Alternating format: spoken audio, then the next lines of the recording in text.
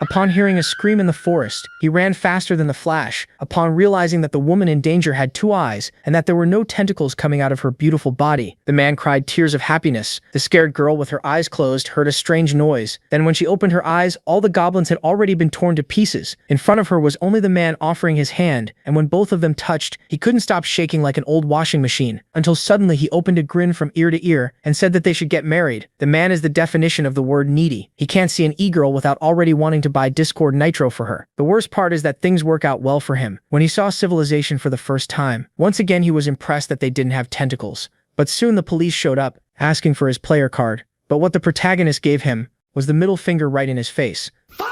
On the day he went to take the test to measure his strength. When this guy touches a strange white orb used to measure a player's rank in total strength, almost nothing happens. The orb only gets a little darker, and the darker it gets, the stronger the person is. So everyone reads him as an F-rank nobody, and Oh Kang-woo is crushed. He grabs his new ID and leaves right away. That card lets him enter E-rank gates. The girl watching him feels bad because with a rank that low, he'll probably die soon. But then pure darkness starts swallowing the orb until a crack runs through the middle. The girl freezes. This has never happened. Even S-rank players only make it dark gray, not pitch black, and never enough to shatter it. Now she can't stop wondering who this guy really is. Here's the truth. Oh Kang-woo has just returned after being the Demon King in Hell for 10,000 years. Every demon feared him on sight, but after getting sick of Hell, he chose to return to Earth. One of his servants, Balrog, asks why he'd go back when he already has everything in Hell. No one dares breathe for a second. The Demon King stares down at his servant, and Balrog starts shaking, too scared to meet his eyes as he remembers the power of gluttony. That power lets the Demon King absorb any demon he touches,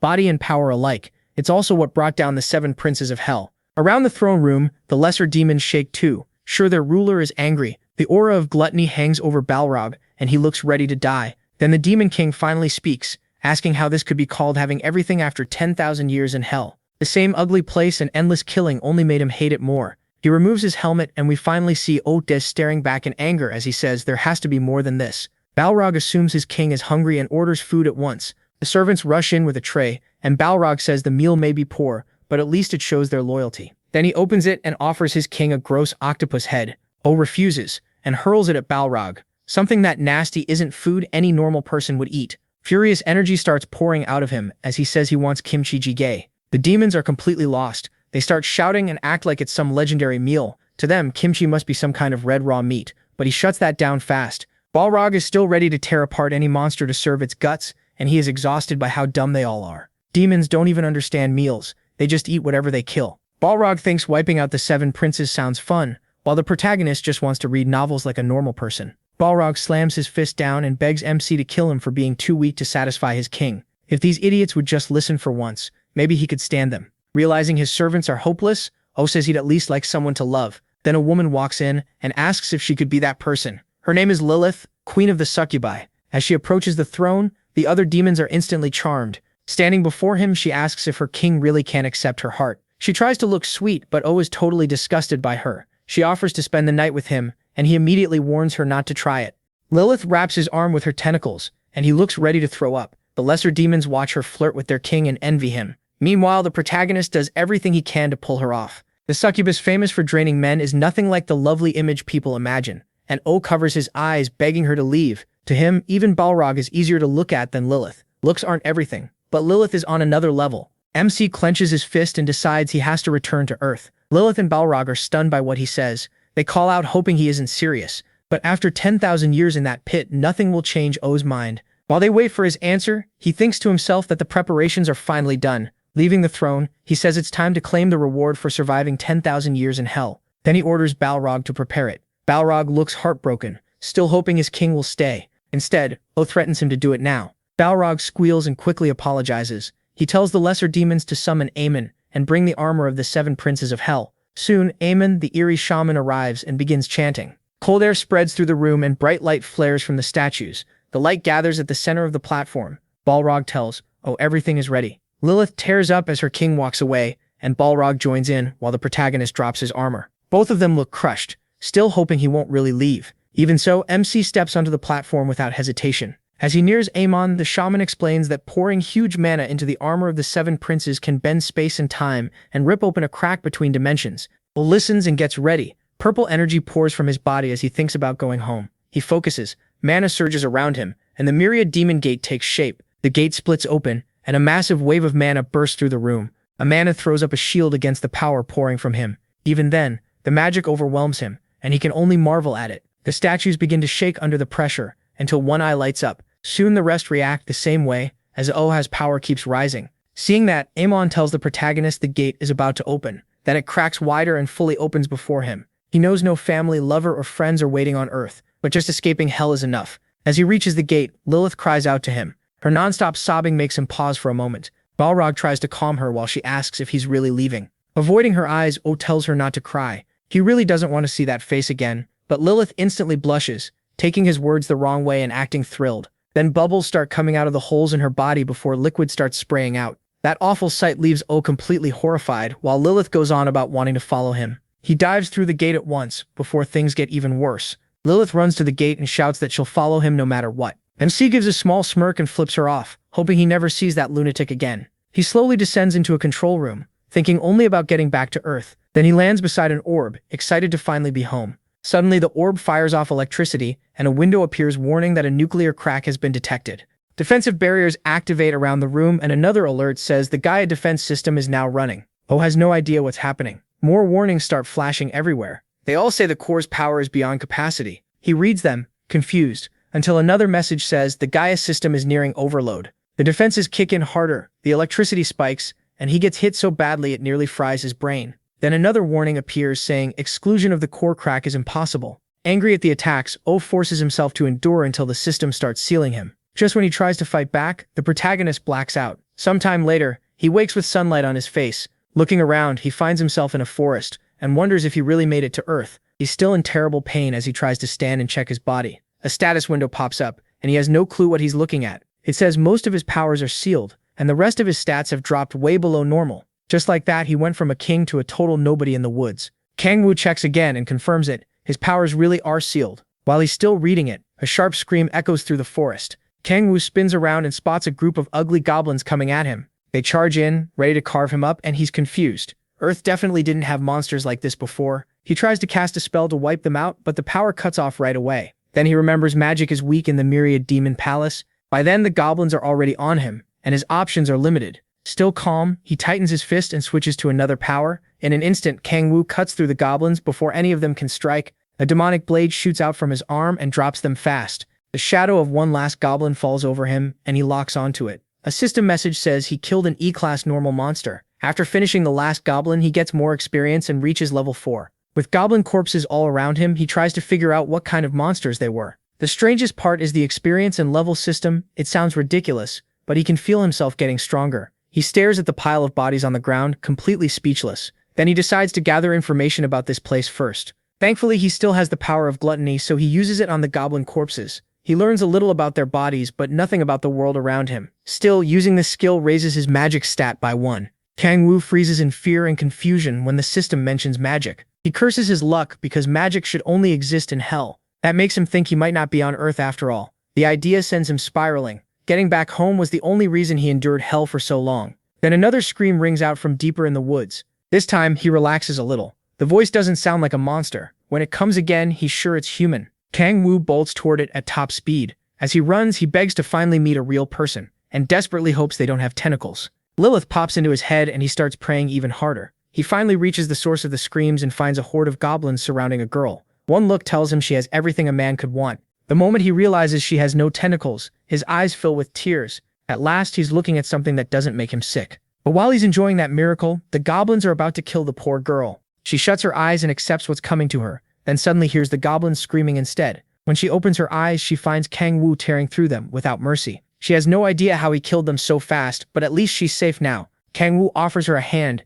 and she thanks him with a pure innocent look. As their hands meet, he's thrilled to finally touch a real girl. Even though he's shaking, he tries hard to look calm. The girl thanks him again and introduces herself as Han Solo. But Kang-woo is still trembling like a mess, and Han Solo starts wondering what's wrong with him. Then he suddenly grabs her hand and blurts out a proposal. Now she's fully creeped out and has no clue why this stranger is acting so weird. Han Solo has no idea what he's even talking about, and he quickly realizes he got carried away. Kang-woo apologizes and tells her his name, but she still looks confused. He asks if she's hurt, and she says it's nothing serious. Still, her legs are shaking badly, and the wound on her body is pretty bad. Han Solo stumbles and falls against Kang-woo. A phone slips from her cloak, and the second he sees it, he knows for sure this is Earth. He helps Han Solo sit down and decides to patch her up with basic first aid. As he tears off a piece of cloth to wrap the wound, he realizes he can understand her perfectly. While tying it, he remembers banning demon language in hell so he wouldn't forget Korean. At least now talking to her is easy enough. Once he's done, Han Solo quietly thanks him for helping her.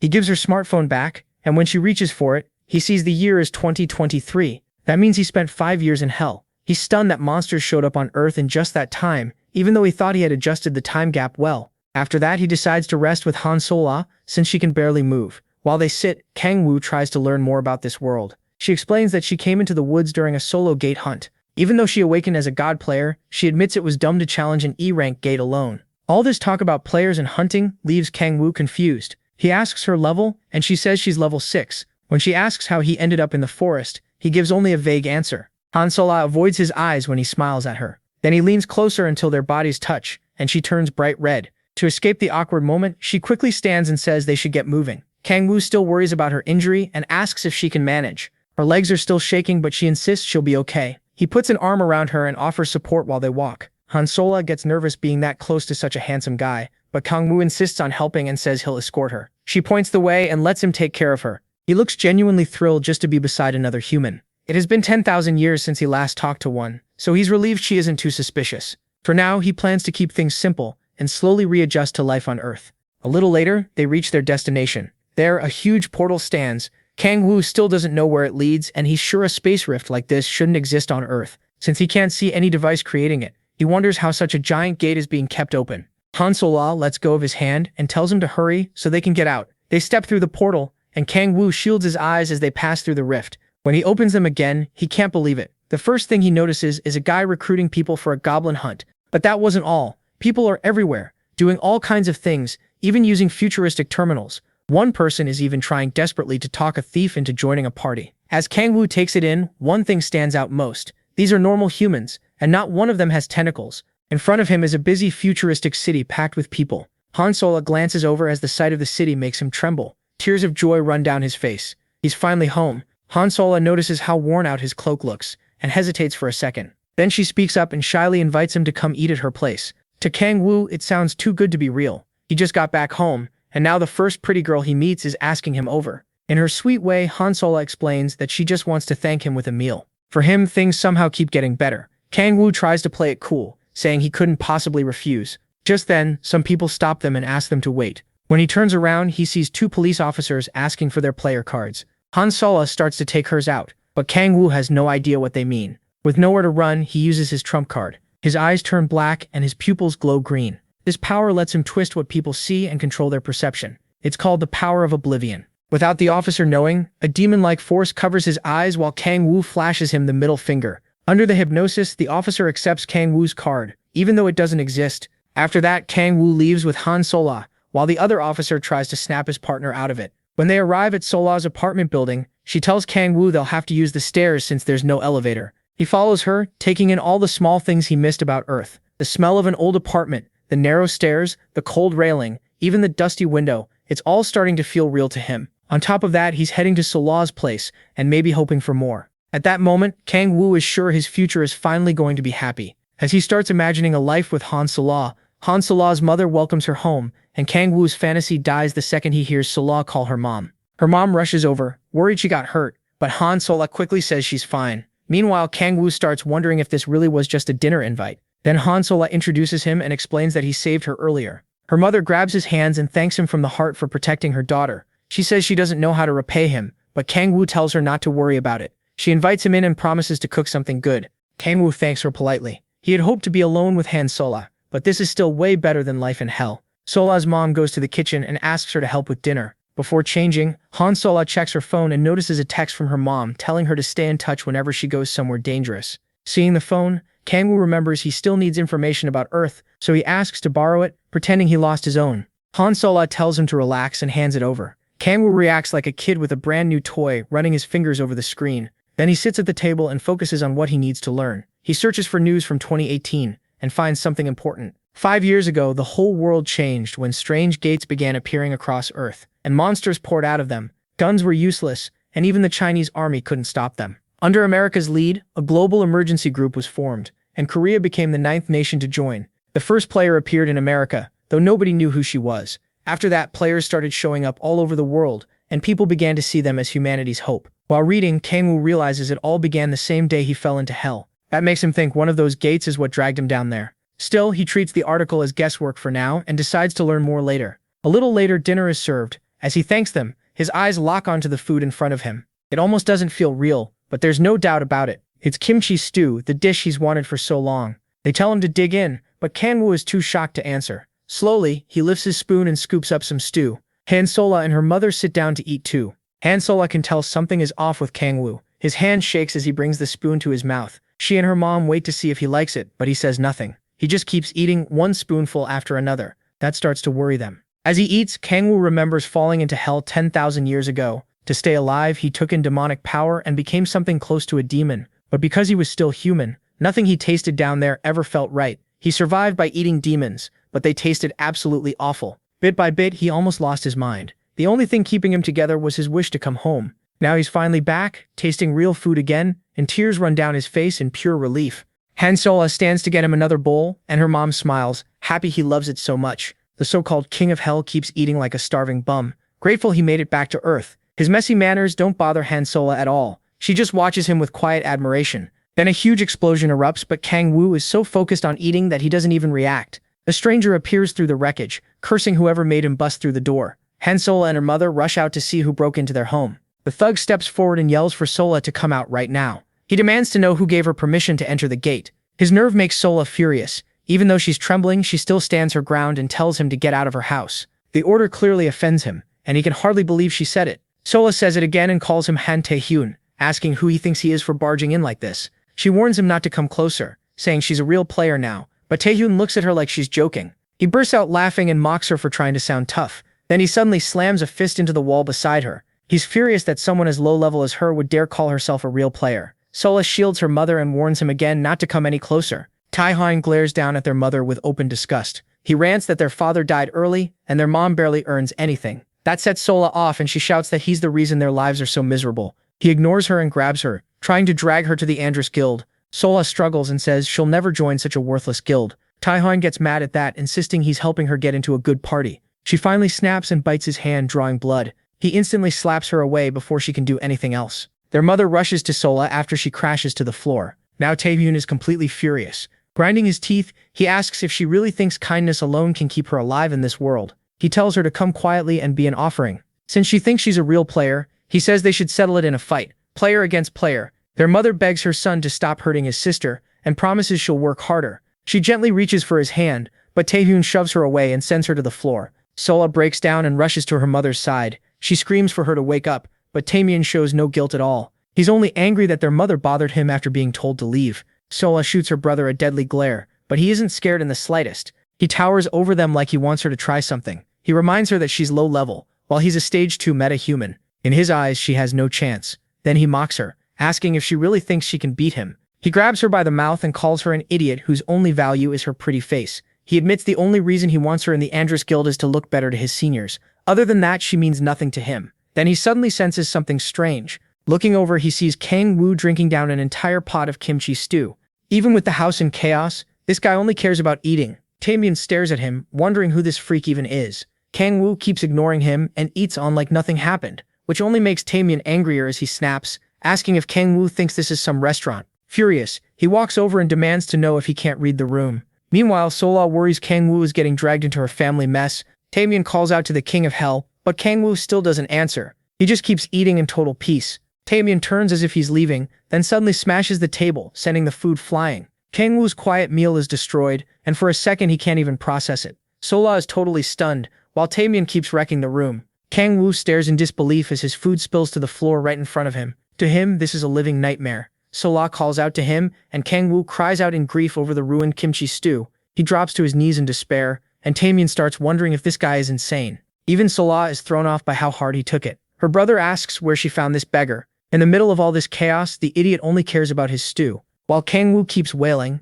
Tae-myun tells him to quit acting pathetic and stand up, but Kangwoo mourns that meal like he lost a child. Then Kangwoo lifts his head, and his eyes turn terrifying. Tae-myun freezes as a dark demonic aura pours off him. This is what happens when you ruin a man's favorite meal. Kang Woo is ready to tear him apart for wasting his food, and Taemian finally looks scared. That fear only makes Taemian angrier as he bites his lip and clenches his fist. Blue flames wrap around his hand. He's ready to put Kang Woo down. If Taemian knew who he was messing with, he wouldn't be acting this bold. He pushes away the thought that Kang Woo might really be a demon, and calls him crazy. Taemian suddenly blocks an attack he didn't see coming, then turns to where the spell came from. It was Sola. Holding her staff, she tells Kang Woo to run while she handles her brother. But then Kang Woo shocks her by forming demonic blades from his arms. He charges Taemian at once, ready to cut him down. Sola can only stare, completely stunned by what she's seeing. Kang Woo slips past Taemian's next attack like it's nothing. Taemian thinks he just wasn't quick enough, but then Kang Woo comes in from the left with what looks like a punch, fakes it, and drives a knee into his stomach.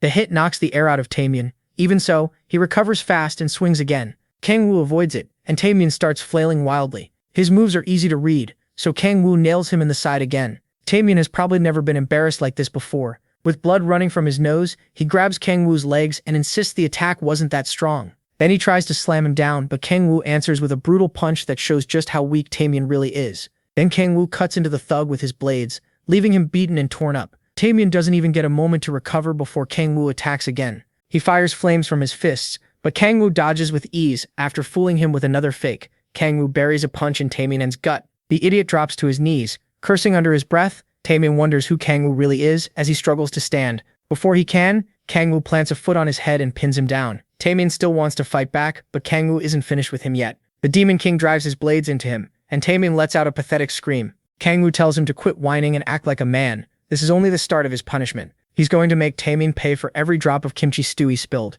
Taemian can't understand why he's this mad over food, but he has no clue what Kang Woo survived for the last 10,000 years. Kang Woo yanks him up by the hair for insulting that precious meal, and, with murder in his eyes, asks if kimchi stew means nothing to him. Now Taemian knows he messed up. He tries to apologize, but the words won't come out right. Before he can explain, Kang Woo starts slamming his head into the floor over and over. That stew must have been priceless for Kang Woo to lose it like this. Even that isn't enough for him, and Taemian is barely awake now. Kang Woo orders him to say kimchi stew is sacred, then starts counting. 1, 2. Taemian is already shaking from the pain in his arms. When Kang Woo counts 1, he weakly answers, kimchi stew, not loud enough. So Kang Woo pushes the blades deeper into his arms. At this point, Taemian regrets everything. He can't believe how much pain and shame he's going through. Looking even crazier now, Kang Woo starts counting again, and Taemian finally screams it loud enough, admitting that kimchi stew is sacred. Even that still doesn't fully satisfy Kang Woo. He stomps on him and demands he shout louder, like he's praising a god or confessing his love. Sola can only watch as her brother suffers through all of this.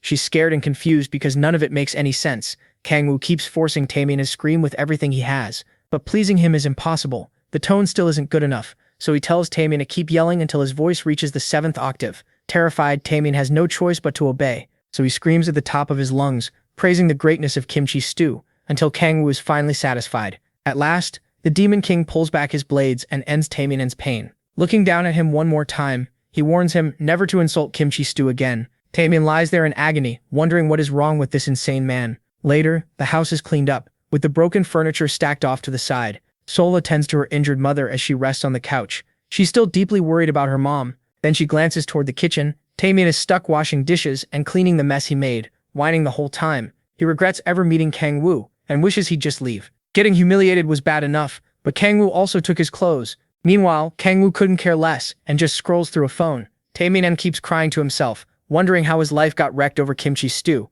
He glares at Kang Woo, clearly bitter after all the pain he went through. Kang Woo notices, slowly sets down his cup, and Taemian instantly yelps and turns back to the dishes. Then Kang Woo asks if he's upset that kimchi caused all this. Taemian knows it's bait, so he doesn't dare answer wrong. Thinking back to his time in hell, Kang Woo says Taemian has no idea how lucky he is to have clothes, food, sleep, and peace. He tells the boy to value life on Earth while he still can. Taemian answers obediently, but inside he's plotting revenge. He's waiting to report everything to Andros and get help paying Kang Woo back. While he's lost in that thought, Kang Woo barks at him to come to the table after he finishes the dishes. Taemian stands in front of him like a scared animal, and Kang Woo says there's barely any reason to keep someone like him alive. Holding in his rage, Taemian agrees that he's worthless, but Kang Woo grabs him and says he won't kill him. One look in his eyes makes it clear Taemian may wish he did. Kang Woo fixes him with a cold, threatening stare, and Taemian's crushed by the evil aura pouring off him. Then he sees a demon in front of him as Kang Woo uses Oryax's power of dread. Oryax wraps around Taemian and fills him with pure terror. He cries and begs the demon to stay away, while that third eye glares down at him.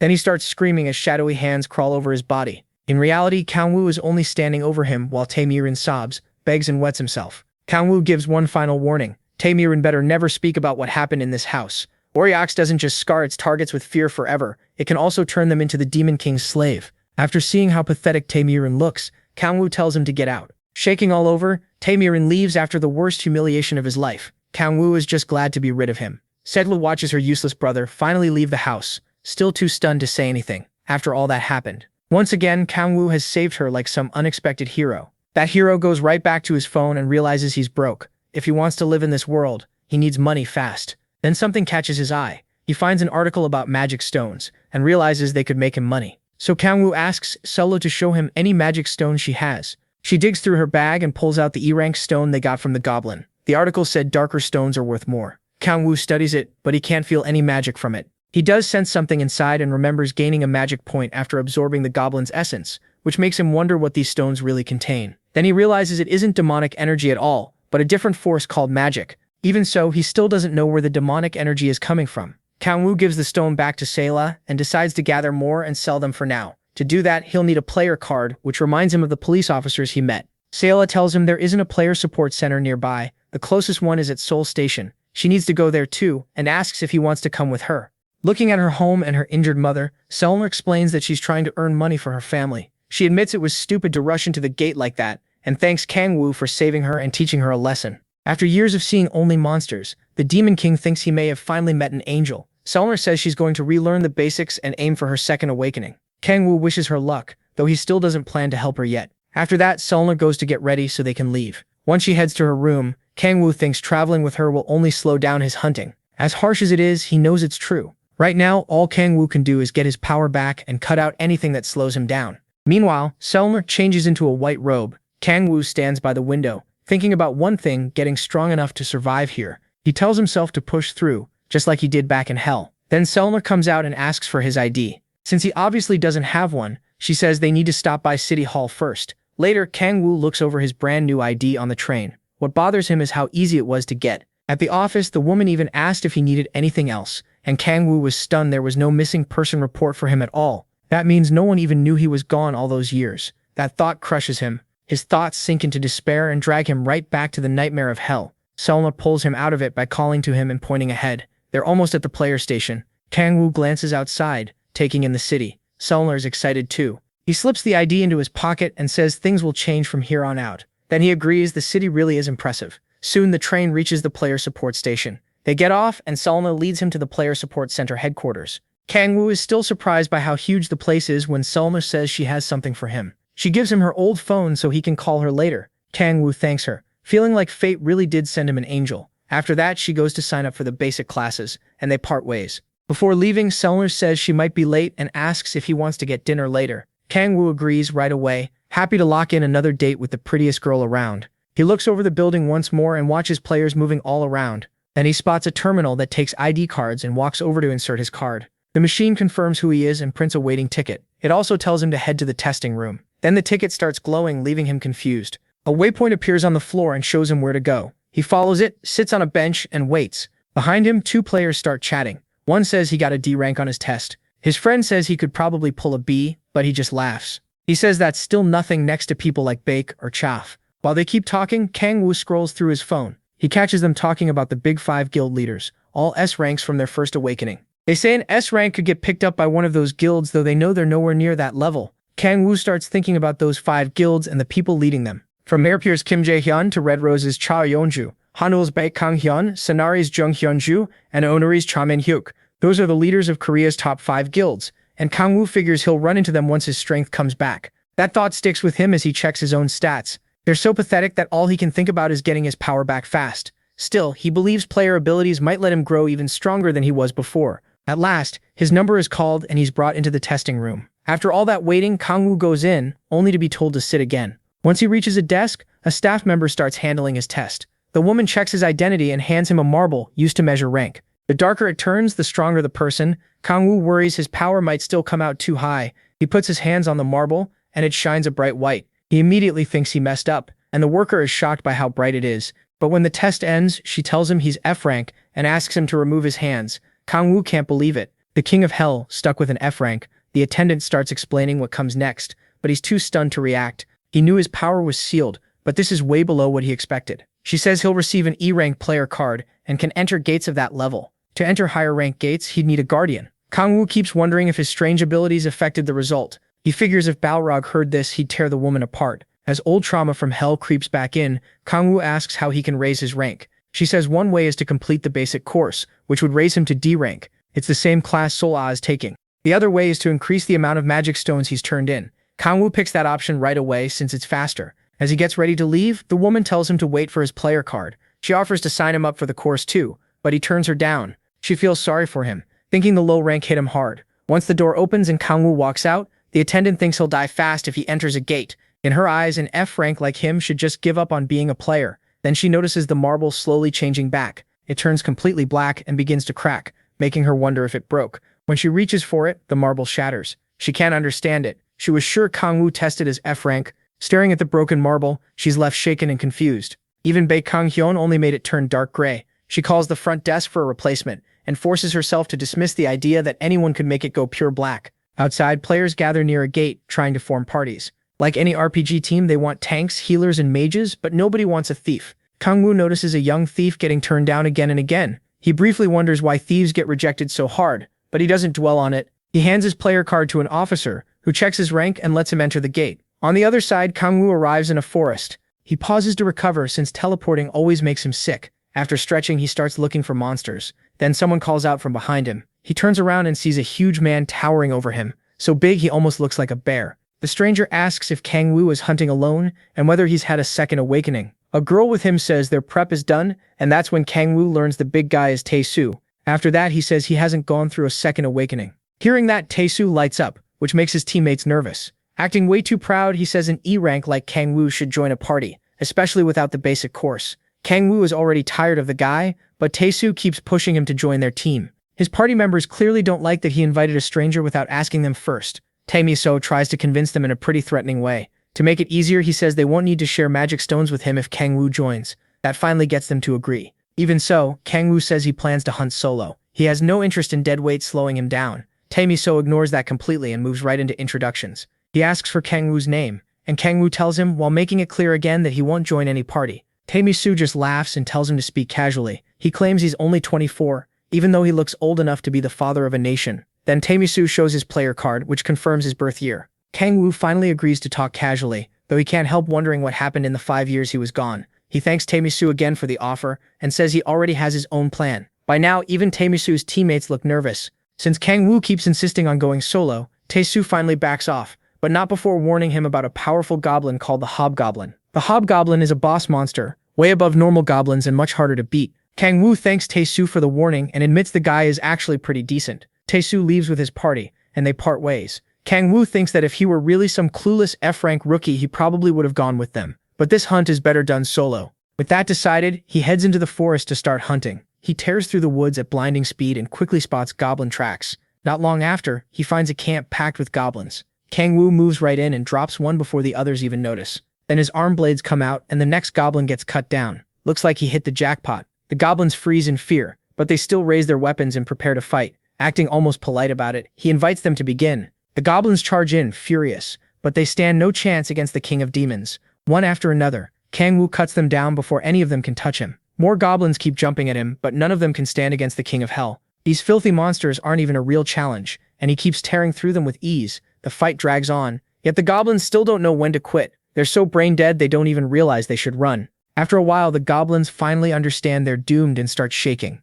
Even after killing so many, Kangwoo sees there are still plenty left. That only makes him happier. More enemies to play with, so he keeps the slaughter going. Eventually, all that fighting starts to wear him down. Bodies are piled everywhere, and he admits wiping them all out took some work. Then a system message appears, saying he earned experience from defeating the goblins. His level jumps up by 4, and he realizes leveling also gives him demonic energy points. After that, he touches one of the corpses and uses gluttony on the rest. His power picks up traces of demonic energy, but it isn't coming from the magic stones. He also notices the amount left in each body changes depending on how long ago it died. So if he consumes monsters right after they die, he can gather demonic energy faster. He starts absorbing it, pleased that he can sell the stones and build up demonic energy at the same time. Once that's done, all he has left is collecting the magic stones, As he picks them up, he starts daydreaming about how much chicken he can buy with all that money. He even compares pulling flesh and bones from goblins to eating chicken. He starts drooling, already thinking about getting food with Silul once he gets paid. The idea of Silul feeding him like a lover sends him over the edge,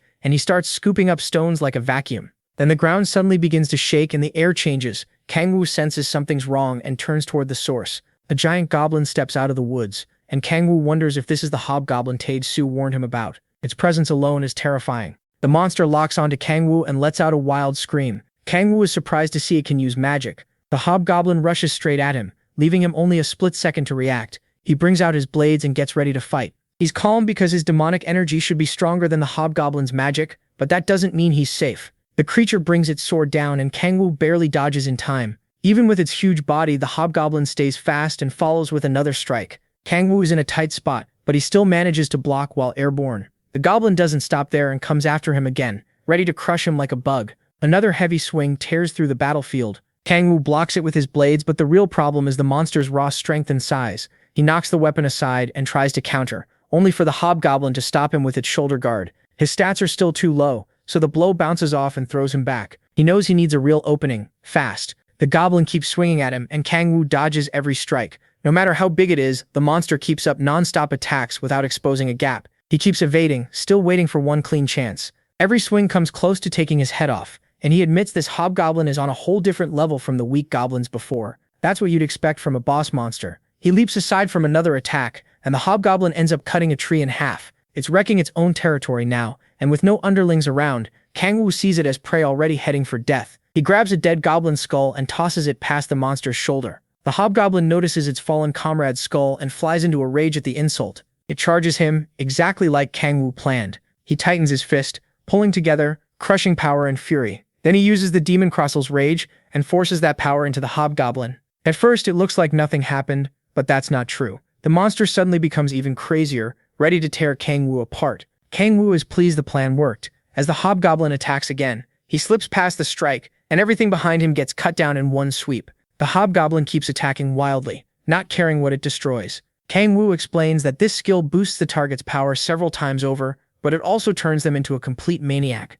With its senses gone, the monster swings everywhere without thinking, smashing anything in sight. The rampage continues, but Kangwoo avoids every hit. That actually makes dodging easier. Then he dives into attack, since his enemy has left itself wide open. One quick slash cuts the monster's leg and drops it to its knees, but it still refuses to quit. Even angrier now, it brings its weapon down at Kangwoo too late. He's already won. Kangwoo drives his blade through its head, killing it. The first monster ever taken down by a buff. Glad the brutal fight is over, he admits it was annoying, especially since his old powers would have made it easy. Then the system pops up again. For clearing a monster hideout alone, he gets 150 bonus experience, gains 3 more levels, and unlocks his second awakening at level 11. Kangwoo celebrates the huge win, and sees the new skill is called Insatiable Hunger. It lets him absorb more demonic power from defeated enemies through gluttony. Combined with his player abilities, he's sure this will help him grow much faster. Without wasting a second, he looks at the dead hobgoblin and decides to test the new power on it. He activates gluttony, and a dark shroud covers the corpse.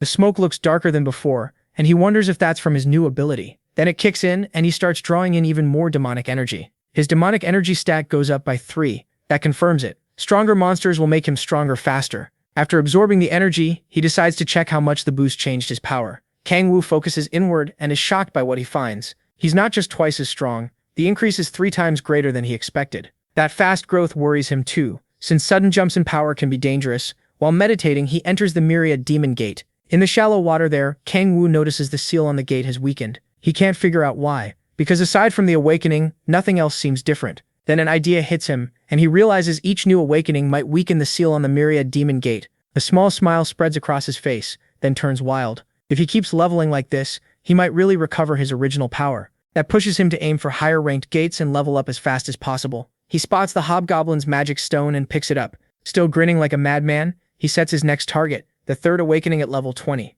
Later, the story moves to a busy restaurant full of people eating, drinking, and having a good time. Kangwoo and Seola are sitting together at a table, and Kangwoo is eating like a total glutton. He tears through the chicken and washes it down with a cold drink. Like any normal guy, good food makes him insanely happy, and he can't hide it.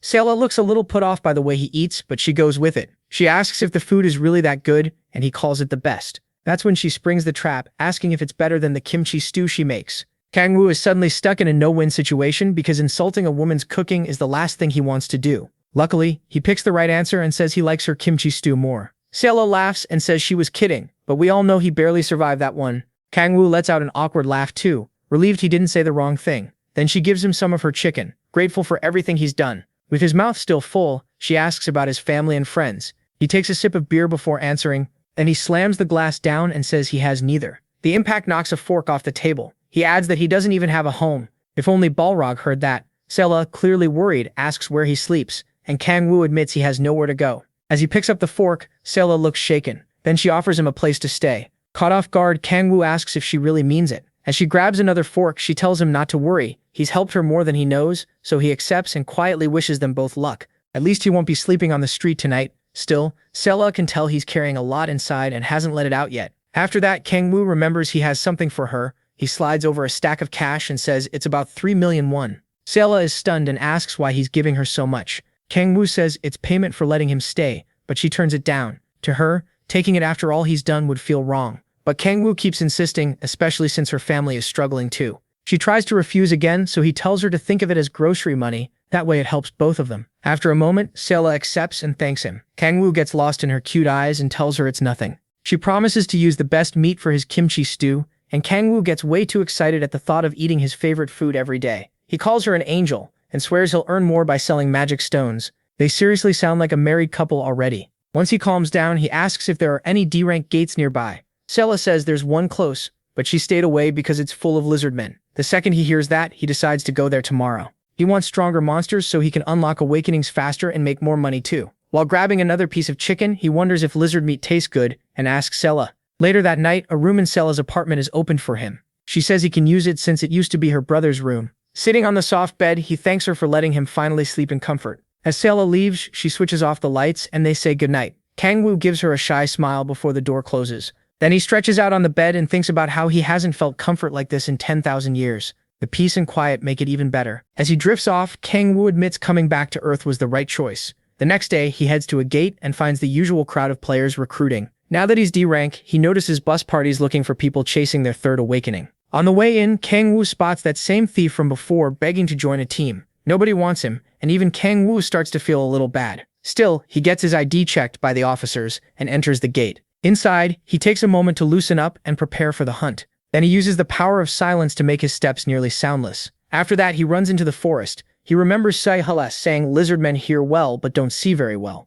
So the key is getting close without a sound before they can swarm him. It works. Kang Woo quickly finds 3 lizard men and they never notice him. He's already decided to kill them. He also remembers Sola mentioning their weakness to fire. So Kang Woo instantly uses the devil Andrus's hellfire and launches it at the unsuspecting monsters. Before they can react, the flames hit. Their bodies instantly respond to the fire, and in seconds, Kang Woo is roasting all 3. The creatures can only scream as the flames overwhelm them, so they leap into the river to try putting them out. Too bad for them. Kang Woo explains that normal water can't stop this fire. Only demonic energy or magic can force it away, and the lizard men burn to death. He notes that the flames burn a target's life force, not just the body. That's why he uses gluttony on what's left to absorb the energy he needs. After taking in the demonic energy, Kang Woo remembers Taemu's guild is called Andrus, and figures the name came from somewhere. If things go badly, he's ready to destroy everything. Then he notices more lizard men watching from the trees behind him. They're clearly angry about their dead comrades, but to the Demon King, that just means more power. After killing them, he wonders if it's better to hunt lizard men in groups or pick them off one by one. Suddenly someone calls out to him and he turns to look. The stranger takes one look at his gear, assumes he's a newbie, and asks if he wants to join their guild hunt. Already annoyed, Kang Woo asks who they are. Their leader proudly says they're from the Andrus Guild. Kang Woo glances at the pendant the idiot is wearing and is not impressed at all by the guy's attempt to look cool. He turns to leave and flatly says he's not interested. The leader gets mad that Kang Woo brushed them off. The girl beside him worries their master won't like this when they return. So the fool decides they'll beat Kang Woo up and drag him out half dead. The whole group looks ready to cause trouble. Clashing his armed guards together, the leader says they're about to teach him a lesson. Meanwhile, Kang Woo tears through the forest, burning every lizard man he finds. They keep screaming as the fire eats away at them, but they can't do anything. Each time one dies, Kang Woo absorbs the body right away. After a while, he clears the whole area and devours every lizard man there. While absorbing the last one, he thinks it's probably better to take the risk and level up fast, but he's still not fully sure. Then someone calls out to him again. He instantly knows it's that idiot party leader from earlier. The guy shows up with his lackeys and claims he's just checking whether their new recruit is hunting properly. Kangwoo can tell he's the type who bullies weaker people, so he plays along and says there's nothing to worry about, he's doing just fine alone. The leader mocks him, saying, that can't be true since his clothes are clean and there aren't any corpses nearby. Kangwoo says he's resting and that only makes the guy madder. He demands to know why Kangwoo is being rude to a senior, and Kangwoo says his whole act is getting annoying. That sets him off and he looks ready to tear Kangwoo apart. Kangwoo doesn't care and even asks if he wants to fight. One of the ugly lackeys gets fired up by that, but the leader stops him. The kid can't understand why, but the leader wants to punish Kangwoo himself. Judging by Kangwoo's face, he'd love to wipe the floor with this moron. The party leader warns that Kangwoo will regret messing with him. Kangwoo, on the other hand, looks almost excited to see what he'll try. The guy pulls out his sword and bangs it against his metal arm guards. The rest of the group watches, waiting for things to explode. The idiot reminds Kangwoo that lizard men are sensitive to sound, but the Demon King still isn't impressed by such a cheap trick.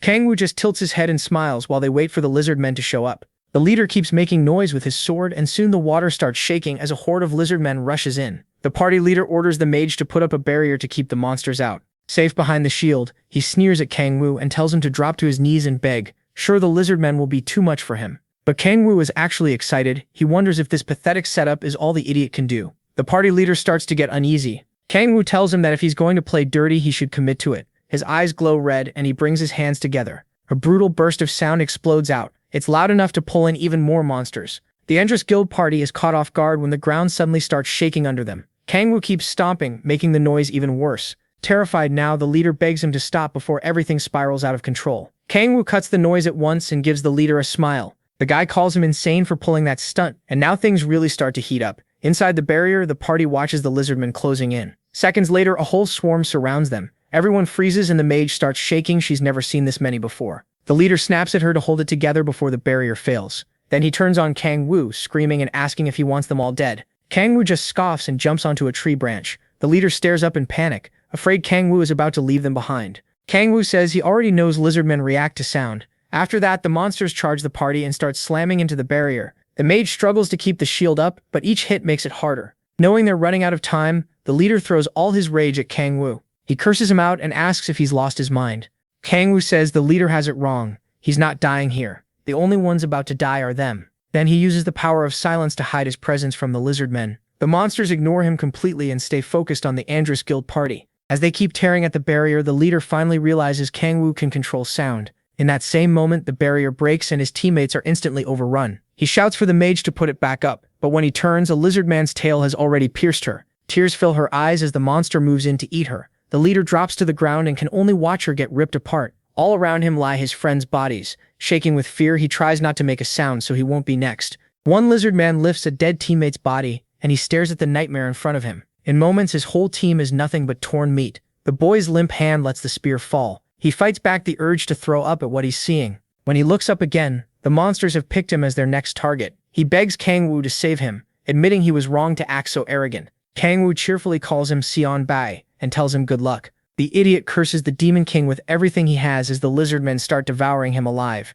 A few seconds later, they finish him off while Kangwoo watches them feed. To him, the best way to answer evil is with something even worse. Once the Endress Guild party is dead, Kangwoo burns the remaining monsters and clears the area. Even so, he looks disappointed by how easy it was. After reducing them to ash, he activates Gluttony to absorb the demonic energy he needs. Then the system appears and tells him Gluttony can't be used on those protected by the Gaia system. He remembers hearing about the Gaia system on his way to Earth. Looking at the human corpses, he realizes players are under that protection. That means he can't eat their bodies or take their abilities. Still, what matters most to him is how much demonic energy he can use. His demonic energy stat rises to 30. Seeing that, he's pleased by how much stronger he's gotten. It's not just the amount either. Kangwoo uses Hellfire and finds that the quality of his demonic energy has improved too. Now he just needs to level up. Excited for his third awakening, he picks up the last magic stone near Sion Bei's body. After all that hunting, the third awakening feels close. He goes deeper into the forest to keep hunting. 3 days later, at Ciola's apartment, he's busy eating another pot of his favorite food.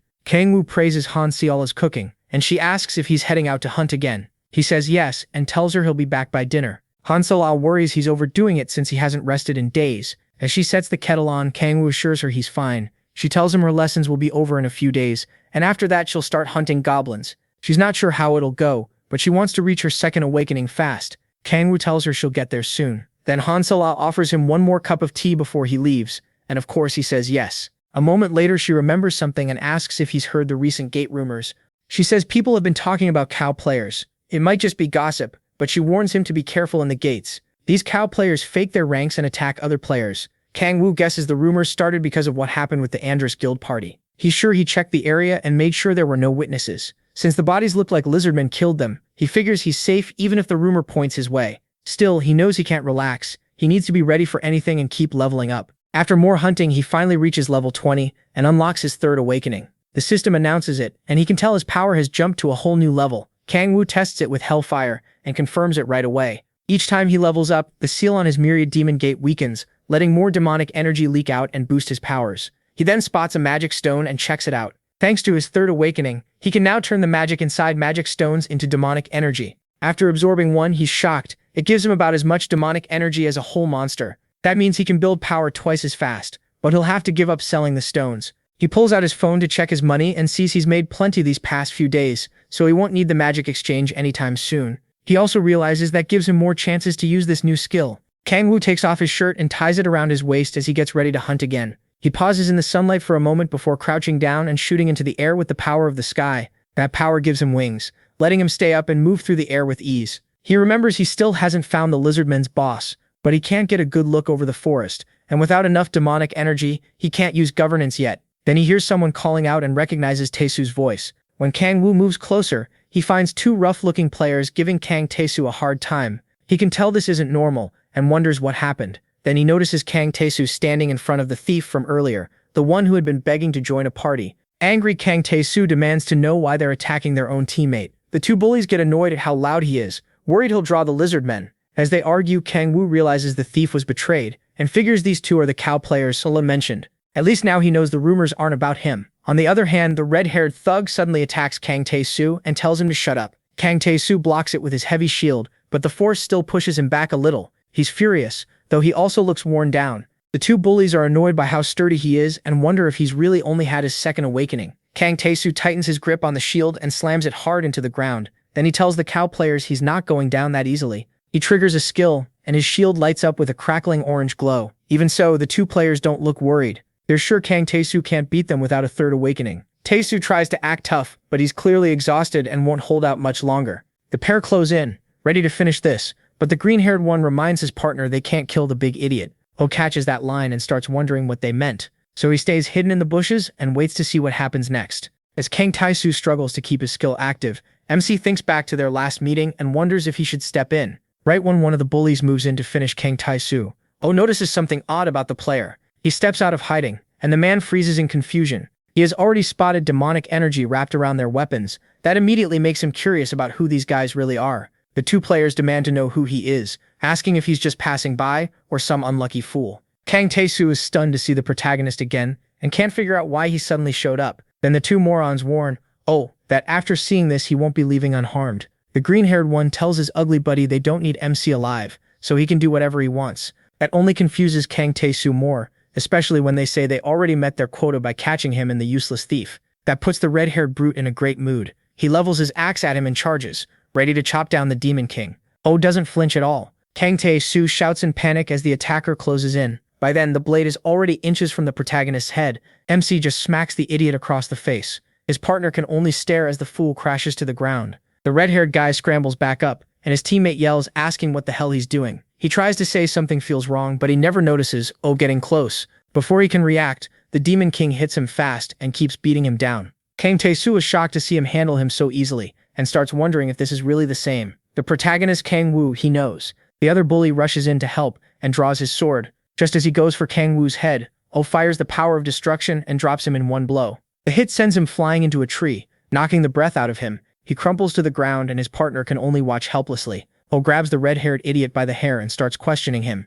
In a cold voice, he asks where the demonic energy came from. The fool talks back and asks how MC even knows about it, so he slams his head into the ground for dodging the question. Then he yanks his head back up and makes it clear he's the one asking questions. Giving him one last chance, the protagonist asks again where he got the demonic energy. The guy says he can't tell him, and makes him regret that by using the power of dread. A demon appears before the terrified fool and drags him into a nightmare far worse than anything he's known. After getting scared like a coward, he blurts out that the demonic energy came from his guildmaster. MC watches the pathetic man break and spill it, but his partner suddenly shouts at him to shut up and calls him Seo Tai Ho. Too shaken by the nightmare, Taiho keeps trembling. His teammate yells again, asking if he's lost his mind. Oh doesn't like the interruption. He forms a ball of demonic energy and blasts the other guy with it, telling him to stay put for now. Then he turns back to the frightened Taiho and asks about the guildmaster. Terrified for his life, Taimi says it was the Andrus Guild. He explains that the guildmaster performed a ritual and gave him those powers. Owen asks what the ritual was for, but the man hesitates, so he decides to push him harder until he talks. Taimi shakes badly and tries to explain the ritual, but all at once he starts writhing and foaming at the mouth. He screams, coughs up blood, and dies on the spot. Now Kang Wu is furious. He says the guild must have planted something in Taimi to stop him from talking about the ritual. After that, Taimi walks up and asks if he really is Kang Wu. At the same time, the thief wakes up and looks around in confusion. Kang Wu confirms who he is, and Taimi Su is glad it's really him. Then they notice the thief is awake, and Taimi calls him Tam Hiu. He introduces the kid to Kang Wu and says the Demon King saved both of them. Then the brute asks what Kang Wu's doing here since he thought he was at the E-rank gate. Kang Wu awkwardly brushes it off, saying he just had something to do here. Taimi Su starts to realize Kang Wu was never a beginner, and that's probably why he turned down his offer before. He thanks Kang Wu for saving them from those crazy bullies, all while shaking his hand like mad. Taimi tries to thank him too, but he's so timid his voice barely comes out. Taimi Su gets even more excited after learning Kang Wu is high level and promises to repay him for the rescue. After the Demon King thanks him, he brings up the Andrus Guild and says their name already has a bad reputation. Looking at the two bodies, Taimi Su says he never expected the guild to have cow players in its ranks. He takes out his phone and says he'll report everything to the Hwarang Corps. He explains that the Hwarang Corps is a government-run player unit, and once they hear Andrus use cow players, they'll investigate right away. Kang Wu thinks it over, then tells him not to report it yet. Both Taimi Su and Taimi Han stare at him, confused about why. Kang Wu says he'll handle the Andrus Guild himself. Taimi Su pauses, then agrees, trusting Kang Wu. Kang Wu tells them both to forget what happened here, but out of nowhere Taimi Su drops to his knees. Kang Wu just stares, wondering why this brute is acting dramatic again. Taimi Su offers himself to Kang Wu and says they should work together to make the Andrus Guild pay. The Demon King is completely thrown off by this and can't make sense of what this blockhead is saying. Taimi Su is fired up because he thinks Kang Wu wants to punish the guild with his own hands. Even the dead bodies would be creeped out by this guy's energy. He says Kang Wu's sense of justice is just like the heroes in movies, then starts rambling about how much he loves films. Somehow that only makes him look creepier. Then Taimi Su slams both hands to the ground and says he's fallen for Kang Wu's sense of justice. To repay his debt, he begs once again to join him and promises to pay him back along the way. At this point, Kang Wu is completely freaked out, seeing Taimi Su as another Balrog. As if that wasn't enough, the thief cuts in and says he wants to repay him too. He calls himself a Dudak Bung, and promises to pay Kang Wu back somehow. Kang Wu is more stuck on that weird title and asks what it means. Tai Hyun explains it's a word for bandits, since they're bad at damage and bad at tanking. Kang Wu realizes it ties into why thieves are looked down on. With tears in his eyes, Tai Hyun says that's just the sad fate of players like him. Then Taimi Su opens his mouth again and suggests Tai Hyun should join Kang Wu's team if he really wants to repay him. Kang Wu knows that helps him in no way at all, but Tai Hyun starts getting emotional and tearing up, deeply touched by the idea. Still, he admits he was only a useless burden to Taimi Su, and did nothing but get beaten up. Tai Hyun says he wants to grow strong enough to help both Kang Wu and Tai Hyu. Tai Hyu praises his courage and determination, while Kang Wu becomes sure these two idiots have lost their minds. After that, Tai Hyun bows and gets ready to leave. Kang Wu admits it's not so bad having people owe him. The real problem is what to do with Tai Hyu. After the blockhead says goodbye to Tai Hyun, Kang Wu asks what level he is. Tai Hyu says he's level 12 and reached his second awakening not long ago. His first awakening skill was C rank, so he got here through hunting. Kang Wu is impressed and asks what rank the second awakening skill is. Tai Hyun Su says it's A rank, and Kang Wu admits the blockhead has more potential than he expected. Still, he wonders why he hasn't joined a guild. Tai Hyun Su says he was thinking about joining one before, but now he doesn't see the point. Kang Wu's face says he has no clue what this idiot means. Sadly for him, Tai Hyun Su says he's decided to stick with Kang Wu, still giving off that same hot-blooded Balrog vibe. Even so, he'd be a solid ally for Kang Wu. After all, players with a high second awakening usually get stronger third and fourth awakenings too. That makes Kang Wu think about Seola, who'll be getting her second awakening soon. In the end, Kang Wu accepts and lets Tai Su join his team. Tai Su then asks for his number so he can help whenever he's needed. As Kang Wu puts his contact info into the phone, he asks for one thing in return. The big idiot lights up, waiting for the request like a kid getting candy. Kang Wu tells him to party up and level with someone finishing basic training in a few days. That person is a healer, and Tai Su happily agrees. Once the number is saved, Tai Su promises to build a strong party and not disappoint him. After that, Kang Wu wonders if he should go straight to the Andres Guild. A moment later, he grabs the half-dead cow player and checks if he's still breathing. The poor guy tries to pull away, but Kang Woo has questions and warns him not to lie if he wants to stay alive. With a terrifying stare, he tells the man to nod if he understands. The guy quickly does. Then Kang Woo releases his neck. He learns the man's name is Kang Chel Ho. Nearby, Tae-soo looks uneasy about the way Kang Woo is questioning him. Kang Woo glares at Chel Ho and brings up what he said earlier about capturing a player and taking them back. Hearing that, Chel Ho starts sweating and claims he never said anything like that. Kang Woo answers with a kick to the face, and Chel Ho screams. One look in his eyes makes it clear that kick woke him right up. Kang Woo hauls him up again and asks if he remembers now. This time, Chel Ho admits the captives are taken alive as sacrifices. The useless thug keeps shaking in fear while Kang Woo thinks over what he just heard. Then he throws Chel Ho aside. He also remembers Han Tae-hyun mentioning the same thing before. That's when Kang Woo gets an idea and breaks into a creepy smile. He grabs Chel Ho again and stares him down with cold demonic eyes. Then he says he has a favor to ask. With that look on his face, Chel Ho is definitely about to regret his life choices. Later, Chel Ho heads past an alley carrying luggage. Someone stops him and shines a flashlight in his face. After confirming who he is, the man says he and Tae-ho had gone out to find sacrifices. He asks why Chel Ho took so long, then notices how badly beaten he looks. Since they went into a D-rank gate, that makes no sense. He also asks about Tae-ho and Chel Ho says he's dead. The man is completely thrown off by that. Chel Ho tries to move on, but the man keeps asking how Tae-ho could die in a D-rank dungeon. As he hands over the luggage, Chel Ho says there was a high-level player inside and Tae-ho died helping him kill that person. The man opens the suitcase and finds a body inside. The body looks fine and the sacrifice is still alive. Still, he says Chel Ho is acting strange and Chel Ho blames it on Tae-ho's death. The man tells him not to dwell on it and says fewer people might even be better. With this sacrifice, they can still get baptized, and since Tae-ho is dead, all the demonic energy can go to Chel Ho. Even then, Chel Ho still looks uneasy. He gets even more tense when the man asks if he can spare a little power this time. Then the guy jokes that maybe Chel Ho killed Tae-ho to keep it all. Angry now, Chel Ho snaps at him to just handle the sacrifice and storms off. While he runs off, the man wonders where he's going. Chel Ho ignores him and keeps sprinting, desperate to get away. After that, the man carries the luggage inside, thinking Chel Ho took Tae-ho's death harder than expected. Later, he enters a strange room where some kind of cult ritual is already going on. At the altar stands the guild leader, who says he's late. The lackey repeats what Chel Ho told him and mentions Tae-ho's death, but the leader only cares about the sacrifice. He orders him to bring it over fast since they're out of time. The suitcase is unzipped, and the guild members begin chanting. Then the guild leader lifts Kang Woo's body onto the altar. He calls on the power of Andros, saying it's been a year since his conversion. Then he asks his god to grant him greater power. The chanting goes on as Kang Woo is prepared for sacrifice. The leader thinks this will satisfy his followers by giving them the demonic energy they crave as players. Then he removes his mask, revealing a rotten face, and starts the ritual. He orders one of his men to bring magic stones, and the lackey opens a chest packed with them.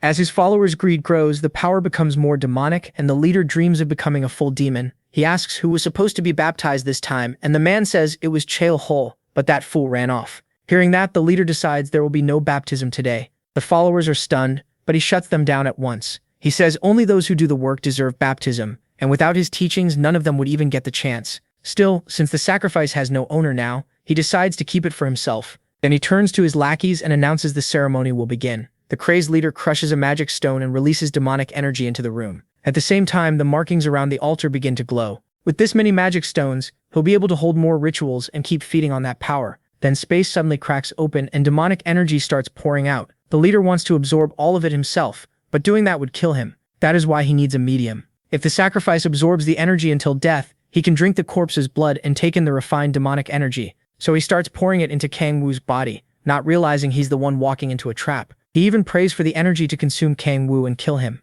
Too bad for him. Kang Woo keeps absorbing it while pretending to suffer. The guild leader starts wondering if Kang Woo has an A-rank ability because he's lasting so long. That only makes him happier since a better medium means more demonic energy for him. The veins on Kang Woo's face bulge and his body shakes as he keeps taking in more power. The leader is amazed by how good this medium is. Excited now, he tells Kang Woo to keep screaming and absorb even more as the intake keeps rising. Meanwhile, Kang Woo slowly regains more of his old power. Before long, the absorption rate becomes insane, and the leader starts wondering why it won't stop. For the first time, he's terrified, and he begs for it to end. But it's already too late. His followers get nervous too, unable to tell what's happening. Then their leader starts screaming, desperately begging for the absorption to stop somehow. After a while, it finally does. The leftover energy spreads through the room. Shaken and stunned, the guild leader drops to his knees and claws at the floor. He can't understand how everything went wrong. Kang Woo rises and casually says the boost gave him 20 levels. The leader, completely confused, asks what he means and how that's even possible. Kang Wu then asks if he can run the ceremony one more time. Smirking, he mocks the man and tells him to go ahead just once more. That pushes the guild leader over the edge, and his followers start worrying. He curses Kang Wu and attacks right away, but Kang Wu easily dodges the fireball, and it blows apart the wall behind him. Kang Wu sarcastically praises the weak shot, and that makes the leader start firing spells wildly. He keeps launching fireballs non-stop, raging like Kang Wu personally ruined his life. After the flood of attacks, the barrage finally ends. He looks up to check if Kang Wu is dead. Too bad for him. Kang Wu is completely unharmed thanks to all the demonic energy he absorbed. The deranged leader is furious. He orders his followers to stop standing around and attack Kang Wu. They all rush in at once, while their leader hangs back like a coward. Kang Wu brings out his arm blades as one of them closes in on him, then charges before the fool can even strike. After cutting that one down, he quickly tears through the rest of the lackeys. One of the lackeys stares at his boss and calls him Cho De Okhan. The crazy guild leader bursts into sinister laughter. Then he summons another fire spell, his so-called Hellfire. The second Kang Wu notices that cheap move, he just starts laughing. De Okhan gets furious at being mocked, and he still can't figure out how Kang Wu can handle demonic energy. Even so, he believes Kang Wu still isn't stronger than him. Kang Wu immediately shows him what real Hellfire looks like. De Okhan is stunned and can't understand how Kang Wu casts something that powerful. He starts shaking, unable to accept that anyone could hold more power than him. Then he looks at Kang Wu and sees a real demon staring back. He quickly understands he can't win, so he snuffs out his weak little flame. Then to everyone's surprise, he drops to his knees. Kang Wu asks what exactly he's doing. Out of nowhere, De Okhan calls him the great incarnation of Andros. Kang Wu can't believe this clown is trying that now. It was clearly his last shot at not getting burned alive. De Okhan keeps bowing and praising Kang Wu as their god king and messiah. His followers are stunned by what their leader is doing. He even screams at them to worship too, convinced Kang Wu will lead them to eternal life. Kang Wu instantly sees through it. This idiot is trying the oldest, dumbest trick possible. The others kneel as well while De Okhan keeps laying it on thick, hoping the act will save him. Kang Wu cancels the spell and walks over to the trembling fool. De Okhan says he's so overwhelmed he might burst, and Kang Wu admits he's not completely brainless. Then he plays along and releases the power of the sky, spreading his demonic wings. De Okhan looks up at him like a pathetic believer. Kang Wu lets out a wild laugh, then declares that he is Andros, the king of hellfire and ruler of all demons. After that, he orders De Okhan to send everyone else away so they can talk alone. Once the followers leave, Kang Wu starts questioning him. First, he tells him to drop the fake worship act. De Okhan still looks scared to death, but manages to ask who Kang Wu really is. Kang Wu shuts him down right away. Only he gets to ask questions, and De Okhan only needs to answer. With a look that could kill, Kang Wu asks how he used magic stones to make a crack with magic. De Okhan says he learned it after someone preached to him. He explains that a man in a demon mask came to him one day and promised eternal life if he followed the demonic religion. Kang Wu slams him to the ground, calling him an idiot for trusting something he knew nothing about. De Okhan hurriedly explains that the masked man crushed their guild in an instant and gave them a choice: die or obey. Scared for their lives, they accepted his preaching and followed his orders. When Kang Wu asks where that man is now, De Okhan says he never saw him again. They only got orders through letters. Even so, Kang Wu calls him a dog for following those orders. De Okhan tries to say it was because the man was too strong, but Kang Wu doesn't buy it. He knows De Okhan may have been forced at first, but after that he kept doing the ceremonies because he wanted more power. Kang Wu wonders who the masked man is, and realizes this isn't something he can ignore. Then he orders De Okhan to hand over the letters. The guild leader gives him one letter, and Kang Wu is surprised that's all there is. This really proves how stupid this guild leader is. Kang Wu opens it and reads that people should accept demonic energy, become demons, and gather as many players as possible. It still doesn't add up, so he asks if De Okhan was the only one approached. The guild leader says he hasn't met anyone else. Kang Wu doesn't believe that for a second. If this is meant to grow the demonic religion, De Okhan can't be the only one. Angered by the idea of the demonic religion turning Earth into hell, he grabs De Okhan and gives him 3 orders. Investigate the demonic religion, stop the ceremonies, and tell no one about what happened here. De Okhan tearfully agrees to every demand. Kang Wu tells him to get out, and the man runs off at once. Even then, Kang Wu feels he still has to clean up the Andros Guild's mess.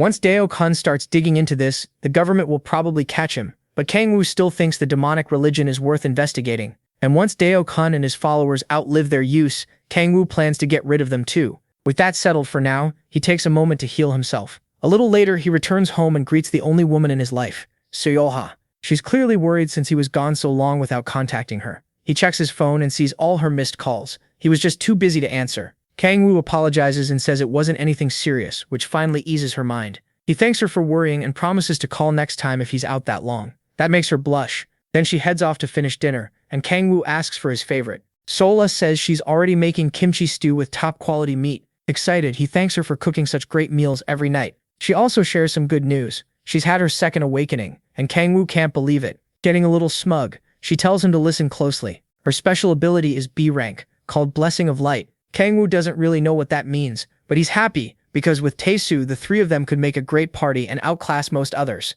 He asks if any guilds have tried to recruit her and which one she wants to join. Sola nervously says she doesn't really want to join a guild. Instead, she wants to help Kangwoo however she can. He feels lucky to know someone like her, but says teaming up right now isn't a good idea. Then he twists the knife a little more by saying she wouldn't be much help to him yet. That leaves Sola upset, and Kangwoo feels bad, but he knows she'll be much more useful later. Because he's already so strong, partying up now would keep him from earning enough experience in battle. To train the right way, he wants a party built around good compatibility. So he tells Sola he knows a tanker she should team up with for now. Once she gets more experience, they can all party together and challenge a higher rank gate. Hearing that, Sola perks up and agrees to join Taesu. Kangwoo thinks they'll level fast with abilities that strong. Sola, meanwhile, is already excited to grow stronger and join him, and he says he'll cover whatever she needs until then. Seeing her so happy puts a small smile on Kangwoo's face. While he thinks about when to train her in Taesu, Sola brings over his dinner. Kimchi stew never fails to make him happy, and he reaches for a spoon right away. But Sola stops him and says he should try it with something new. Then she drops ramen into the stew. To him, that makes it look almost divine. As he picks up his chopsticks, he swears to stop the demonic religion and protect both this world and his precious meal. The next day, Kangwoo goes to the player support center to get his C-rank player card. The worker tells him it'll be sent to his email tomorrow. He wants it today, but she explains they still need to add the magic stone ID. So he leaves disappointed he can't get it right away. Then it hits him. Since returning to Earth, he hasn't really had a proper break. Since he can't act on the demonic religion yet, he decides to finally rest. He starts wandering through the city, thinking about how to spend that break. Then he pulls out his phone and scrolls through webtoons. He remembers how much he used to read them before getting dragged into hell. Still, he decides not to fall right back into old habits, and instead enjoy whatever he can. A nearby PC store catches his eye, so he goes in. He's never seen one before, and is amazed by it. Once he sits at a gaming computer, he even notices he can order food from the menu there. He orders a bowl of ramen, since people say PC room ramen hits different. While he waits, he loads up one of the most popular games there. It's a team-based tactical RPG, where each player fills a different role. Naturally, he picks the wild, chaos-causing class. Once the match begins, he's blown away by how good the game looks. He learns fast that killing monsters gives him gold. Before long, his teammates figure out he's brand new, and the chat turns toxic. A worker brings over his ramen and sets it down for him. While his teammates keep losing their minds, Kangwoo happily digs into the ramen. The angry messages keep flooding in, but the Demon King couldn't care less. He's too focused on how amazing the ramen tastes, especially with the pickled radish. He washes it down with a soda, and honestly wonders if this is heaven. Only then does Kangwoo glance back at the screen and see that his character is dead. A loud voice suddenly yells about having the worst teammate ever. Confused, Kangwoo turns to find the source of the screaming, and spots a girl glaring at him. She snaps, asking what he's staring at. Then she tells him to mind his own business, because she's already in a terrible mood. But when she notices his game screen, she doesn't know if that makes things better or worse. Not only is Kangwoo a total beginner, he's calmly eating ramen in the middle of the mess, which annoys her even more. She marches over and tells him to get up, while she's still asking nicely. Kangwoo has no clue who this unhinged woman is, or what she wants. That just makes her angrier, and she calls him a troll as she grabs for his shirt. Kangwoo slips away from her hand, and she's stunned by how fast he moved. He tells her to quit picking on him, and asks why she's so mad. She tries a few more times to catch him, but his reflexes are way better. Then she stops holding back and comes at him seriously. The two end up in a brief scuffle, with Kangwoo dodging everything she throws at him. Their exchange is so quick it's hard to follow, but he avoids every attack. At last she stops, realizing he's not some normal guy. Now curious, she asks who he is, and whether the Mir Guild sent him. Kangwoo says he has no idea what she means and isn't with any guild. She says he's lying, there's no way someone that skilled isn't in a guild. Kangwoo asks about hers and she says she belongs to the Red Guild, one of the top 5 guilds. The second it leaves her mouth, she realizes she wasn't supposed to say that. Kangwoo ignores all that and asks for the bill, which makes her snap because he's treating her like she's not even there. He doesn't look pleased either now that she's still bothering him. She keeps pressing him for a real answer, saying she's never heard of an A-rank level player with no guild. So he shows her his player card, and it marks him as D-rank. Even then, she can't believe he's really a beginner. Something feels off to her. If he were truly D-rank, she should have beaten him. After that, Kangwoo leaves and says goodbye. She stays frozen in shock, wondering if he's the person she thinks he is. As soon as Kangwoo steps outside, his expression turns grim. He still hasn't recovered all his powers, but years of fighting left him with sharp reflexes. Even so, running into someone near his level was the last thing he expected. He recalls her last move and admits she vanished from his sight for a split second. If not for his instincts still saving him, he might have lost. Her skill shocks him, and he wonders who she really is, though he's also glad he got away. Then he notices something. Meanwhile, the girl he fought opens a window and jumps out. When she's sure no one is around, she pulls out her phone and calls her guild. The Red Rose strategy team answers and addresses her as Cha Yanju, before transferring her to HR. A man named Park Yanwoo picks up and asks what happened. As guild leader, she tells him to investigate something important right away. Kangwoo asks if this is about a demonic religion follower, but she says she's not sure. Kangwoo explains that the guy is hiding his identity. She still refuses to believe Kangwoo is really D rank. Since Kangwoo only has a D rank card, Kangwoo notes he wouldn't need a mana scanner, which makes fake cards easier. C rank and above are much harder to forge. Still irritated, Yanju talks about the encounter, and Yanwoo says that if Kangwoo were just a D rank worshipper, he'd be hunting players around that same level. She cuts him off and says Kangwoo is far beyond that. He could read her movements. That shocks Yanwoo, because no demonic religion follower so far has ever reacted to her speed. Yanju has spent a long time investigating the demonic religion, and none of them were on her level. But after seeing Kangwoo move, she can't figure out what he really is. Because of his skill, they start thinking he might even be a manager or leader in the demonic religion. Frustrated, Yeonju grips a button she tore off tightly. Then she tells Hyunwoo to dig up information on Kangwoo as fast as possible. She ends the call, still unsure whether he's with the demonic religion or not, but one thing is clear, he could easily beat her. At the same time, Kangwoo realizes a button was ripped off his jacket. So much for perfect reflexes. Still standing in the alley, Hyunwoo thinks that if Kangwoo is really a D-rank player with talent like that, her spot as a high-rank player won't stay safe. Meanwhile, Kangwoo decides he needs to enter a C-rank gate as soon as his card arrives. He glances back for a moment, like he sensed hostility nearby. Later, Hyunwoo goes back to the PC room and finds that her rank dropped. Since Kangwoo ruined her streak by being useless, she swears she'll kill him for it. And all the way across the city, Kangwoo somehow feels that dark energy. The next day, Kangwoo heads to a C-rank gate. The brochure says monsters like trolls appear there. At the entrance, officers stop him and explain that only C-rank players in parties of 5 can enter. They add that the boss, the chief troll, has appeared inside, so solo entry is banned for now. Kangwoo sees that as good luck. The moment he gets his license, a boss shows up too. Around him, some parties decide to call it a day because of the boss. He can tell C-rank gates feel different from the lower ones. The players carry better gear, and security is much tighter. That's a problem for him, since he wants to get inside alone and claim the rewards before more players rush in. Then he hears a group nearby getting fired up about killing the chief troll and making a fortune. At the same time, others sound much less sure of themselves. Fear and doubt spread through the crowd as people complain about the boss monster. That gives Kangwoo a nasty idea, and it's easy to see why he used to be the king of demons. He slips behind a player mid-conversation and uses his power of rage on him. The effect hits instantly, and the man's whole attitude changes. He starts asking his teammates why they're always like this, and they stare at him, confused by the sudden outburst. The guy begins ranting about how thugs used to beat them up in middle school, and how he always wanted to tear those guys apart. When Gates appeared, he thought his wish had finally come true, that he wouldn't have to stay weak anymore. Then he starts shouting, asking why they still have to bow to monsters. One teammate gets worried by the breakdown and doesn't notice Kangwoo use rage on him too. His attitude flips as well, and now he's yelling that they should slaughter the monsters instead of shaking in fear. Another player gets caught up in it and swears she'll never forgive the monsters for killing her younger sibling. A scar-faced man looks around and sees the madness spreading, which fires him up too. He joins in, shouting that he'll make everyone who look down on him kneel. Soon, everyone is screaming about killing monsters, and the whole area turns chaotic. The guards grow alarmed, wondering why the players are causing such a scene. Then the crowd rushes them, demanding the gate be opened now. Not long after, the players start pouring into the gate like a crazed mob. One guard reports the incident to headquarters, and while he's distracted coordinating with the others, Kangwoo slips by and heads straight for the gate entrance.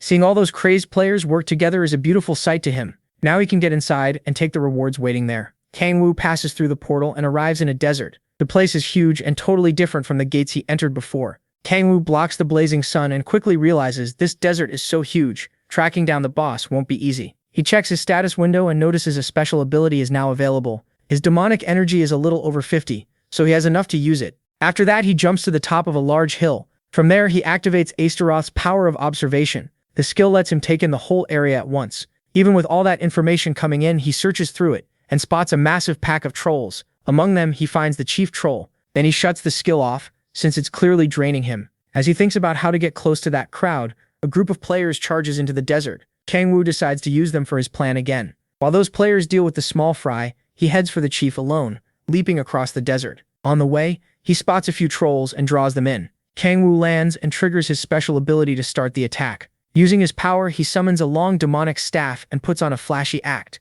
Like some cheap martial arts extra, He spins the staff around, then locks onto his target. Next, he hurls it at the chief troll and kills the boss instantly. The system gives him bonus experience for beating the boss and doing the most damage. He gains 4 levels. It ends so fast that even Kang Woo is stunned by how easy it was. How does a boss die in one hit? He starts wondering if the chief troll was really a boss at all, so he checks the status window. Even then, he can't figure out why a C-rank gate boss was so weak. After thinking it over, he realizes the truth. He's just gotten way stronger. Seeing that safe hunting isn't really possible anymore, he gets ready to go all in. He jumps down the hill, extends his arm blades, and prepares to tear through the remaining trolls. So he changes plans and decides to enjoy the massacre like the maniac he is. The trolls rush him right away, but Kang Woo doesn't move, waiting for them. The excitement makes him grin. With that demonic look in his eyes, he says he'll wipe them all out at once. In a flash, he cuts through the horde without a sound. The trolls turn around, confused about what happened. Then the marks on their bodies start to glow, and they all explode from the inside. Kang Woo stands there as blood pours over the sand.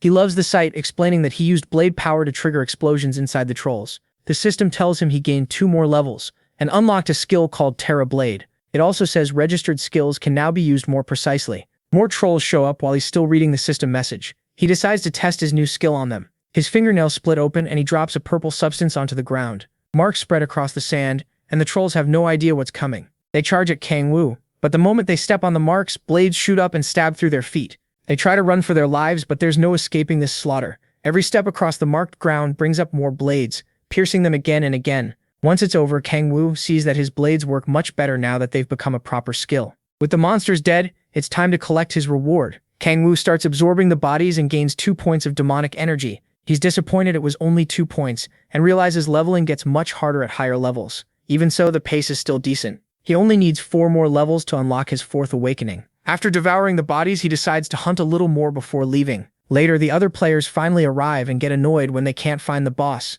They wonder if the government got it wrong since they can't even find a single minion. Then they remember seeing some trolls running away. They also find traces of the chief troll's corpse, but the body itself is gone. That kills their motivation, and they decide it's better to head back. One of them says they should keep searching, but even he gives up, while the group keeps complaining. Nearby, Kang Woo watches them in secret and is glad they still haven't found him. He decides to blend in with the crowd and slip out during the confusion. When the players leave the gate, they crowd the guards and demand compensation for wasting their time. During all that chaos, Kang Woo looks for a chance to get away. Then someone shouts for everyone to shut up, and he turns to look. A squad of soldiers arrives, and people recognize them as the Hwarang Corps. Everyone gets tense right away, because their appearance usually means trouble. The soldiers step aside to let a white-haired woman pass. The players recognize her as Baekwha Yang, commander of the Hwarang Corps' 3rd unit. She looks like someone nobody wants to cross. She slams her sword down and orders everyone to be quiet. Her gaze sweeps over the crowd, and she says there have been reports of cow players appearing in deranked gates. As the Corps members move toward each player, Baek announces they'll inspect everyone who has reached their 3rd awakening. Kang Woo immediately gets nervous. This is bad for him. Annoyed by the whole situation, he tries to figure out how to get past Baek and her soldiers, all while hoping she hasn't noticed him. Baek keeps a close watch on the crowd in case anyone tries something. The soldiers try to calm people down, saying the inspection is simple. They're only looking for players on a watch list. Even so, Kang Woo knows he's done plenty of shady things, and he prays he's not on that list. With eyes everywhere, it's hard for him to even think about escaping, and sneaking past Baek won't be easy either. As he searches for a way out, rage starts building inside him. Then Baek walks up and asks for his player card. Trying to stay calm, he hands it over. While she checks the card, Kang Woo thinks about how careful he'll need to be now that the cow players are already making moves. They talk for a moment, and Baek says she can't just leave all the work to her subordinates. Kang Woo tries to charm her a little, telling her she looks really cool. Baek keeps searching for anything wrong with his card, but he keeps her busy with more questions. She confirms that cow players have been showing up a lot lately, which is why they're doing random checks. After verifying him, she gives the card back. As Kang Woo takes the card, he notices her hands are shaking slightly. He talks about cow players killing people for money, and she agrees, but he knows she's lying. He also knows the government is hunting the demonic order too. Baek quickly says goodbye and moves to the next player. As she turns to go, Kang Woo asks for the suspect's name, so he can report them if he sees them. She thanks him, but tells him to leave that to the professionals. He agrees so he won't seem suspicious. Noticing he just reached C-rank level, she advises him to keep leveling in D-rank gates, and he thanks her. Baek calls Kang Woo a good person, and says she hopes there will be more people like him. He accepts the praise, though he knows if there were more people like him, the whole world would be a mess. Then he watches Baek move on to inspect the next player. After that, he calls Soon, and asks to meet up. A few days later, he meets Sue and Sola at a cafe. Sue finally meets Sola and asks if she's the healer Kang Woo mentioned. She greets him, but hesitates to shake his massive hand because she doesn't want it crushed. Su stares at them like a creep and says she and Kangwoo look good together. Once they sit down, Kangwoo tells Su he wants to take Silo with them into D-rank gates. The big guy agrees right away, since having a healer helps him too. Things get awkward when he calls Silo Kangwoo's sister-in-law, and she starts blushing hard. Su tells her not to worry about that and asks her to explain her ability in detail. Besides healing, she can also boost her teammates' strength, stamina, and dexterity. Su is impressed and asks if she can heal and buff at the same time. Silo says yes, but her attacks are weak. Even so, Su is still amazed. A healer who can buff and protect herself is rare, so Sola thanks him for the compliment. She also says she isn't planning to join a guild right now. Meanwhile, Kangwoo is practically melting because she didn't deny being called his sister-in-law. Anyway, Su gulps down his drink like a brute and says the three of them are going to make history. Sola and Kangwoo can only stare at how crazy he sounds. Then Kangwoo asks if Tae-Su has anyone in mind for the dealer spot. Tae-Su says he has two candidates. Both just had their second awakening, and he swears Kangwoo will like them. Kangwoo remembers last time and doubts that confidence. Tae-Su admits he can be wrong sometimes, then offers to introduce them before tomorrow's hunt. They agree. Tae-Su tells Kangwoo she wants to level up fast so she can stay by his side. He tells her not to rush. Meanwhile, Tae-Su keeps acting like the perfect third wheel, grinning at them like a happy creep watching young love. Then Tae-Su says they'll meet in East Incheon tomorrow. Kangwoo asks why so far, and Tae-Su explains he wants to clear the troll gate there because something happened at the closer one. Kangwoo is surprised when he hears it's a beginner D-rank troll gate. Trolls are tougher than lizardmen, so the hunt should help Tae-Su and Sola grow fast. Kangwoo likes the plan and is glad Tae-Su isn't all muscle and no brain. After that, Kangwoo gets ready to leave since he still has something else to do. When Tae-Su asks what it is, Kangwoo simply says he's going to level up. He's level 29 now, just one step from his fourth awakening. He enters a C-rank gate and uses observation to find some trolls. He spots 8 and cuts them down in an instant. They die before they even know what hit them. Kangwoo flicks the blood off his arm blades and thinks about how many more he needs to kill. When a strange smell hits him, it's human blood, not monster blood. He jumps toward the source right away. While moving through the air, he figures the smell is from at least 6 people. Maybe a C-rank party got wiped out in seconds, unless some cow players are nearby. Soon, Kangwoo reaches the bodies and lands at the slaughter site. Every player is dead and the killing was brutal. The demonic order usually wants victims alive, so this doesn't fit them at all. The blood is still fresh, which means the killer can't be far. Then Kangwoo spots something that even makes him tense up. A giant set of blood-covered fangs is still chewing on the corpses. The creature lets out a roar, and Kangwoo is stunned to see a hellhound here. Its cry shakes the area. Then it lunges straight at him, trying to swallow him whole. With no time to spare, Kangwoo brings out his arm blades and slashes at the beast. But the hellhound's hide is too tough, making the fight even more irritating. Before he can settle in, the beast catches him off guard again and builds up a blast before firing it at him. It explodes the moment it hits, tearing through everything in the way. The hellhound watches the dust, waiting to see if Kangwoo died, but killing the Demon King won't be that easy. Kangwoo jumps into the air and decides to switch weapons. He summons a dark spear and releases its power. As the hellhound looks up, Kangwoo whips up a vortex and drives the spear down. It pierces the beast cleanly, making it scream in pain. Kangwoo lands as the monster staggers from the hit. For a moment he's glad he managed to pin it down, but that thought backfires. The beast gets back up and charges again. Kangwoo dodges and finds an opening. He kicks the monster and uses the recoil to jump back. Seeing another chance, he uses earth power just before the beast can bite him. The ground breaks apart under them and the monster loses balance. Using that moment, he forms his dark spear again and drives it straight into the hellhound's body. The monster thrashes to get free, but Kangwoo puts all his strength into holding it down. They slam into the ground, then the beast bursts out of the crater and sends Kangwoo flying. He recovers fast, but this thing is way more stubborn than he likes. The hellhound is still standing despite its wounds and glares at him with rage. Kangwoo, on the other hand, is getting worn down, and he knows he's still far from his old power. He steadies himself again while the beast readies another charge. The hellhound digs in and wraps itself in a fierce red aura. Boosted by that power, it rushes him again. By now, Kangwoo is furious that a stupid mutt is giving him this much trouble. He draws on Baphomet's power of 1,000, sharply raising his physical strength. Even so, the beast keeps coming. With that boost, Kangwoo stops thinking clearly and focuses only on tearing the monster apart. He lands a solid uppercut and launches the beast into the air. The mutt flips through the air and crashes back down, kicking up dust and sand. Kangwoo lets out a breath and it almost feels like the fight is over, but the stubborn beast still won't stay down. Right then, Kangwoo wishes he could use 2 powers at once. Still, he used to hunt these monsters in hell, so he's sure he can beat this hellhound even at his current level. He gets ready to attack again as the beast rises from the sand, but suddenly it starts sinking into the ground. At least it's finally over. A system message appears. He defeated a C-rank Cracks fragment. He reaches level 30, unlocks his 4th awakening, and gains a special skill called Ruler of Demonic Energy. It lets him use demonic energy faster and more naturally, and even hide it from others. Kang Woo remembers hearing the name Core Crack before, and wonders if that's what the system calls beings from hell. It also makes him question how that hellhound crossed over at all. Questions keep piling up, but he has no answers yet. For now, he puts them aside and checks the rest of the system messages. As he scrolls, one detail stands out. His 4th awakening skill is A rank. With that, he won't need to worry about small problems anymore. Then he devours the hellhound's body and absorbs its demonic energy. The idea of returning to the power he had before the Myriad Demon Palace excites him, because this time he might grow even stronger than he was in hell. After that, he leaves the gate and heads home. At this point, the only thing that could make his day better is a pot of his favorite food, and he can't stop thinking about it. On the way out, someone calls to him. He turns and sees Yeonju leaning against a wall. Kang Woo isn't happy to see her and doesn't think they're close enough for friendly small talk. Then she introduces herself. Kang Woo remembers hearing her name from players at the support center. She confirms it and says she's the guildmaster of Red Rose. That explains her strength, so he asks what she wants. She says she looked into him, then starts listing his past like a stalker.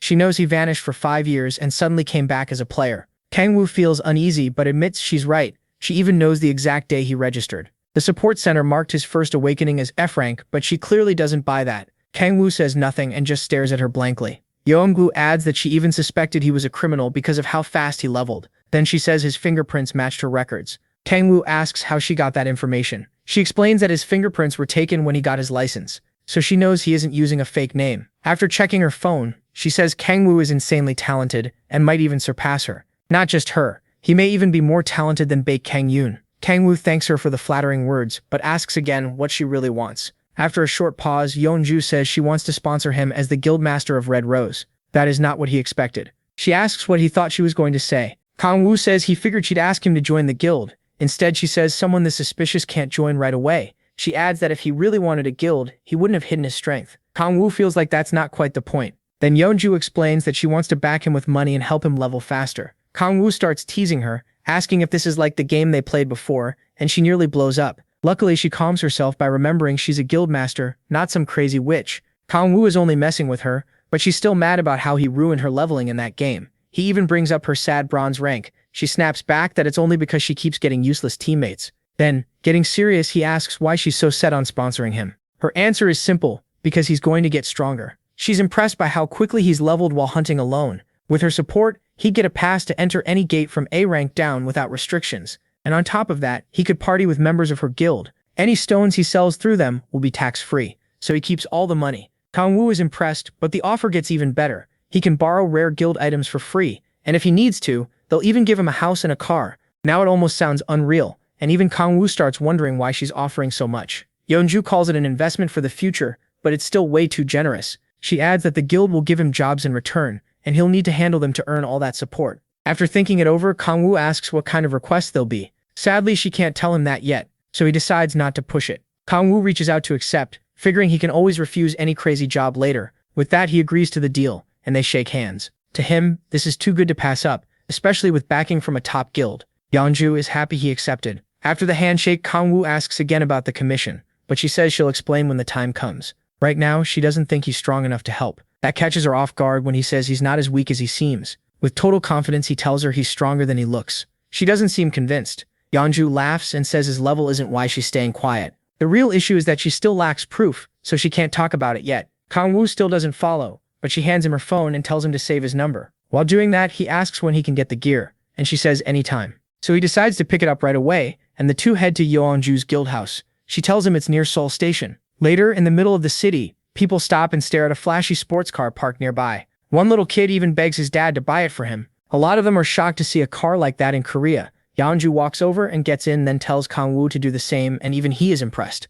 Once inside, he asks how much it cost. She says she doesn't remember exactly, maybe around 10 million won. That number leaves Kang Woo stunned. He can't believe someone dressed so casually owns something that expensive. As they drive off, he notices how smooth the ride is, and Yeonju asks if he wants one too. She reminds him the guild can give him a car if he needs it. Kang Woo suddenly starts calling her older sister, and she looks completely disgusted. Then he asks for a car just like this one, and tells her to watch the road. While Yeonju looks ready to kill him, the two start bickering like family. Eventually, Kang Woo stops joking around so she can focus on driving. When they reach the guild house, he's blown away by how huge it is. The place is about as big as a support center, and he wonders if all guilds are like this. Inside, two guild members are waiting for them. One is Hyunju Woo. He holds out his hand to greet Kang Woo, and after that, Kang Woo meets the other man, Moon Young Ho, the commander-in-chief. Young Ho gives off a threatening vibe and clearly isn't happy to see him. Trying to ease the tension, Hyun Woo thanks Kang Woo for accepting the guildmaster's offer. Young Ho still looks ready to throw hands, acting like the guild's hot-headed muscle. Hyun Woo offers to take Kang Woo to the equipment storage, but Yeonju says she'll handle it since he's busy.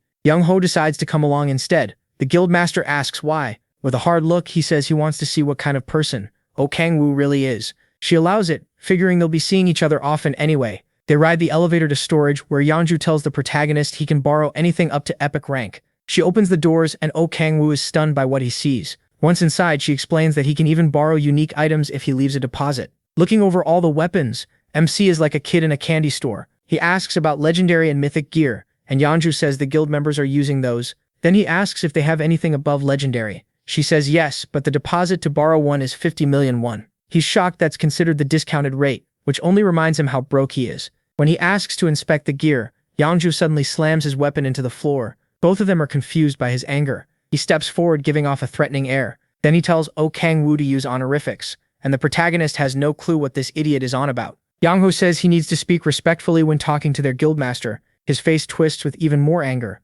Kang Woo just smiles and says he doesn't want to. That dumb brute lifts his weapon to attack the Demon King, but freezes when someone shouts his name. MC stays calm, ready for whatever happens, while Yeonju demands to know what Young Ho thinks he's doing. She's furious, and looks ready to tear him apart. The guildmaster demands an explanation, but he's too scared to answer. Kang Woo quietly watches as she scolds Yeonju and tells him to stay out of it. He's surprised by how fast the brute settles down. After that, Yeonju also warns him to be careful, since Yeonju could cripple him. He shrugs it off, but he can tell her guild members are fiercely loyal. Meanwhile, Yeonju sulks nearby, and hearing the protagonist call the guildmaster Nona almost sets him off again. Kang Woo says he doesn't want the foreign car anymore, and asks if he can borrow unique rank armor. She says maybe, but only after an internal meeting. Then the musclehead cuts in again. He's mad that MC keeps calling Yeonju his older sister, and starts losing it. He swings at him, wrecking part of the room. When the dust clears, Yeonju is stunned to see Yeonju block the attack. She looks ready to kill him. Kang Woo, meanwhile, is enjoying every second of it. Yeonju tries to explain, but she knocks his weapon aside and throws off his balance. The protagonist Kang Woo looks smug as she orders the idiot out. She warns that if he crosses the line again, she'll make him pay. Yeonju apologizes for causing trouble. Once that's over, she apologizes to Kang Woo for her teammates' rude behavior. As Yeonju turns to leave, MC asks Yeonju for unique armor that's easy to move in. While she thinks Yeonju comes back and says he can have his armor if he beats him. Yeonju finally snaps and is ready to put this idiot in the ground because he just won't quit. Kang Woo stops her and says the offer sounds pretty fair. That leaves her confused. She has no idea what he's planning. She remembers his huge potential, and that he may one day surpass her, but Yeonju is level 67, and has reached his 6th awakening. She doesn't think the protagonist can beat him right now. She tries to stop the match, but MC says it's fine. The look in his eyes makes it clear he wants to teach this fool a lesson. Yeonju wants the fight too, hoping to make him stop disrespecting his guildmaster. Yeonju still can't figure out what Kang Woo is up to, but he's already loosening up for the fight. It turns out Yeonju is just a hopeless simp. Yeonju saved a long time ago. Now he thinks he is trying to steal his woman. Meanwhile, Yeonju is worried sick, but the Demon King doesn't care at all. A little later, they head to the training room, and Kang Woo compliments the place. Yeonju again tells him this fight is crazy, but he isn't worried in the slightest. While he warms up, Yeonju tells him to begin whenever he's ready, sounding way too confident. He even says the protagonist can attack however he wants for the first 3 seconds. MC asks if he's serious, and tells him to quit acting arrogant and pick up his sword. Yeonju ignores him, so he gives the idiot one more chance to grab it. The commander says he has no reason to use full power against someone like him. Kang Woo laughs and decides to give him exactly what he asked for. Power gathers under his feet, and in the blink of an eye, he rushes forward and drives a straight kick into Yeonju's stomach before the guy can even react. Yeonju goes flying and slams hard into the wall. The hit knocks the wind out of him, and his eyes go empty. He drops to his knees, groaning in pain. Yeonju can only stare in shock. Yeonju forces himself up, but he has no idea what kind of move. Kang Woo just used twisting in pain. He realizes his armor is the only reason he lived through that. With no choice left, he finally draws his sword. Now he squares up to face him. He still can't understand how someone who's only been a player for 3 weeks could be this strong. In a mocking voice, Kang Woo reminds him he was supposed to get the first 3 seconds. Young Ho demands to know what he did. The protagonist tells him the answer is simple. He's just stronger. Young Ho still won't accept it. He bites his lip and tries to recover, but he's barely able to stand. Mansi laughs at him for thinking he was some rookie. Then he mocks Young Ho for crying about a fight not going his way. After that, he says playtime is over and starts getting serious. Young Ho grits his teeth, but anger is all he has left. With Young Ho watching, he knows he can't afford to embarrass himself. He tightens his grip and pours power into the blade. A bright light erupts from the sword and shoots straight upward. Then he locks eyes with the Demon King, who makes fun of his skill name for sounding lame. Kang-woo keeps pushing his buttons, and Yong-ho keeps taking the bait. Burning with frustration and rage, Yong-ho charges with his sword. Kang-woo knows he's still the commander-in-chief, so he won't go down that easily. He uses his shadow power and lays a trap. Yong-ho never notices when he steps into the shadows. Yong-ho tries to warn him, but he already has him trapped. As Yong-ho swings down, the protagonist Kang-woo laughs at the useless attack. Yong-ho rushes in, and at that same moment, Kang-woo appears from the side of the shadow. That's when Yong-ho realizes his target is gone, but before he can react, Men-si grabs his shoulder and tells him the fight is over. Then he releases a shockwave and blasts Yong-ho into the wall again. It only makes him look worse in front of Yong-ju. Yong-ho loses consciousness again and collapses. Yong-ju is left speechless and looks at Kang-woo with fear in her eyes. The Demon King reminds her that he already said he was far stronger than Yong-ho thought. Once the fight ends, workers come in to clean up and treat Yong-ho's injuries. Yong-ho apologizes for everything and says Yong-ho will be removed from the guild. She'll also warn the others not to pull anything like this again. He says it's fine, he's just glad he got the armor. The armor is called Gargoyle Armor, and it's a unique rank item. Its stats are amazing, so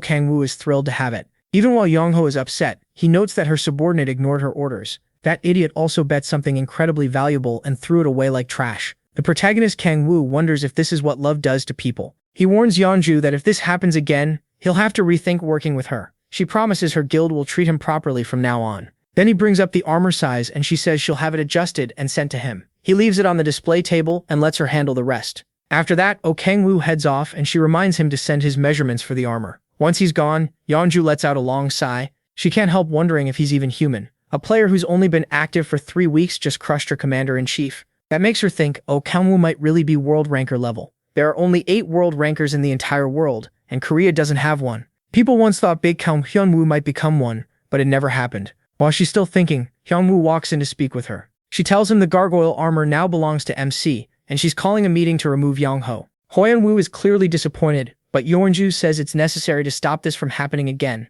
Then she asks what news he brought. Hyunwoo reports that the government managed to place a spy inside the demonic order. That should help them learn more about the group. Yeonju tells him to dig deeper and bring back detailed information. Meanwhile, Kang-woo stands in the city and checks his stats through the system window. He sees his demonic energy rising along with the others. If he can toughen his body with the rest of his stats, he won't need to depend so much on demonic energy. He also has no use for intelligence or wisdom, since they don't help his stupid brain. The real issue is that he can't get the stats he wants. After his second awakening, the stats tied to his special abilities should have increased, but his demonic energy hasn't gone up, while the others keep climbing. He has no idea why, and wonders if it's because his demonic energy is already so high. It's far above the rest, and lets him do things even high-level players can't. It also looks like the higher a stat gets, the less it rises. So he figures the level 30 range may not boost demonic energy at all. Since overthinking won't help, he lets it go and says he still has time before reaching his 5th awakening. Then he decides to meet Jeolla and Kang Tae-soo. At East Incheon Gate, Kang Tae-soo is already yelling his name like a maniac.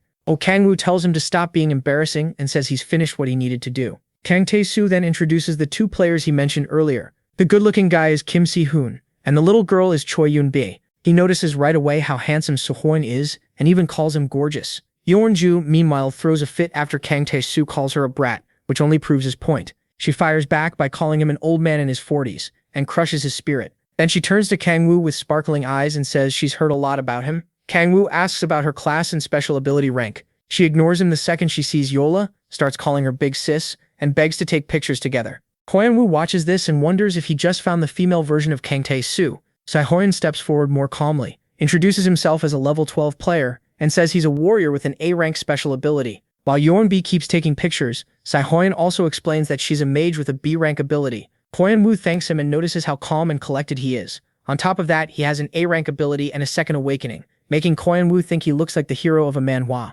Taechu asks what he thinks of the recruits. Kang-woo smiles and says they're pretty solid. At the same time, Sik-hee-hun gets dragged into Yeonju's chaos and ends up taking a picture of her with Shilla. The big dummy starts bragging, but Kang-woo reminds him his last party almost got him skewered. Taechu just says the universe did that so he could meet Kang-woo. The Demon King doesn't even know how to answer that stupidity. Taechu then asks what he thinks about the team setup. Kang-woo says it's good, they have all the basic roles for a party. For 4 members, it's about the best setup possible. On top of that, 2 of them have A-rank abilities while the other 2 have B ranks, so it's a strong team for hunting. Kang-woo says he'll join their hunt for the day. He wants to watch them and point out anything they're missing or could improve. Teammate. Sui thanks him in that loud voice of his, which only makes Kang Woo more tired of him. He also warns them that he'll step in only if things get dangerous, so they need to stay sharp. These guys have a lot of room to grow, and he has no plan to carry them. Later, the scene shifts. A pack of trolls comes screeching toward the party, and even more pour out from the woods. Teammate charges first and slams into them with his shield.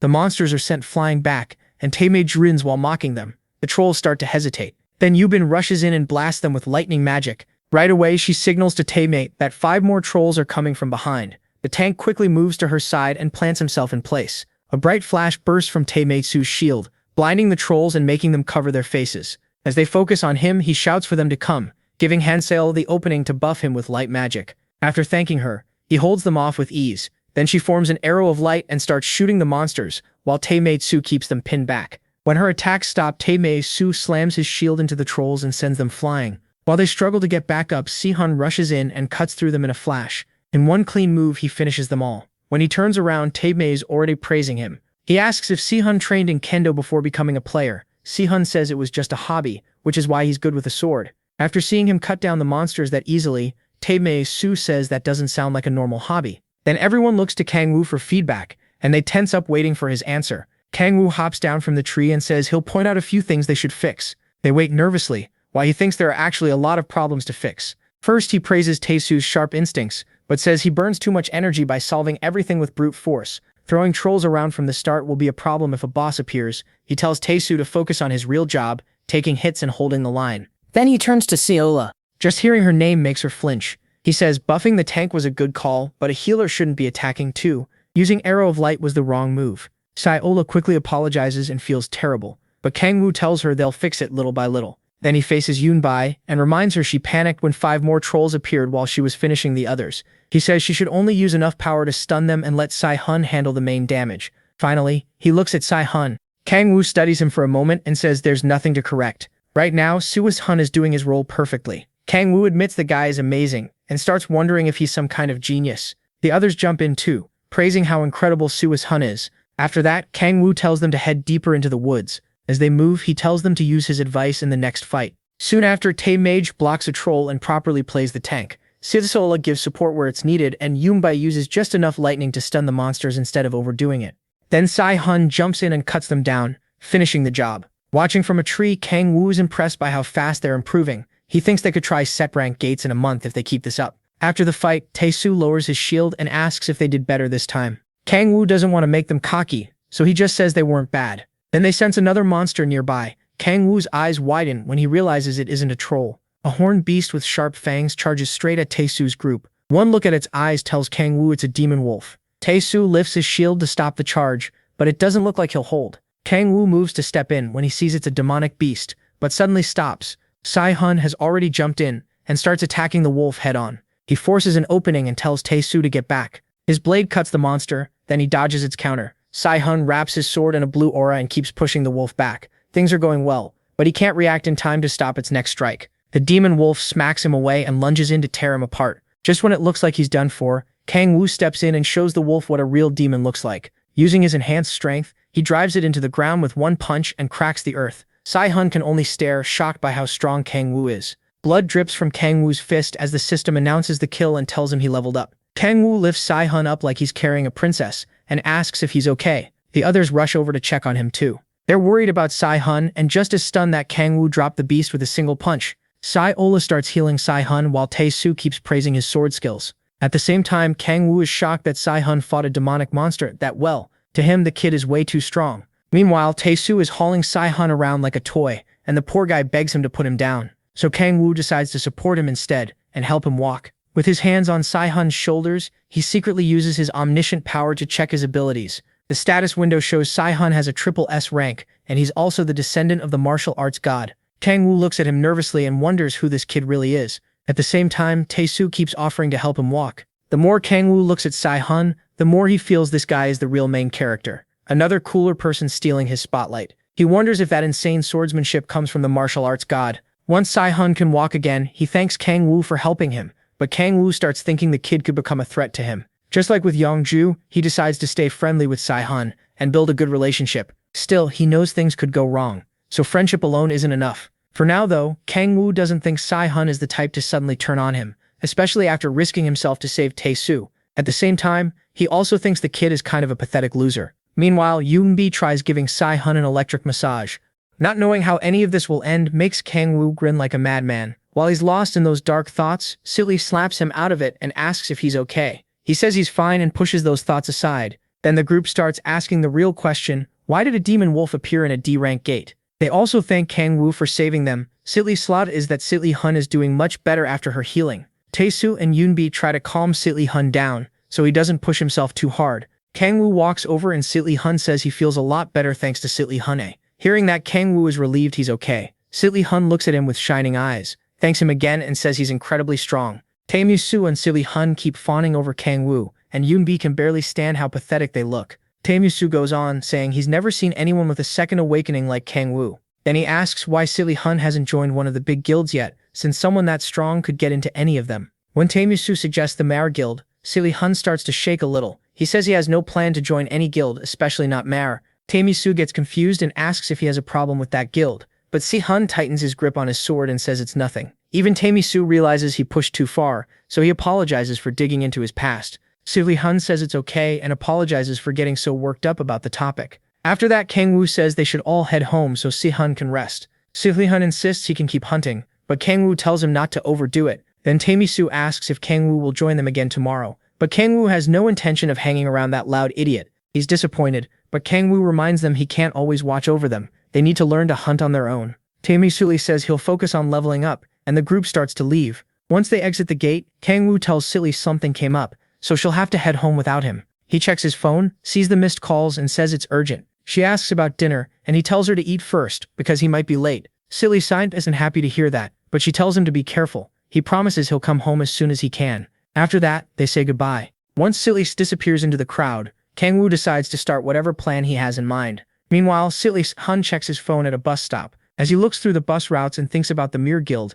Kang-woo walks up and says he needs to talk. With a serious face, he says it's important, and suggests they go somewhere private first. A little later, they arrive in a quiet alley. When Silly-hun innocently asks what this is about, Kang-woo suddenly drives a punch into his stomach, knocking the breath out of him. Then he grabs Silly-hun by the collar and throws him down. The poor kid tries to ask what he's doing, but Kang-woo drops a knee onto his chest and says he's making insurance. Holding him there, Kang-woo says Silly-hun is going to become very strong, so he wants them on friendly terms. Looking completely insane, Kang-woo says he wants them to become true comrades. Struggling to speak, Si-hun asks why he has to do this just to become friends. Kang-woo then injects demonic energy into him. Si-hun starts writhing in pain and soon begins to black out. Kang-woo uses soul subordination, reaching for Si-hun's heart to seize control of him. While doing it, he says Si-hun won't remember any of this and will go back to hunting like nothing happened. Then Si-hun's heart changes into a strange demonic one with eyes and teeth. As Si-hun keeps suffering, Kang-woo leans in and tells him he'll grow stronger with Han Sol-ah and Tae-soo,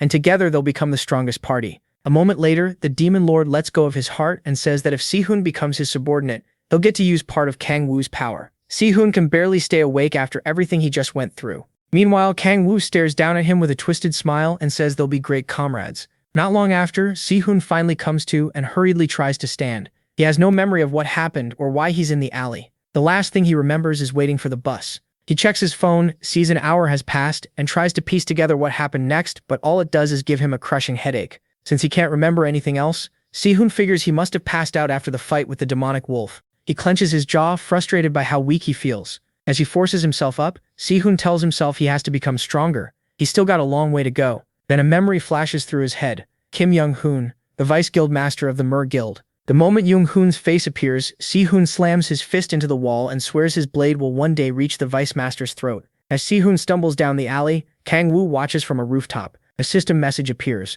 confirming that soul subordination worked. Satisfied, he decides to save the commands for later now that he has the insurance he wanted. For now, he just plans to watch Si-hun grow. Meanwhile, Si-hun checks his phone, completely clueless that a mad demon lord has already turned him into his pawn. He finally makes it back to the bus stop and hurries onto a bus. Kang-woo keeps watching, saying Si-hun's talent could someday rival Balak's once it fully develops. He plans to use this new subordinate against the demonic order since the Myriad Demon Palace is still partly sealed. Like a total stalker, Kang-woo watches Si-hun board the bus and promises to support him however he can. So yes, our protagonist is being pretty creepy here. Then he gets a call from Cho Do-kyun. He answers, and Do-kyun says he found something important. He isn't fully sure, but says he detected demonic energy and it doesn't seem like it came from a human. Kang Woo guesses it was a demon and asks where the trace was found. Du Kyun says it was at the B-rank gate near Waijongbu, and Kang Woo realizes another demon has appeared. He remembers the Hellhound and Demon Wolf showing up at other gates, and gets excited that a stronger demon might help him level up even more. Checking his stats, he feels this could let him reach his 5th awakening sooner than expected.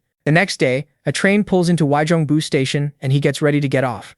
He's getting sick of riding the train like a normal civilian and thinks it's about time he buys that car. While looking over information on the gate's monsters, he overhears a player say something strange is happening inside. Apparently, some kind of monster mutation occurred, and because of that, nobody is being allowed in no matter how big their party is. The guards explain that the mutation has made the gate too dangerous, but the players keep arguing.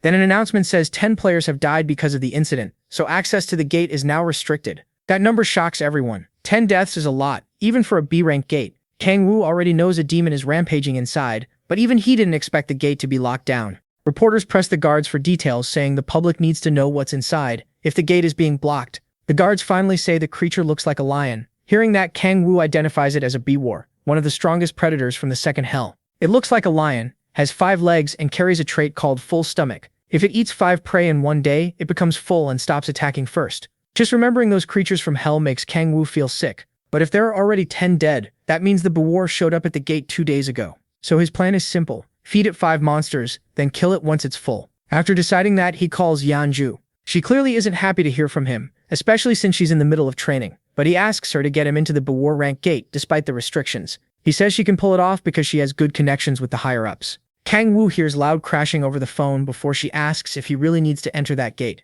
Yeonju warns him it'll cost a lot, and he promises to pay her back after it's done. She just hopes he's not planning to get torn apart in there. Then she tells him to hand the phone to a guard. Kang Woo walks over and says Yeonju wants to speak with him. The guard is stunned that someone like her is calling for him. As he takes the phone, the people nearby start wondering who Kang Woo is and how he can contact Yeonju so easily. After a nervous breath to steady himself, the guard tells Kang Woo he's allowed in as an investigator. In return, if he defeats the monster, he has to report what he learned about it. Kang Woo agrees and says he'll do what he can. That only makes the reporters even more eager to find out who he is. As they crowd around him, someone suddenly shouts for him to stop. Kang Woo turns and sees a group from the Mer Guild. Their blue-haired leader is Kang Sung-soo. Since Kang Woo got permission to investigate, Sung-soo thinks his guild deserves the same treatment. He walks over and asks if Kang Woo is the hunter the Red Rose Guild has been backing lately. One look at the gargoyle armor confirms it. Kang Woo starts getting annoyed when Sung-soo questions Red Rose's support and talks trash about the guild. Still, he brushes it off and says he'd rather go alone than with a party.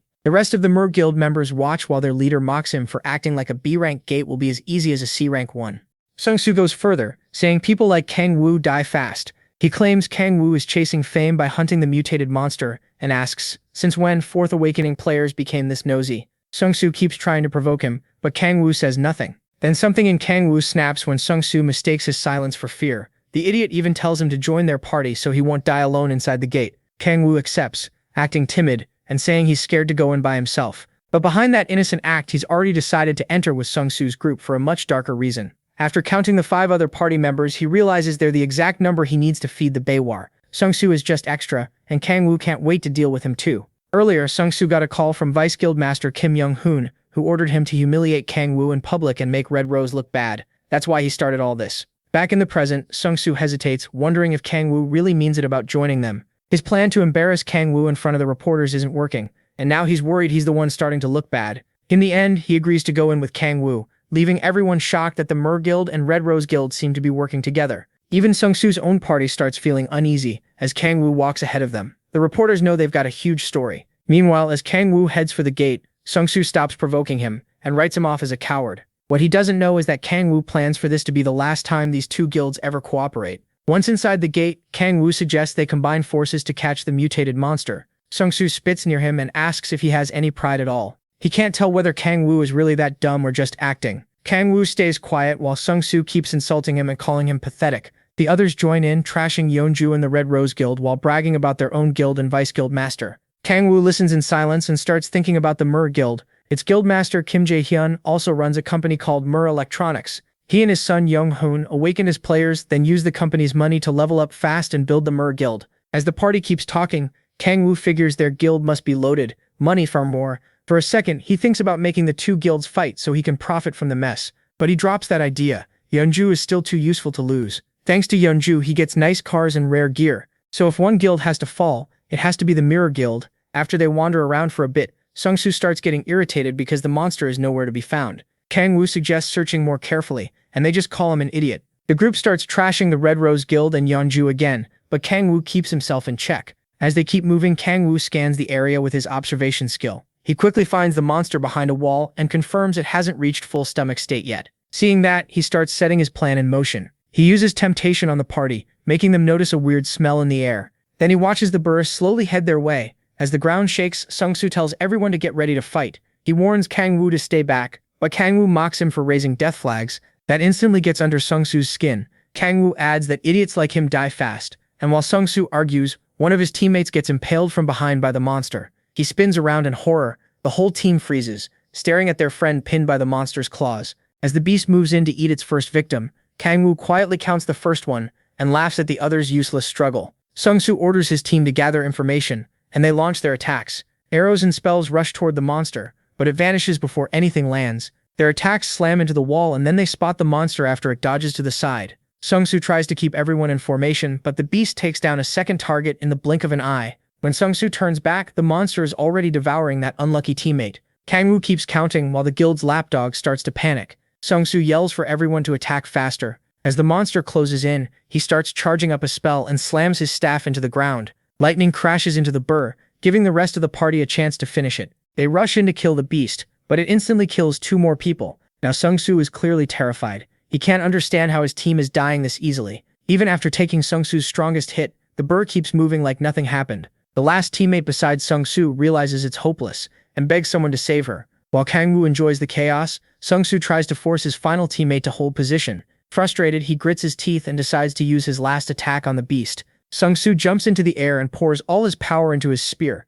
He brings it down with everything he has, but the monster swats him to the side like he's nothing. Sung-soo crashes into a wall and blacks out. He opens his eyes again when the beast comes toward him and starts crying. Kang-woo counts the 5th target. By then, the monster has eaten its 5th victim, and Sung-soo is sprawled on the ground. Groaning in pain, Sung-soo watches the burr swallow his last teammate. Breathing hard, he sees body parts fall from the monster's mouth. With that, the beast reaches full stomach state. He stares in shock when Kang-woo lands on top of it and asks how that's possible. Kang-woo explains that after the beast eats 5 prey in a day, it won't move unless attacked first. Then he draws on both spear power and hellfire at once, aiming to kill it in a single blow. As he combines the 2 powers, Sung-soo can only watch from where he's collapsed. Kang-woo stays focused, knowing it takes more control to use 2 powers at the same time. Once they're charged, they fuse into a flaming Bident.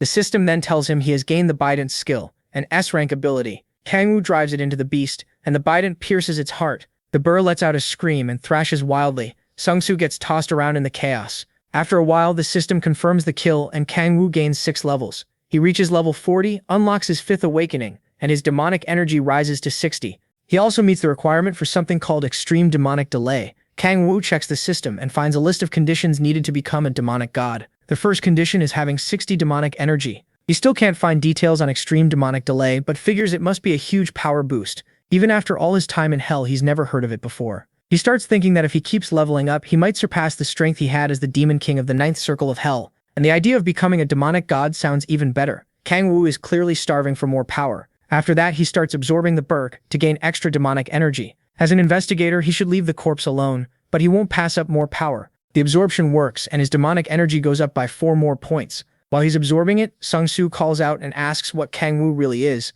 Kang-woo turns and remembers there's still one annoying survivor left. He walks toward him, and Sung-soo warns him to stay back. With his voice shaking, Sung-soo asks if Kang-woo plans to kill him. Kang-woo says he still has a part to play, so he can't die yet. He tells him to relax because he just has a few questions first. Sung-soo goes silent when Kang-woo asks who ordered him to provoke him. Kang-woo already knows Sung-soo isn't smart enough to act like this on his own, and his party clearly knew about him beforehand. Still, Sung-soo says nothing, so Kang-woo kicks him up and starts smashing him around until he talks. When asked again, Sung-soo finally admits Kim Young-hoon gave the order. Kang-woo then asks why their vice guildmaster targeted him. The reason is pathetic. Young-hoon asked Yeonju out, she harshly rejected him, and he's hated the Red Rose Guild ever since. Sung-soo also says they wanted to change the Mirror Guild's image and prove they were better than the Red Rose Guild. Seeing what a loser he is, Kang-woo asks for a picture of Young-hoon. Sung-soo hands over his phone, and Kang-woo sees that Young-hoon actually looks decent. Then he notices Sai-hoon in the photo too and says the two look alike. Kang-woo can't believe all this came from something so stupid,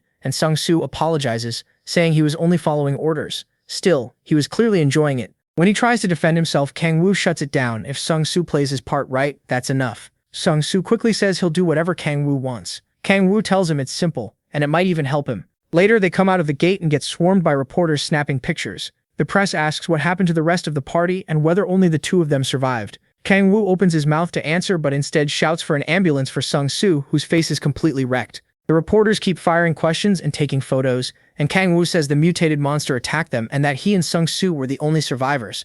Everyone buys the story and tries to contact the Hwoarang Corps, but Kang Woo says that's not necessary. He tells them the mutated monster is already dead, while Sung Soo weakly cries for help. Instead of taking credit, Kang Woo says Sung Soo killed the monster and saved his life. The supposed hero definitely doesn't look like someone who beat a demonic beast.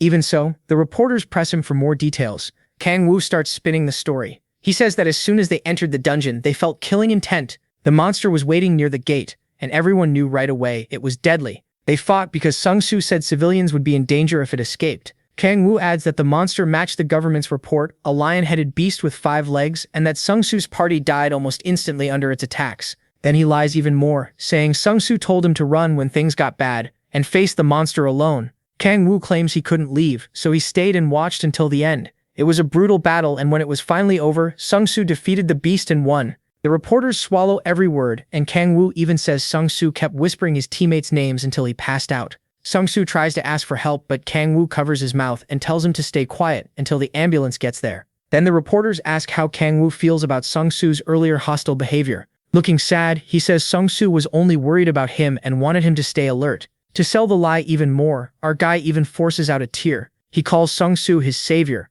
the real hero of this age. Soon the papers are full of stories praising Sung Soo, while he ends up in a coma, barely alive. The next day, Young reads the article, and she knows right away Sung Soo was beaten by a person, not that mutated monster. It makes her wonder if she's raising a tiger cub. Then the other woman with her says, Young's rookie is pretty cute. That woman is Jang Hyung-ju, the guildmaster of the Samurai Guild. She asks where Young found someone like Kang Woo. Young says he's not some rookie, then asks when the old lady plans to leave. Hang-ju almost snaps at being called old, but lets it go. Then Young suddenly gets serious, and asks if the mutated monster is connected to the demonic order. Hang-ju says it's only a matter of time before people outside the big 5 guilds learn about the demonic order. Peace only came after those 5 guilds were formed. If the public learns about the demonic order and the human sacrifices they make, society could fall into chaos again. She asks what the Red Rose Guild thinks about all this. Hang-norn looks ready to send her straight to hell. Right then, Kang Woo walks in. Hyung-ju greets him and says she's a friend of Young's. She starts to leave now that he's here, but Kang Woo offers to come back later so they can finish talking.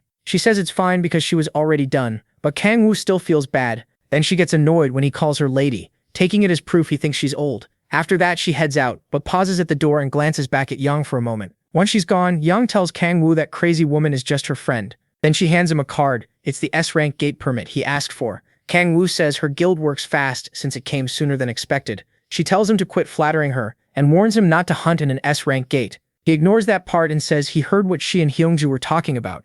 Young pours him some tea and says they would have had to tell him eventually, even if it's classified. Kang Woo pretends he knows nothing about the demonic cult and asks if they're behind the monster mutations. Young says the cult is full of crazy fanatics, and they've been moving a lot lately. She doesn't know when the group started or how large it is, but the guilds are still trying to track them down. Young quickly answers her mother-in-law, saying she won't stop her if she wants to leave, then asks Kang Woo if he'll help with her request. Kang Woo pauses for a second, then lifts his S-rank permit and tells her not to worry. He says she's helped him a lot, so helping her back is only fair. Young looks at him, then starts blushing like a little girl and thanks him. She doesn't know he's really in it for the demonic energy he can get. Young says she may call him again if there's an emergency, then warns him one more time not to hunt in S-rank gates. Later, a sleek car speeds out of the guild building. Kang Woo is driving, happy to be traveling by car again. On the way, he decides to check his 5th awakening skill. This power lets him summon a demon from another dimension. The more demonic energy he spends, the stronger the demon can be. The problem is, he can only use it once every 3 months,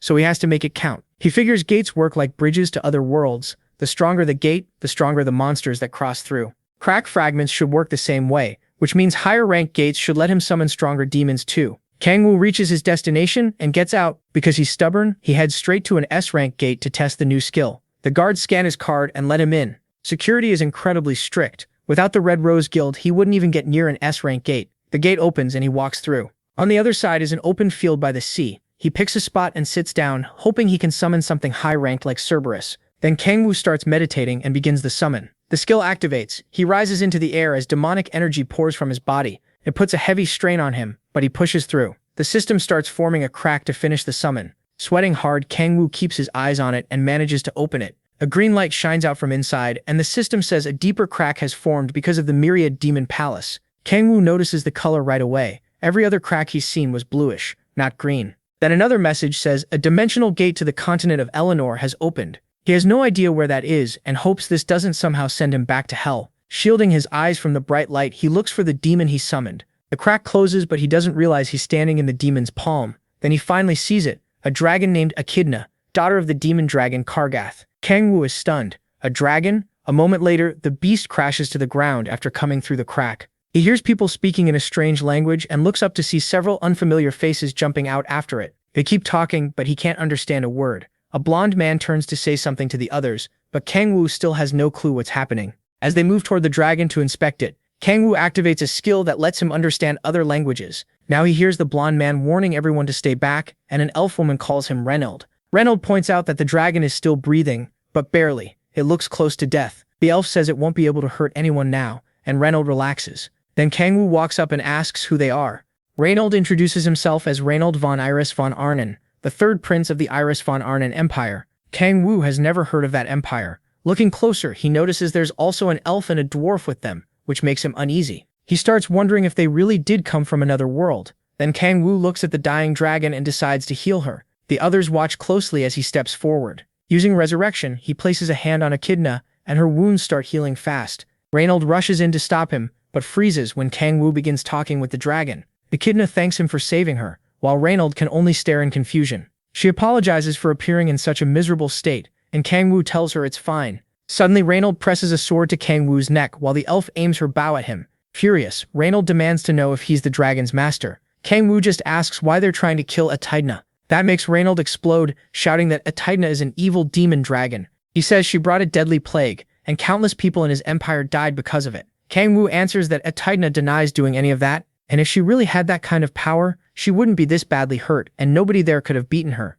Reynold stops for a second, probably wondering if Kangwoo has lost it. Then he starts raging again, insisting Echidna caused the disaster. According to him, she has to die if they want to save the Empire's suffering people. Kangwoo gets tired of the prince's attitude and decides to teach him a lesson. He hits Reynold with explosion, sending him and his group flying. They recover fast and get ready to attack again. Kangwoo tells them that even if Echidna really caused all that, she's his familiar now, and that alone is enough reason for him to kill them. Echidna starts crying as her master stands up for her and makes it clear he won't abandon her. Reynold calls him a wicked demon, and Kangwoo says he actually is one. Hearing that, Reynold starts shouting like a madman, saying he knew Kangwoo was a demon. Then he swears in his own name that he'll defeat Kangwoo for the sake of his empire's people. Meanwhile, the Demon King can't believe how absurd this prince and his little group are. Reynold charges in and swings at him, and the clash triggers an explosion. Kangwoo survives but admits that Reynold's attack isn't something he can block easily. As Reynold comes in again for another strike, Kangwoo slams the ground and blasts the whole group into the air. Then he follows up with another skill, dropping molten rocks on them while they're still airborne. The burly one uses Iron Wall to shield the others from the falling rocks, but even he can't hold out for long. While he's busy protecting the people in front of him, the big guy misses the rocks coming from behind, and by the time he notices, they slam into him one after another. Reynold yells, "Hans," as blasts rip through the smoke. Then Ob bursts out of it, blades ready to carve him up. At that point, Reynold realizes this fight won't be easy. The mage throws up a shield with her orb. The protagonist tears through the defenses and rushes straight at Reynold. As he gets close, the prince attacks too, using a skill that sends out a storm of slashes. Ob blocks it with Iron Wall, then drives a kick into Reynold and sends him crashing into the dirt. He even mocks him for yelling his skill name first, saying that's the dumbest thing he's seen. But Reynold suddenly gets back up and charges the moment MC lands. O slips past the hit, yet the prince keeps pressing with attack after attack. Reynold keeps swinging wildly, trying to end it fast, but his reflexes are too sharp. The assault keeps going for a while, and the protagonist admits Reynold is strong. Without his fifth awakening, this could have gone badly. Proud of himself, Reynold starts bragging, though he's still way too easy to read. So O copies him and loudly calls out a skill name. Hearing that, Reynold raises his sword to block, but MC tricks him and kicks his knee instead. Pain shoots through the prince, and he flinches. He can't understand why. O didn't follow with the blade like this is some fair night fight. He laughs and calls him an idiot for falling for it. When his teammates move toward him, Reynold orders them to run. He says the protagonist is too strong for them, and the protagonist smirks knowing the battle is done now that Reynold's leg is hurt. The mage protests that they can't just leave him behind. Reynold shouts back that he's fine and leaves the Arnon Empire in their hands. O kicks him aside like trash and calls him pathetic, cursing his broken leg. Reynold watches MC move in for the kill. This is always how the Demon Lord fights, with no pity for enemies. He kills to survive. In hell, feelings are a luxury. Then the female mage jumps in front of the prince. O stares down at her as she begs for mercy and asks him to kill her instead. Reynold calls out to stop her from being crazy. Tears pour down her face as she confesses that she loves him. Reynold is stunned. She apologizes for saying it now, then turns to him and says she'll do anything if he spares Reynold. He refuses, and Reynold is shocked that O has none of the mercy he expected. The protagonist says their problems mean nothing to him. If they raised weapons to kill, they should have been ready to die too, and Reynold can't believe how cold he is. MC tells them to save the drama for a soap opera. Reynold calls him cruel, but he can't even bother explaining himself anymore. Just as O gets ready to finish them, the system alerts him that other beings have crossed the gate. Then the Gaia system starts rejecting the intruders. Their bodies glow and they panic, not knowing what's happening. Seeing that, the protagonist tries to kill them before they disappear. He especially wants their rare gear as trophies, so he rushes in. But the system purges them first. Just like that, his chance to grab their equipment is gone. O curses his bad luck, full of regret. Then panic hits, and he quickly checks on Echidna. Thankfully, she's still there and wasn't kicked out with the others. While wondering what the Gaia system is for, he jumps down to her. He remembers seeing something about Gaia while crossing over to Earth and starts thinking it may be tied to the monsters coming from hell these last 2 weeks. Then a terrible thought hits him. Cold sweat runs down his body as he remembers his own crossing and starts thinking this might all be his fault. While his thoughts spiral, Echidna calls to him. She asks where Reynold and his team went, and Oates tells her they're gone. When she thanks him for saving her, he shyly brushes it off. Then he tells her to stay still so he can heal the rest of her wounds. Looking at her huge body, MC asks if she can change size, and she says yes. Then he asks about the continent of Eleanor. Echidna explains it's a world centered around the Arnan Empire, where people use swords and magic and live with creatures like dragons. Later, O drives with Echidna in a smaller form, and wonders if every monster besides demons comes from Eleanor. When she asks where they're going, he says they're heading to his residence. She doesn't know the word, so she assumes it's his nest. He just goes with it and starts imagining being in a nest with Sola. Echidna thanks him and says it's been a long time since she's been in someone else's nest. She's been alone for ages. She used to live with her father, but one day he vanished, leaving her by herself. After that, all she did was read books in her lair, and it was painfully lonely. Then one day, someone suddenly entered her home. It was Reynold. Echidna starts trembling and insists she never caused the drought or did anything wrong. No matter how much she said she was innocent, they never believed her. O notices how badly she's shaking as she looks at him with teary eyes. It reminds him of his own past. He grew up in an orphanage, where even meeting his parents felt impossible. He didn't care who they were, as long as they loved him. Laughing at himself for getting emotional, O tells Echidna that even if the whole world blames her, he'll still believe her. He pats her soft fur and wipes away her tears. The protagonist looks down at her warmly, and they keep driving. Echidna promises she'll never forget his name. When they get home, Soza instantly smothers Echidna and gushes over how cute she is. Echidna almost gets crushed, but O is too busy eating to care. He didn't expect Sigila to accept her so fast, but she says Echidna is too adorable not to love. Sigila keeps hugging the poor dragon while Echidna struggles to survive. Eventually, Echidna breaks free and runs back to her master, leaving Sigila a little sad. MC asks how Sigila's hunting is going, and she says her party is doing great and leveling fast. Soon they'll reach their third awakening. She thanks him for everything, saying none of this would have happened without him. She never would have found such a good party or this kind of life. Then Sigila thanks him again, blushing hard. Bo says he should be thanking her instead, because now he finally knows what it feels like to be loved. After that, Sigila asks if she can sleep with Echidna, and he can't help wishing that were him. The next morning, the protagonist is still in bed, struggling to wake up. He feels drained and off. When he finally reaches the kitchen, Sigila points out that he slept in. O says he feels strangely tired, and she wonders if he's getting sick. He says he's fine and tells her not to worry. Then a strange little girl beside him greets him over breakfast. Something immediately feels wrong. A second later, he realizes the girl is Echidna and completely loses it. While Salah acts like this is normal, Echidna smiles at him and he asks if she could always change like this. She says she felt something strange while sleeping that night, and when she woke up her body had changed. As Echidna keeps eating, Elle figures her new form may be tied to why he's so exhausted. He just hopes she can still turn back into a dragon. So he asks her to change back. Echidna stands and starts transforming. Her fangs appear and green light pours off her body. Watching this, O realizes he may have made a huge mistake. Her wings burst out, flipping the table and shaking the house. Echidna lets out a roar and they beg her to stop before the whole place is wrecked. The transformation blasts out the windows and wrecks the house. A moment later, they manage to stop her, and she apologizes. MC learns that changing forms itself isn't hard for her. Salah comforts the little girl and tells her not to transform indoors again, while he says she needs to get used to living as a human. Echidna offers to bring a boulder to patch the hole in the house, but Salah tells her not to worry. The little girl feels awful about what she did and really regrets it. Then Salah says they should buy some clothes for Echidna. She would offer her old ones, but they're too worn out now. There's a shop nearby, so Salah plans to take Echidna there.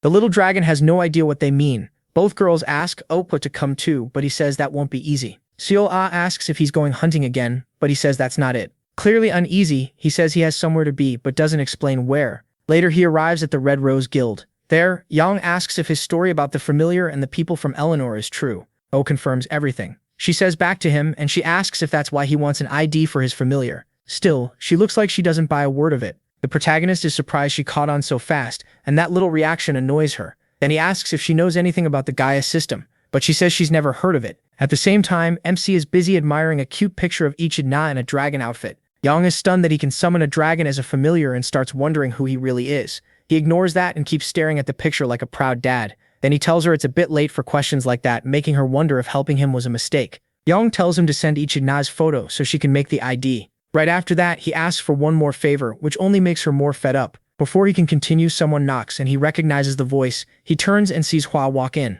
She tells Yang she needs to discuss something. Hua apologizes for interrupting, but Yang says she's already finished with O. He gets nervous when Hua asks if he's the player Yang is sponsoring. The two introduce themselves, and Yang explains that her guild has been working with the protagonist. Hua remembers his name and realizes he's the one she met at that C-rank gate before. Yang is shocked they've already met and even jokes about whether O beat up a guard, but Hua says he seemed polite and righteous if only that were true. Hearing that almost makes Yang sick because that is not how she sees MC, so she drops it and asks what he wanted earlier. Both women are caught off guard when he asks for an official pass to enter an S-rank gate. Even then, he stays completely calm. He says bringing his familiar would make hunting much easier, but his wild requests are driving Yang crazy. With a sharp look, she asks if he even knows what shows up at the Suwon S-rank gate. Olaf starts listing the monsters there: wyverns, mountain giants, giant ogres, and a dangerous creature called El Cuero. Yang warns him that if he goes, he should never go near the lake. Olaf says he'll be careful, but Hual cuts in and asks what exactly they're talking about. She points out that just a few weeks ago he was hunting in Su-rank gates, so jumping to S-rank sounds insane. Yang doesn't explain much and only says his abilities can be trusted.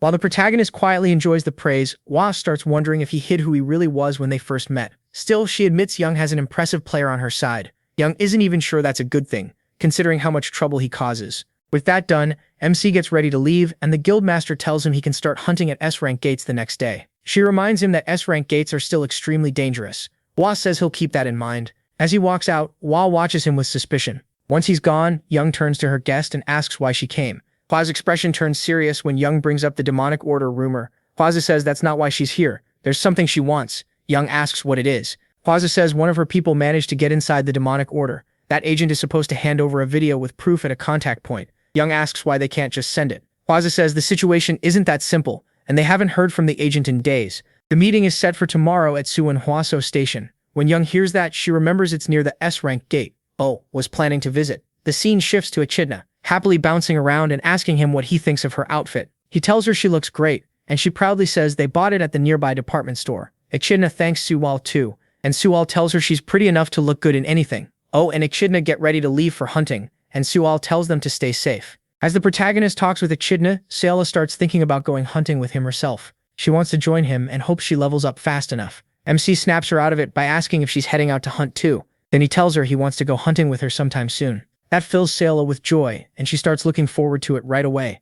Smiles while she blushes, already daydreaming about hunting beside him. After that, he and Echidna say goodbye to Sayla and head out. At the Swan S-rank gate, he warns Echidna not to go near the lake and not to transform, so they don't draw attention. With that settled, he uses his omniscient power to search for monsters. He finds a giant ogre and decides to start with something manageable. Then he uses the power of temptation, sending it into the wind to lure the monster in. After that, he signals Echidna to be ready. She waits for his move, while he releases Baphomet's power of 1,000, boosting his size and raw strength.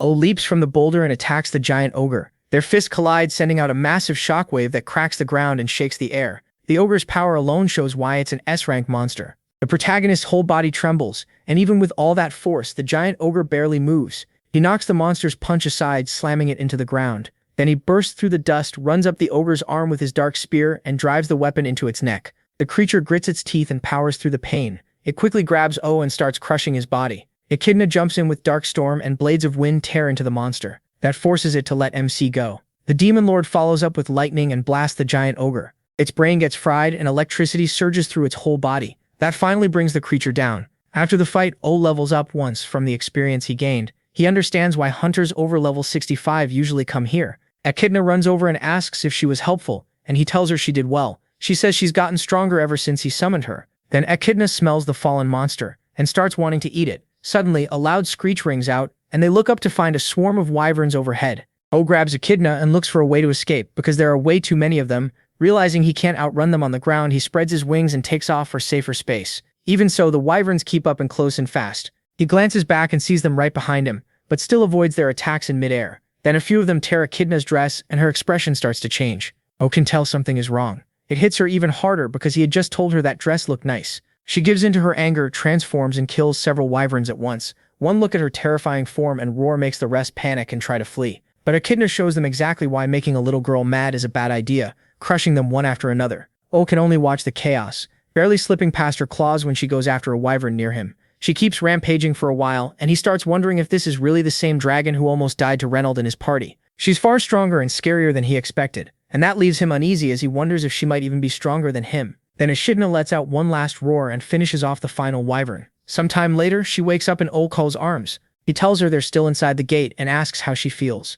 Echidna clings to him and says she has no strength left. She burned through too much power in dragon form and passed out after changing back. Luckily, the protagonist caught her before she hit the ground. Even then, she's still upset about the ruined dress, but her master says they can just buy another one. And that's exactly how kids get spoiled. She starts to complain again, but O gives her a dark look and says he better not see her transform out of nowhere again in the teen. In a firm voice, he warns her not to lose control like that again. He hates people who let anger drive them crazy. Echidna quickly says sorry and promises it won't happen again. Then she pleads with him not to leave her. Kangwoo tells her he has no plan to abandon her, he just doesn't want her acting that recklessly again. As she cries against his shoulder, he decides they'll head back and get her new clothes. He knows being too soft would only let her repeat that mistake, so he feels this warning was needed. Even so, the whole fight paid off well, and the system shows his level jumped up a lot. Even after seeing her dragon form before, Kangwoo is still shocked that Echidna wiped out the whole wyvern swarm alone. That also drained a huge amount of his demonic energy.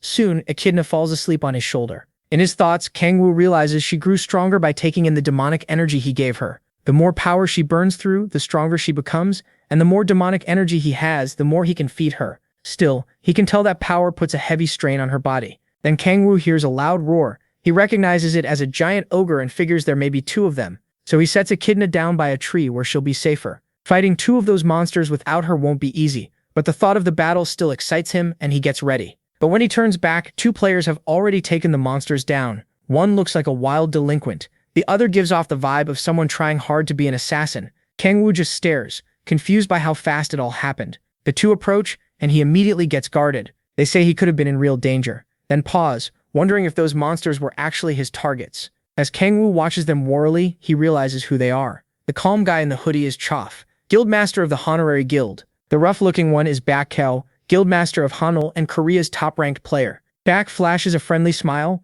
while Kangwoo thinks about how absurd it is to run into two guildmasters at the same time. He stays quiet and keeps close to Echidna while they comment that he looks like a newbie who wandered into an S-rank gate for the first time. Bak says he's lucky they found him and offers to escort him back to the entrance. He also notices Echidna looks worn out, but Kangwoo says they'll be fine on their own and tries to turn the offer down. Cha calls Bulka meddler for butting in. Then Cha spots something that catches his eye. While Bulka keeps pushing his kindness on Kangwoo, Cha reaches into a monster corpse and pulls out a red orb. Kangwoo politely says he doesn't want to bother them and that there's no need to worry about him. He's trying to stay unnoticed, so being around these two makes him nervous. Meanwhile, Cha grips the item in his hand and watches them with suspicion. A little later, Echidna opens her eyes when someone calls her name. Kangwoo is still carrying her. He tells her they're finally outside and need to buy clothes before it gets too late. He pulls out his phone, opens the GPS, and checks the quickest route to a department store on the city map. But when they reach a quiet alley, he feels that something isn't right. At first, he figures the area is empty because it's so close to the S-rank gate. Then Echidna gets his attention and says she smells blood ahead, making him tense up at once. And not just any blood, it smells human. The story cuts to an informant who managed to sneak into the demonic order as one of its believers. From what he's seen, their cruelty is worse than anyone imagined. He manages to record proof but can't send it out because radio interference is blocking every signal. When he keeps trying to contact headquarters, the order tightens security, almost like they've figured him out. Eventually, they catch him. Now badly beaten, the informant runs for his life. He wonders if this is where it all ends. Even so, with the evidence in hand, he swears he won't die before delivering it. Breathing hard, he presses down on his wound and thinks about getting the memory card to bake, but his legs finally give out, and he crashes to the ground, scraping his knee. His whole body shakes, and no matter how hard he tries, he can't move. His bloody hands tremble as he drags himself forward. He knows he's only one step away from finishing his mission, so he forces himself toward the gate where the Hwoarang corner. Right then, and Echidna come around the corner and spot him. Struggling to breathe, the man looks up at them and grabs MC's hand tightly. He looks down as the man presses a memory card into his palm and weakly whispers, "Please." Confused, stares at the card and wonders what it's supposed to mean. Then the informant collapses. The demon lord tries to question him and calls out to him, but it's already too late. He's dead. All that's left is the strange memory card. So the protagonist Kang Woo decides to learn more by looking through the man's memories. Using his power, he sees enough to know his sixth awakening has unlocked. After that glimpse, he's sure the man didn't come from the gate, but beyond that, nothing adds up. The only lead he has now is the memory card, so he puts it into his phone to check what's on it. When it loads, a video file appears on the screen. The moment he sees it, Kang Woo freezes in horror. Echidna grows worried when she notices his body shaking. Kang Woo's face turns bright red as the video starts playing, and he realizes it's that kind of content. He tries to act disgusted, but his expression says otherwise. Then he looks closer, thinking maybe he's missed something, but all he sees is a very steamy video feeding his worst urges. In the end, he starts telling himself it's not that bad, especially since it's his first time. When Echidna asks what he's watching, he hurriedly covers the screen and says it's important evidence. His guilty little moment ends fast when he senses people coming. A group of masked men suddenly rushes in and blocks his path. One of them instantly calls him out for watching explicit content, and he awkwardly pretends he has no clue what they mean. Echidna, meanwhile, is completely lost. The masked men draw their weapons and say he can't be allowed to live after seeing that video. Kang Woo can't help wondering if this really makes him that unforgivable. They clearly don't buy his act, and it's obvious they're after the clip, so MC slips his phone back into his pocket. After a brutal massacre, Kang Woo brushes off his hands and walks back to the informant's body. He checks the video on his phone again, wondering why the demonic order wanted it back so badly. Then, like the fool he is, he gets distracted by the video all over again. Suddenly, he hears Young and Bake as they drop into the area. The second his eyes meet Young's, cold sweat runs down his back and panic hits him. He stuffs the phone into his pocket, praying she didn't see what he was watching. Looking down at him, Hwa seems surprised to find Kang Woo there, and that only makes him even more nervous. Kang Woo asks Young why she's here, and she answers that it's official business. Hwa quickly comes down and asks if he found a memory card with a video on it. He pulls it from his phone and shows them. Young immediately asks for it, saying it contains something very important. Kang Woo starts sweating and hesitates for a second, before handing it over. She presses him to give it to her quickly because she needs it right away. Of course, Kang Woo takes that in the worst possible way, and his mind goes somewhere dirty. Young gets tired of repeating herself, and he finally gives it to her. She wonders why he's acting so weird, while Kang Woo starts thinking there must be more going on. Young isn't the kind of person who'd ask for that sort of video. Then she tells him to watch it with her, because it's something he needs to know. That only sends Kang Woo's thoughts even deeper into the gutter, while he imagines nonsense. Meanwhile, Young tells Hwa to check the agent's condition. Hwa confirms the man is already dead and gently closes his eyes in respect. After that, Hwa asks Kang Woo to explain what happened here. He says he doesn't know the full picture, but tells them what he ran into. He explains that the demonic order attacked him after he got the card. Hwa figures his involvement was probably just bad luck.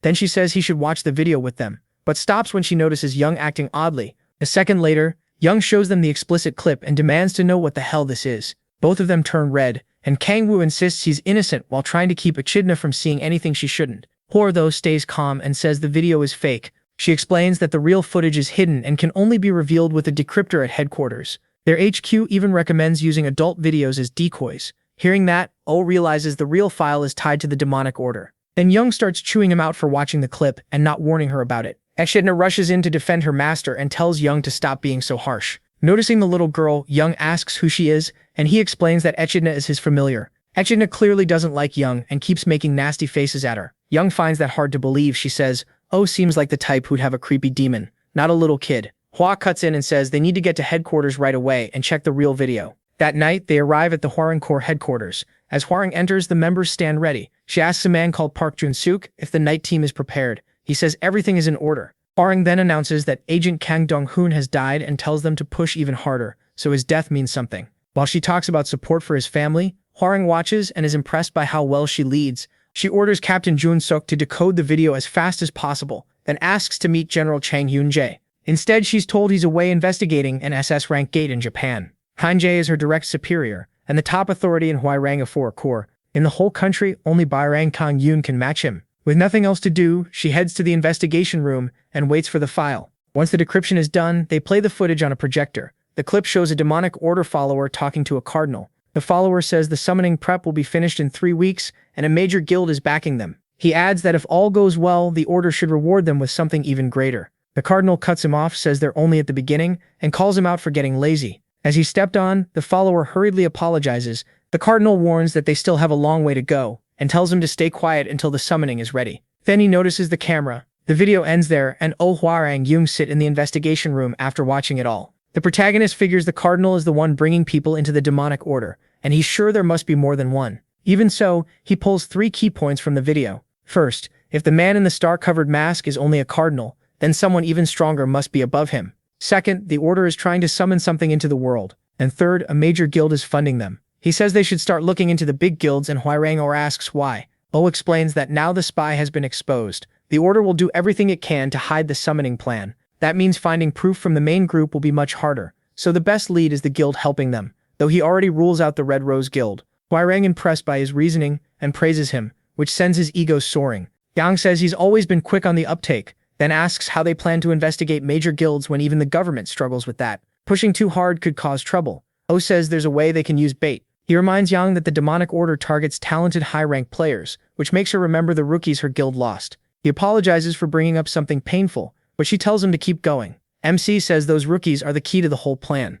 Bairang then notes that there have been more cow players in low-rank gates, along with more missing person cases. He says they should spread a rumor about a gifted player in low-rank gates who might already be S rank or higher. If that isn't enough, they can add that the Red Rose Guild is after that player too. The demonic order should move fast if they think they might lose him. Hwarang likes the idea, but she wonders if the order would really act so recklessly. Oh says they absolutely will. Young asks how he can be so sure. He answers that the demonic order can't resist power. Shaking with excitement, he thinks there's no way they'll ignore a lure like this after already taking demonic energy into their bodies. In a calmer voice, he adds that they also won't be able to hide their tracks. Hwarang points out that even with patrols, the number of cow players hasn't dropped. Young agrees the plan could work and asks who they'll use as bait. Most low-rank hunters with high-level talent already belong to major guilds. She also makes it clear that her own guild members are not an option. Unless it's a direct fight, she refuses to risk them. Ulf says he gets it. Then he says he already knows the perfect person to use. That unlucky choice is Sin, walking the streets with a heavy look on his face.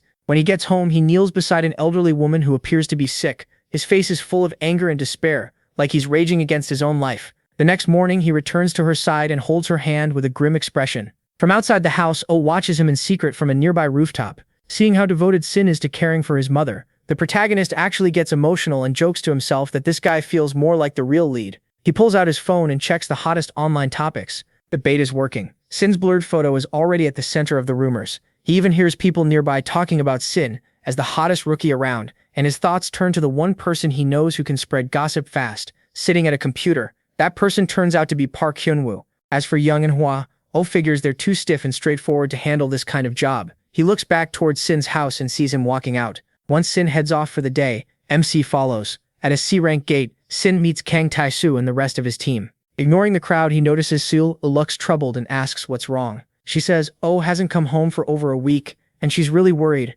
At the same time, a suspicious hunter in heavy armor keeps watching them until a strange man runs up, desperate to join a party. Seul says she has managed to contact him, but he always gives some excuse for not coming back. To her, it feels like he just walked out on his family. The others try to comfort her, saying nothing bad happened to the protagonist in the gate, and that he probably has his reasons. But it doesn't help much. She still can't calm down. Choi Yun-bi watches as Sola starts worrying that MC got tired of her cooking. Then Sola spirals even more, wondering if he likes some other girl now. Choi Yun-bi snaps her out of it and says maybe it's the opposite. When Sola asks what she means, the brat says the demon lord is in his prime, so maybe staying away is the only way he can control himself around her. C quickly cuts her off before she says anything dumber, and tells Sola not to listen. He reminds her that Oh is a high-ranked player, so there's probably a real reason he can't show up. Then he says they just need to train harder and grow stronger so they can stand beside him. That makes Salab blush hard, but her worry still doesn't fully go away. In the end, she forces herself to move on and gets ready to hunt. The party enters the gate. Right after that, the mysterious hunter reports that they've gone inside. The one receiving that report is Oh, and he's glad the plan is moving smoothly.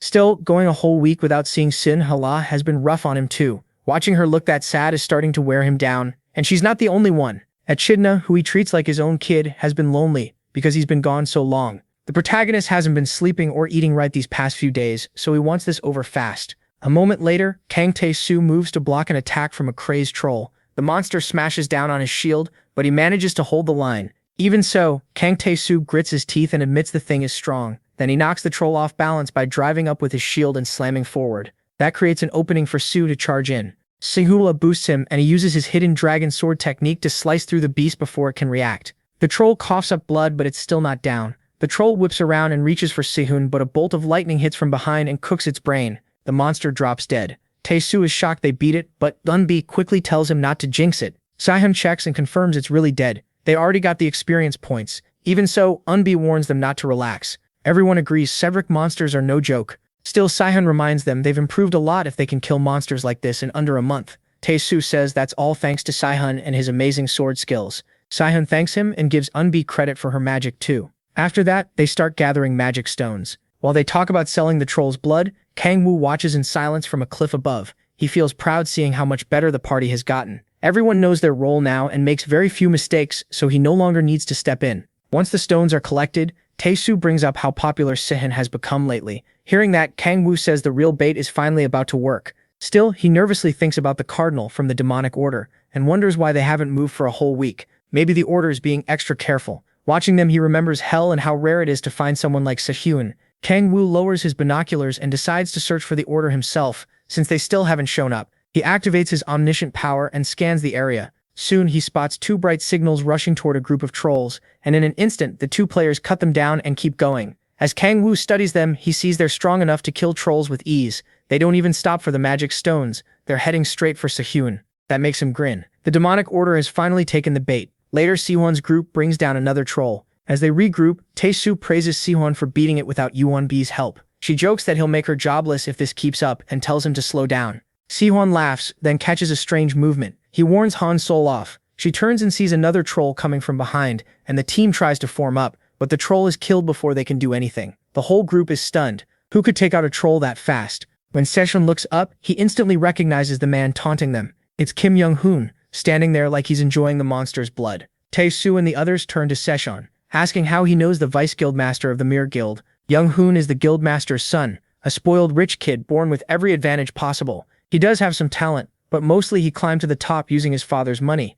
Sehun demands to know why he's here, and Young-hoon answers like it's obvious to Hunt. The mood turns tense as the two start arguing. Then Young-hoon calls them brothers, and Sehun snaps. Young-hoon mocks him, saying he's the one with filthy, worthless blood. That sends Sehun reaching for his sword. Young-hoon only smirks and dares him to try. For a moment, Sehun manages to hold himself back. Then Young-hoon brings up the rumors about his dear brother. Sehun freezes when he hears him mention his special power, something that should be S rank. Shaking with anger, he demands an explanation. Young-hoon stares at him in disgust and says he needs an offering like him. He adds that the rest of the party would make good offerings too. Hearing that, Tae-soo assumes he's a hostile player and quickly tells Han Sola to get behind him. But Young-hoon says he has other nasty plans for her. That finally breaks Sehun's restraint, and he charges only for Young-hoon to counter him with almost no effort. The others call out to him, but Sehun manages to land on his feet. He can't understand how his brother stopped that attack so easily, and it frustrates him even more. A huge man in a tuxedo looks ready to step in, but Young-hoon tells him to stay back.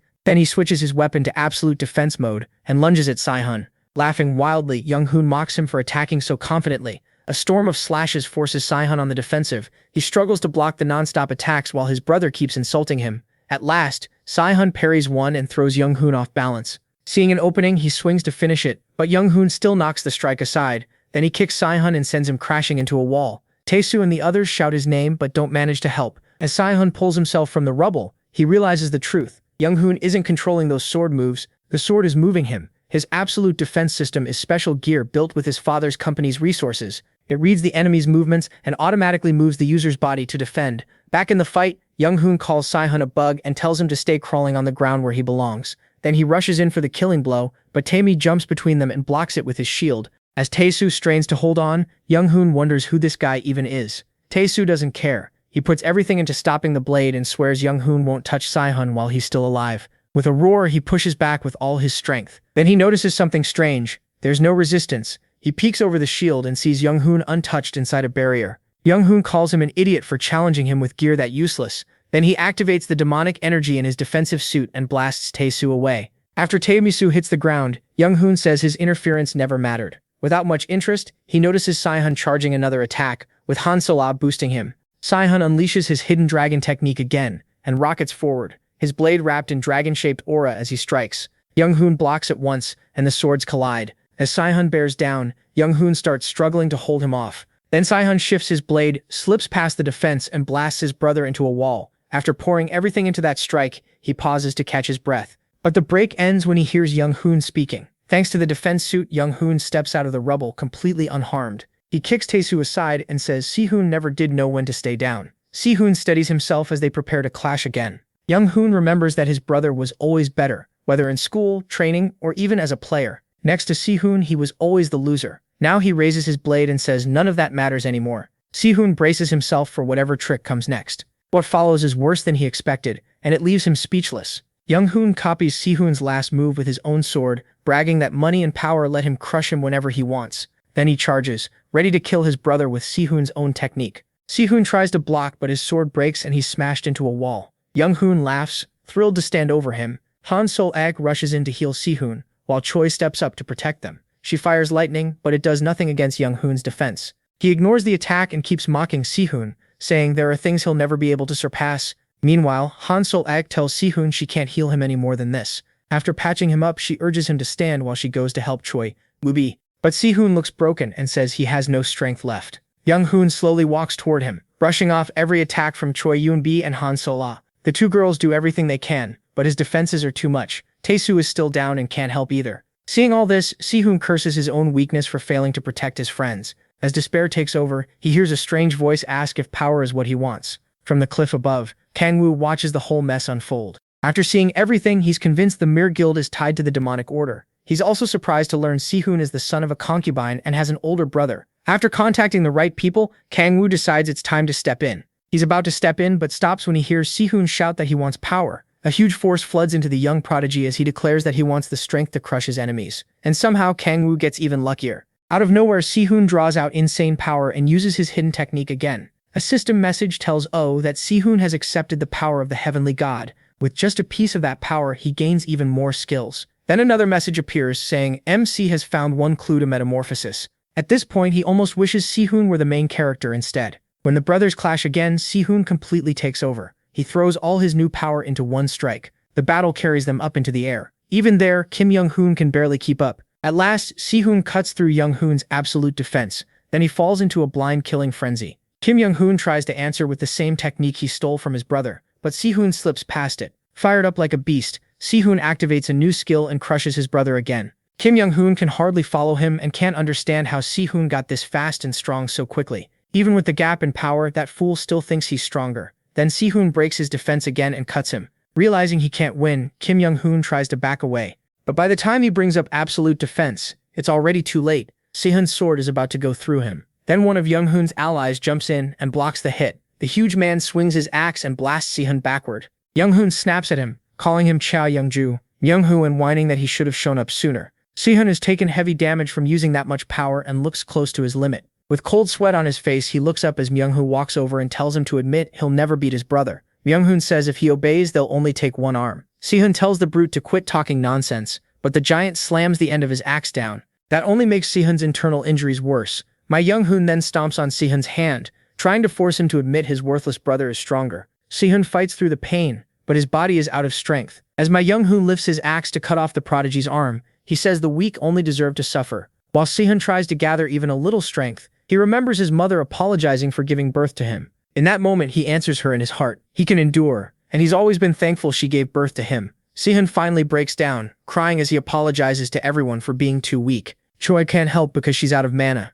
and Si-hoon now is still busy healing Kang Tae-soo. So Si-hoon accepts it and shuts his eyes as the axe comes down. Then his eyes snap open when he hears a familiar voice. He turns and sees Oh Kang-woo stopping Myung-hoo's axe with ease. As his arm blades crack the weapon, he tells Myung-hoo he agrees with what he said about the weak. Then he kicks the brute away while Young-hoon watches from a safe distance. With a grin, he says he'll gladly help him experience what the weak are entitled to. Si-hoon asks how Oh ended up here. The protagonist just says he'll explain later. He tells Choi and Sepira to take Si-hoon somewhere safe and treat him. Myung-hoon gets back up and asks if MC is from the Hwarang Corps. If he were, he wouldn't have come alone. He tells him to stop talking and attack already. He wants to finish this fast. That smug attitude makes my Young-hoon furious, and he charges straight in. but he's stunned when Oh crushes his axe with ease and throws his own words back at him. The weak only deserve to suffer. Ma Young-hoon tries to pull his weapon free, but his strength means nothing before a real demon lord. A deep fear grips him as he stares at the protagonist and wonders what kind of monster he's facing.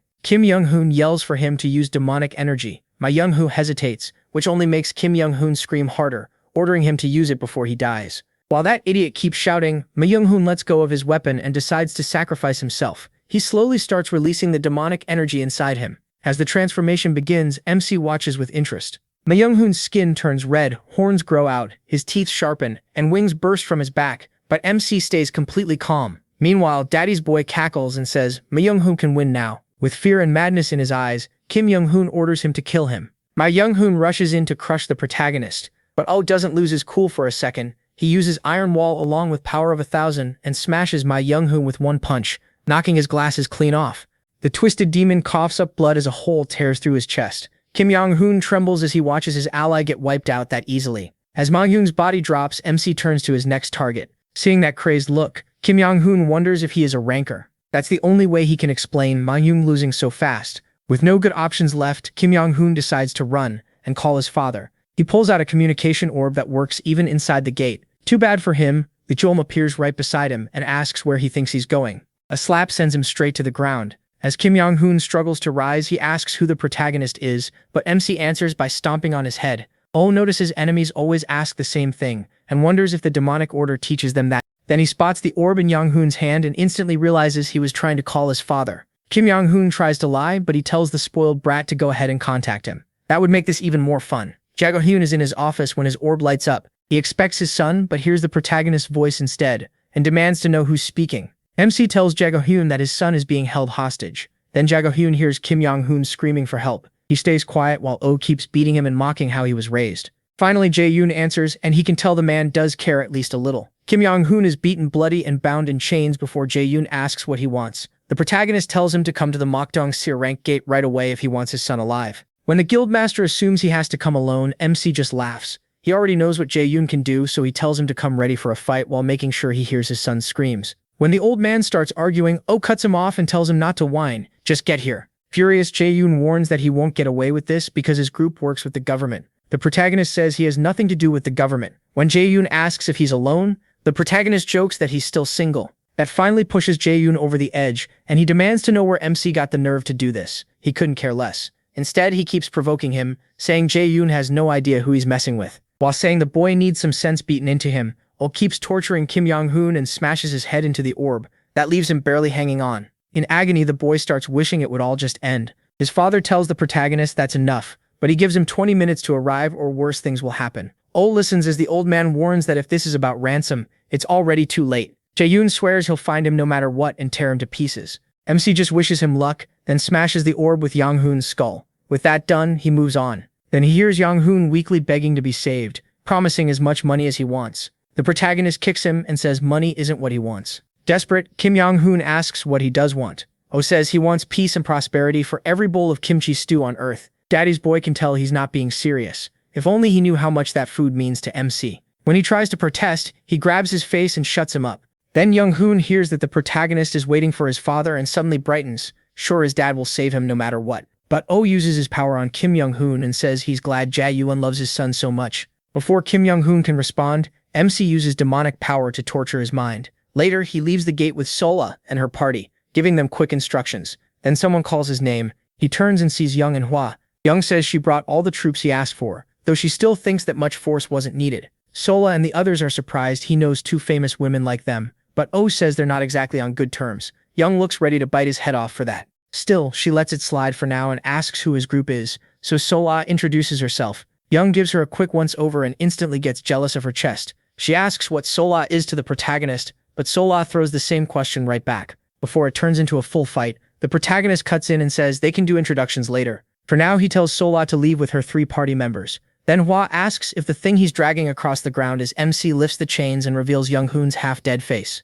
The troops and nearby players get nervous seeing Kim Young-hoon treated like that. They all know how Jae will react, but he already planned for that. Young decides she'll face Jae head-on, since the Mir Guild is tied to the demonic order. Hwa warns that this could turn ugly. With their current numbers, they aren't really ready to confront Jae directly, She thinks they're rushing in too fast, but Oh tells her not to worry. According to him, beating someone who's lost their mind is easy. As he kicks Young Hoon's head, he says a father's love for his son has no limit. Young doubts Jae wouldn't fall apart that easily, not knowing the protagonist already pushed the old man past reason. Oh knows exactly what he's set up, and he can't wait to see it play out. A line of black vans suddenly arrives. Jae steps out slowly and says he knew Young and Hwa were behind this. Both women move in front of MC and prepare to face him. Jae laughs at how few they are and asks if they really thought taking his son hostage would settle anything. A terrifying aura pours off him as he demands to know who talked to him through the orb. His gaze lands on Oh, who walks up with a signal and says Jae looks better in person. Seeing him drag his son around so casually only makes Jae angrier. He thanks the protagonist for not running,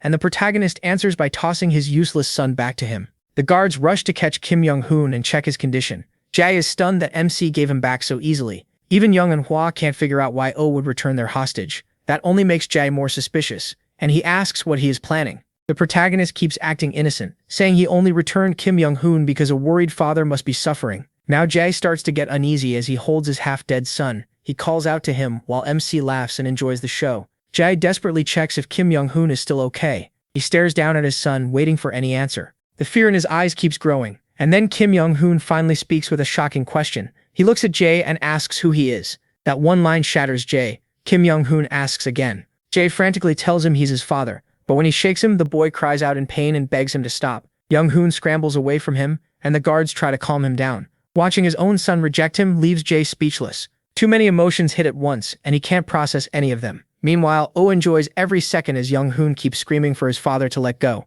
Jae's anger finally becomes too much to hold back, and it explodes when he sees what his son has become. Young steps up to protect her people and orders them to fall back at once. Consumed by rage, Jae demands to know what Oh did to his son. In an instant he charges straight at him, but Young moves to intercept. She powers up too, and the two guildmasters clash. Jae brings out his 9th awakening ability, while Young uses her bloodthirsty chain to lock him down. Both of them shout in fury as their powers collide. Jae tells Young to get out of the way, and an explosion erupts when his fists come down. Luckily she dodges and swings her chains into a trap. They wrap around Jae and pin him in place. He fights to break free, but the chains only tighten more. Then to Young's surprise, the old man still tears himself loose. He smashes the ground under them, launching Young into the air. As she struggles to avoid him, he snarls at her again to move. Just before another hit lands, Hwa jumps in to help Young. She unleashes her whirlwind power to pin Jae down, and the blast of wind drives him back. It tears up his clothes and leaves cuts across his body, but Jae is nowhere near finished. The two women on the other hand are starting to wear down while Oh watches from the rear like he's enjoying a show.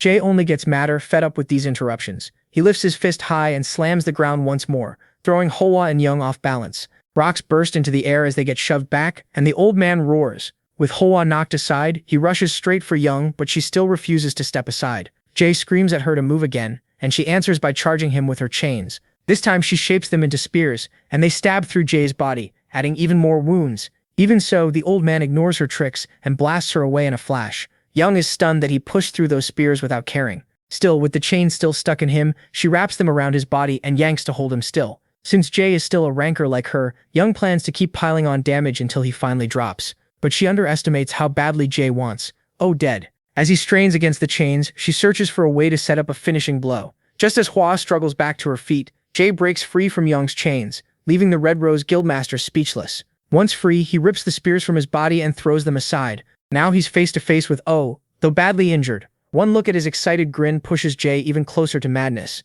He charges at the demon in blind rage and swings a huge punch at him, but he never notices the blade driven through his body. The hit catches him off guard, and blood pours from his mouth. He slowly turns and sees Hwan as the one who stabbed him. She stays standing, breathing hard and clearly exhausted. Jal's guards can hardly believe it, even as they keep trying to restrain Young-hoon. Hwana pulls her sword back out of Jae, but he braces himself and refuses to fall. Shaking from pain, he still drags himself toward Oh. The women watch as he keeps stumbling forward. At last, Jae gets close enough to reach the protagonist's face and lifts his fist for one more punch. But Oh only smiles darkly as that fist barely brushes him. Then Jae's body gives out, and he drops to his knees. MC grabs him by the hair and mocks him for saying he would kill him. Then he asks Jae if he even knows who he's dealing with. Later, at the Hwaning Corps headquarters, Young demands an explanation from him and asks what he did to Young-hoon. She's shocked when she learns he can alter a person's memories. Oh smugly brags that he's talented at everything and basically the best there is. Young stares at him and tells him to quit the nonsense. She wants to know what he really is,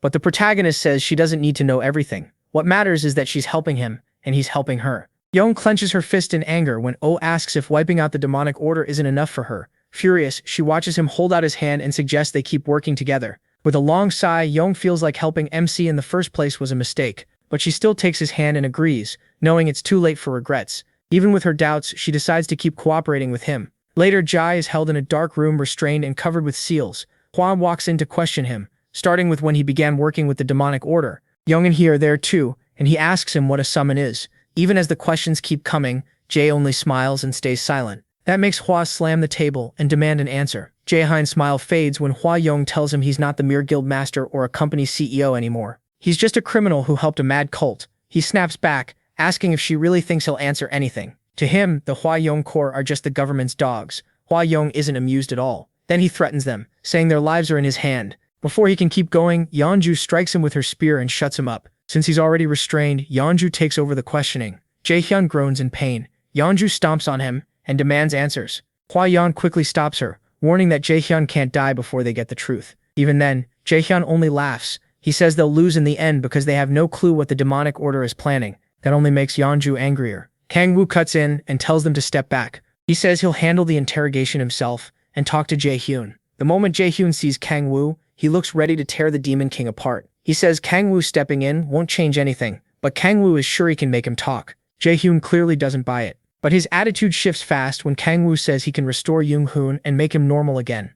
Using the old man's love for his son, Kang-woo tells him to answer every question. Jae-Hyun looks up at him and sees someone truly wicked. Instead of answering, he breaks into wild laughter like he's finally lost his mind. Yeonju and Hua Yun can only stare at him in pity, too shaken to speak. Still laughing, Jae-Hyun swears Kang-woo will fall into the depths of hell. He has no idea he's saying that to the king of hell himself, and Kang-woo doesn't take it seriously. In the end, Jae-Hyun starts talking. He says he met a man 8 months ago, and they realize it was the cult cardinal in the crimson mask. Even so, he never learned who the masked man really was. Kang-woo tells him to keep going. Jae-Hyun explains that the masked man offered to turn him into a devil if he supplied resources for the ceremony. Yeonju thinks he was insane to accept that deal, but Jae-Hyun says she knows nothing about devils. He claims devils can live forever as long as their neck stays intact and their heart doesn't burst. Hua Yan asks why he believed that, and he says the order has been around for over 1,000 years. That shocks both women, and even Kang-woo is stunned. Jae-Hyun adds that the order may be even older than that, and it has been growing in secret all around the world. He says they only became active recently. Kang-woo realizes the demonic order runs far deeper than he thought, which will make them much harder to stop. Jae-Hyun admits he kidnapped players to gain eternal life. Yeonju looks at him in disgust and calls him a lunatic for doing something so evil. Jae-Hyun just laughs and says she still doesn't understand. He explains that a devil's body keeps the person's mind, but that still doesn't excuse what he did. He says a devil's body lets you stay young and live forever. Yeonju still refuses to believe something that absurd could be real. Jae-Hyun insists it is, saying he'd never risk everything on a lie. That only pushes Yeonju closer to losing her temper. But hearing how sure Jae-Hyun sounds, Kang-woo starts to understand how the demonic order keeps pulling people in. The idea of endless desire takes him back to his time in hell, when he survived by feeding on demon corpses. He keeps staring at Jae-Hyun, who says some guild members accepted demonic energy during the cult's rituals. Hua Yun asks if demonic energy is like mana, and Jae-Hyun says it's similar, but not the same. When they learn he has no demonic energy himself, Yeonju asks why he never took it. He says the masked man told him more prep was needed to make him a full devil. If someone takes demonic energy too soon, they can become a mindless monster. Asked why he let his guild members take it, he coldly says they were useful as disposable pawns. Hua Yun then asks what the demonic order is trying to summon. They're shocked to hear it's a demon, and even Kang-woo starts trembling. Jae-Hyun doesn't know where or how they'll do it, but the order told him the dimensional wall blocking the summon has started to weaken. That makes Kang-woo even more uneasy. Yeonju asks what the dimensional wall is and when it began weakening. The old man says it started about a month ago, and cold sweat runs down Kang-woo's back. In that moment, he realizes this chaos is his fault. The demonic order became more active because he broke the Gaia system when he came back to Earth. Kang-woo tries to stay calm, though Yeonju notices something is off. He hopes the system will fix itself, but that hope dies when Jae-Yeon says the dimensional wall is still weakening. At this rate, everyone in hell, even the people from Eleanor, could cross into Earth. Kang-woo's mind is spinning, but he keeps a calm face and decides to focus on the demonic order first. Then he asks where the demonic order's headquarters is. Jae-Yeon says the place he knows may not matter anymore. The order could already be done preparing the summon. Yeonju asks why they tried to capture City since they assumed he was meant to be an offering. But Jae-Hyun says he knows nothing about that. That doesn't add up to Yeonju. If his guild is supplying offerings, how can he not know whether the cult has enough? He answers that his guild works on performance. Hearing that, Kang-woo realizes the situation is even worse. Jae-hyun says the Mir Guild isn't the only group working with the demonic order. Their fight is far from over. Elsewhere, at what seems to be the demonic order's base, the Crimson Masked Man tells his followers Jae-hyun has been captured. He's disappointed. Jae-hyun fell so easily, but one follower says their plan won't be delayed because other guilds already provided offerings. Even so, the masked leader can't figure out why Jae-hyun got involved himself. As he looks into the orb, he spots Kang-woo and recognizes him right away. He asks his followers for updates on support from the order. They say it has arrived, and they've also received a crystal filled with sealed demonic energy. With it, the Cardinal can boost his power and complete the plan. They add that no new orders have come from above. The Cardinal takes that to mean the order wants them to handle it on their own. So he says the plan will go ahead as scheduled, starting with El Cairo. Later, outside Hwarang Corps headquarters, Yeonju is upset that they're back at square one, and Hwaryeon tries to lift her mood. Then Hwaryeon tells Kang-woo the government plans to give him extra rewards. It's their way of thanking him for exposing the Mir Guild's ties and helping capture Jae-hyun so easily. Kang-woo hopes it's something useful, not junk like plaques or trophies. Hwayeon says she'll contact him later about it. The way she builds it up makes Kang-woo think it might be something he'll actually want. After a long while, Kang-woo finally gets home to Solo and Echidna. The second they see him, they shout his name. Echidna tears up at once, crying. She asks where her master has been all this time. He apologizes for being gone and says he had things to handle. Echidna worries he left because she did something wrong, and she begs him not to abandon her. She promises to be better and pleads with him to stay. Kang-woo gently comforts her and tells her none of this was her fault. He tells her not to worry and promises he'll never leave her. Feeling guilty for being gone all week, he holds her close and tells Sola everything is settled. He also says sorry for not explaining things better before. Sola says it's fine. She knows how much he cares and she trusts he'll tell them everything when the time is right. Kang-woo looks at her warmly, then perks up when Sola offers his favorite meal again. He agrees right away and she heats up kimchi stew. The next day, Kang-woo, Sola, and the rest of her party visit Sai at the hospital. There, Kang-woo explains he had been keeping an eye on the swordsman because of the demonic order, and then rumors about Sai started spreading. When Sai asks where those rumors came from, Kang-woo brushes it off, saying that's bound to happen when a party has talented players. Deep down, he knows the rumors and this whole mess started because of him, but he keeps that to himself. Still, Sola wishes he had told them what was going on sooner. Sola says she gets why he's hiding things to protect them, but every time he does, she feels farther away from him. Kang-woo quickly says sorry for making her worry, and Shiola apologizes for speaking too boldly, but Kang-woo tells her she has every right to feel that way. When he calls her family and promises to do better, her face lights up and she starts blushing. That one word leaves her shaking with nerves. Still, she gathers her courage and asks him to speak to her more casually. Since he sees her as family and already talks that way with Young, Shiola thinks he should do the same with her. Meanwhile, Tae-soo and the others are quietly enjoying the sweet little moment between them. In that tense pause, their fingertips brush. Kang-woo then tells Shiola she should speak casually to him too, and that only makes her blush even more. Then Echidna cuts in and ruins the moment. She asks her master to peel an orange for her, ending the mood right there. As Kang-woo handles that, Sim notices something else on his mind. He apologizes for killing the mood, but says there's something he needs to ask. Then Si asks what happened to Young Hun and his father. Kang-woo answers coldly. They're going to spend the rest of their lives in prison. There's no way out for them, not even with money. Mirror Electronics is also falling apart because of the scandal around its founder. Sai's face darkens when Kang-woo brings up the debt he was stuck with. But Kang-woo says he'll receive legal compensation, and his sick mother will be moved to a better hospital. Sai thanks him as tears run down his face. Even Tae-soo and Yoon-bi get emotional watching him. In that tearful moment, Sai calls Kang-woo his savior and says meeting him was the luckiest thing in his life. If only he knew what Kang-woo had really done. Sai even says he'll call Kang-woo his brother and serve him from now on, which only makes Kang-woo feel more guilty. Even so, he accepts it and starts talking to Sai more casually. Then Kang-woo and Sola grow curious when Sai says he has something serious to share.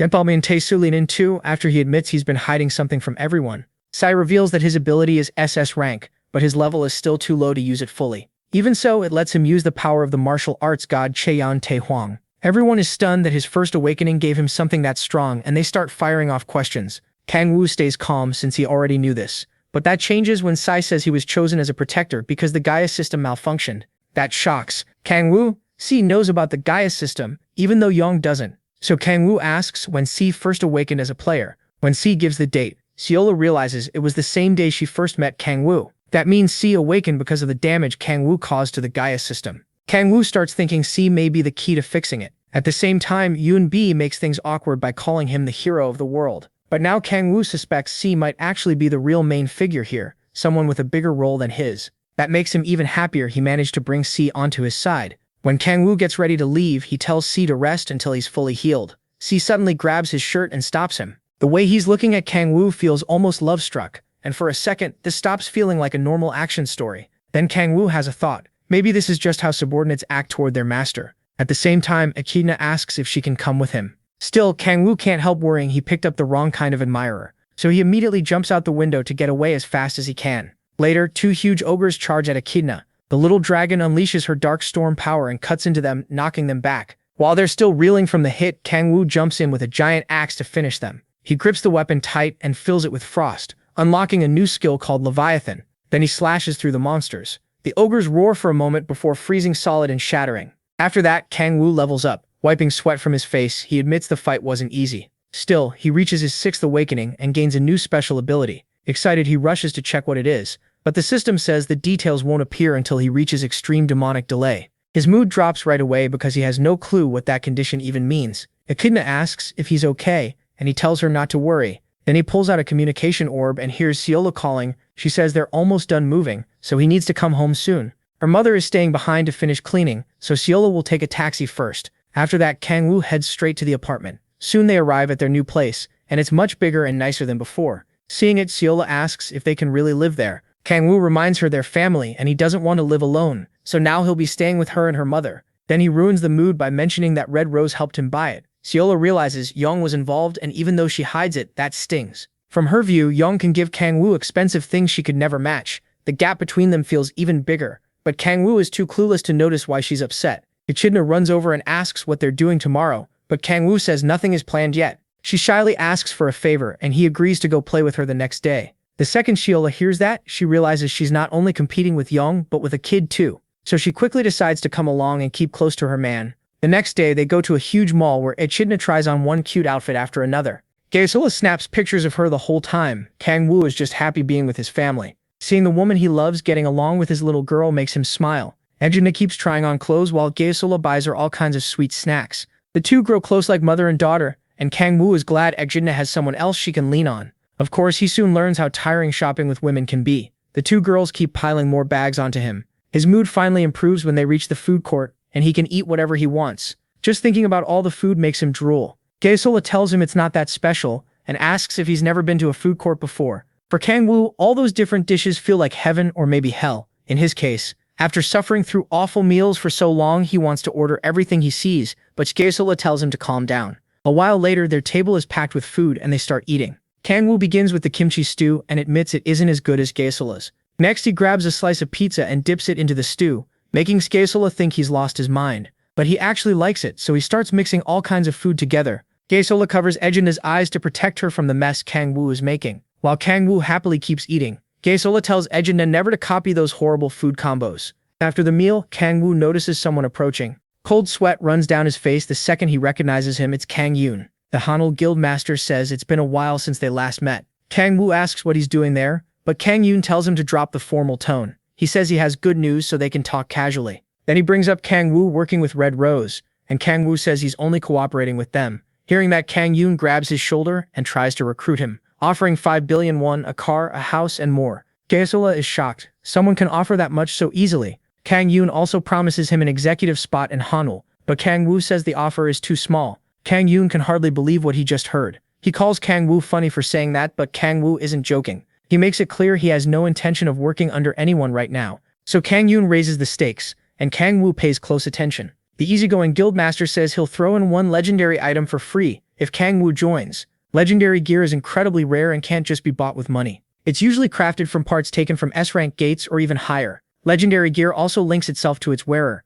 and if the user doesn't meet the right conditions, it can reject them. That definitely gets Kang Woo's attention. Even so, he still turns Kang Yoon down. Kang Yoon accepts the answer and backs off. Before leaving, he hands over his card in case Kang Woo changes his mind. Then he drops something extra into Kang Woo's kimchi stew, saying it'll make it taste better. Echidna notices, but Yahello quickly covers her eyes again. After that, Kang Yoon says goodbye and leaves. Kang Woo lifts a spoonful to try it, but now he looks totally put off. Later, he meets Youngju. She asks why he refused such a huge offer, and he says he doesn't want to work under anyone right now. Youngju just calls him weird.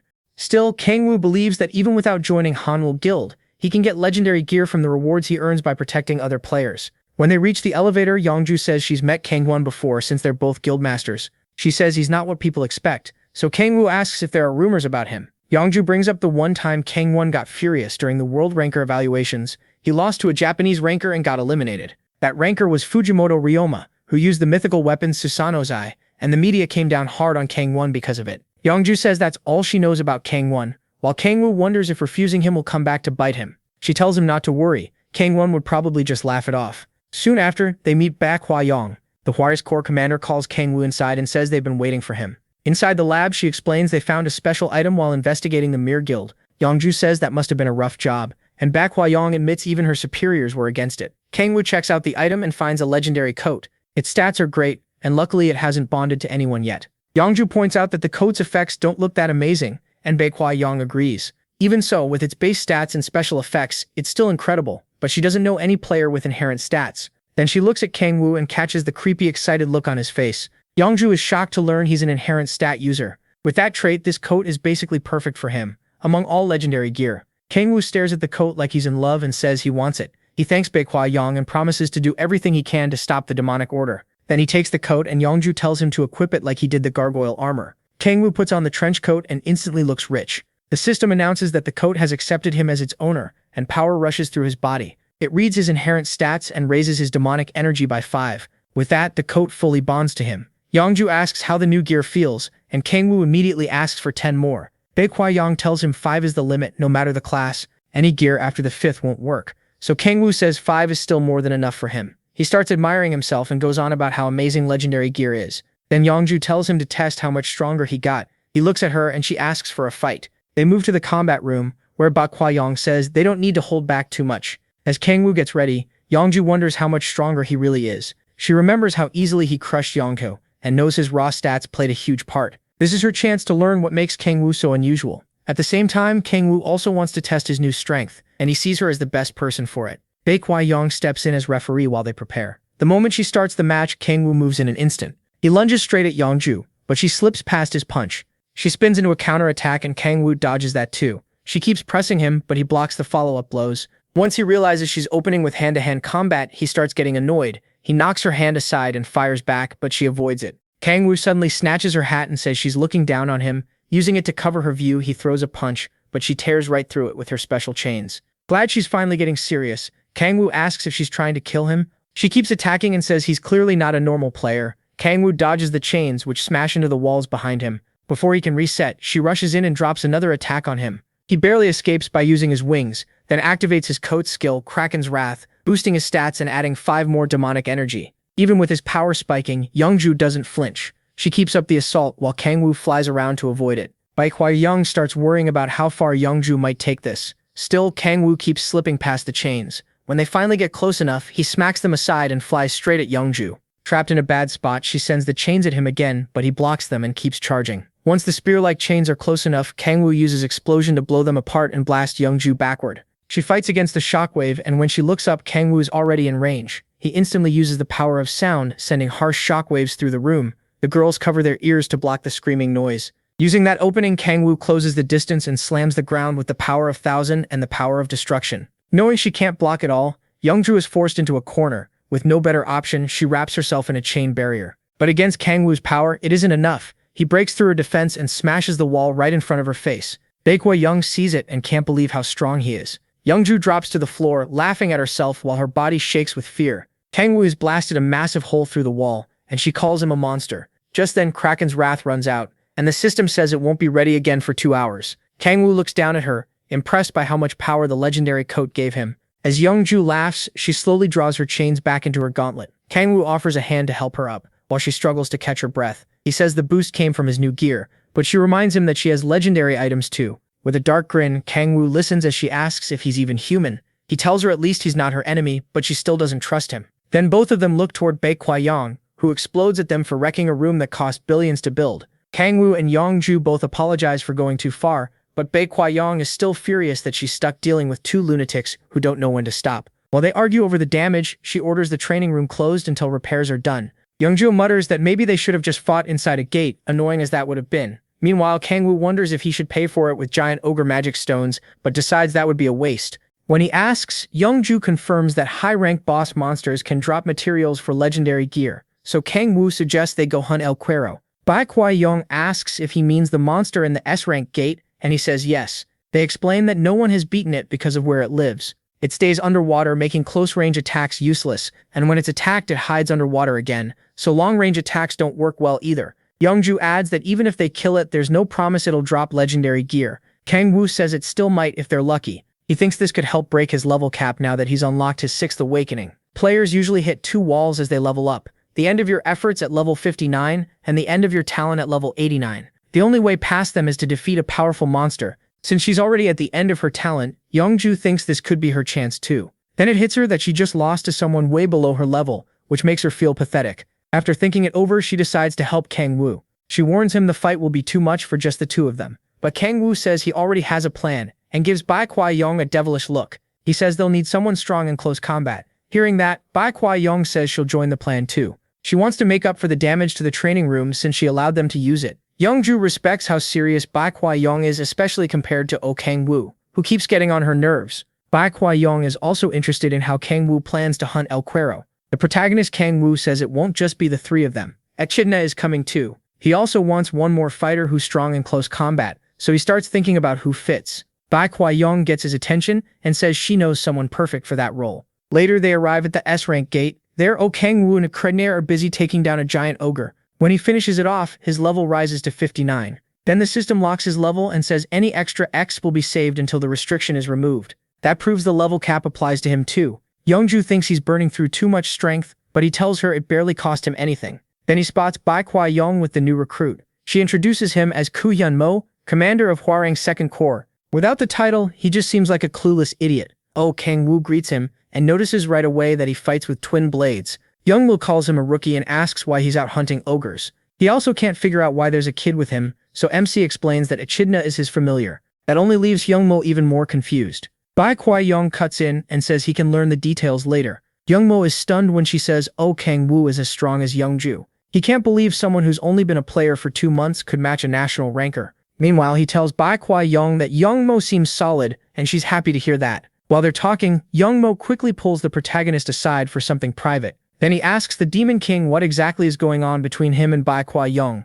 The guy is clearly checking if he has a rival in love. MC tells him there's nothing between him and the 3rd Corps commander. Bai Kwa-yong shuts the talk down, saying they don't have time, and both MC and Youngju instantly realize Youngmo is crazy about her. After that, Kangwoo says they'll start right where they are instead of moving somewhere else. Youngju wonders why he chose the Stone Giant area. He explains that the giants are part of the plan against El Cuero and are the key to bringing it down. After a quick rundown, they get to work. Once they gather several chains, Youngmo says everything is ready. With that, Kangwoo steps into the water and starts building up power. He uses the power of sound to send a huge shock deep into the sea. The water goes still for a second, then a massive rumble begins. Realizing the creature is coming, he gets ready. As El Cuero rushes in, he signals the others to move. The sea starts to rise, and El Cuero bursts out with a roar. It spreads its wings and lifts into the air over the ocean. Then poison needles shoot from its fins at Kangwoo and the others. Seeing that, he tells Echidna it's her turn. The little girl throws up a demonic barrier, but the attack is hard to handle.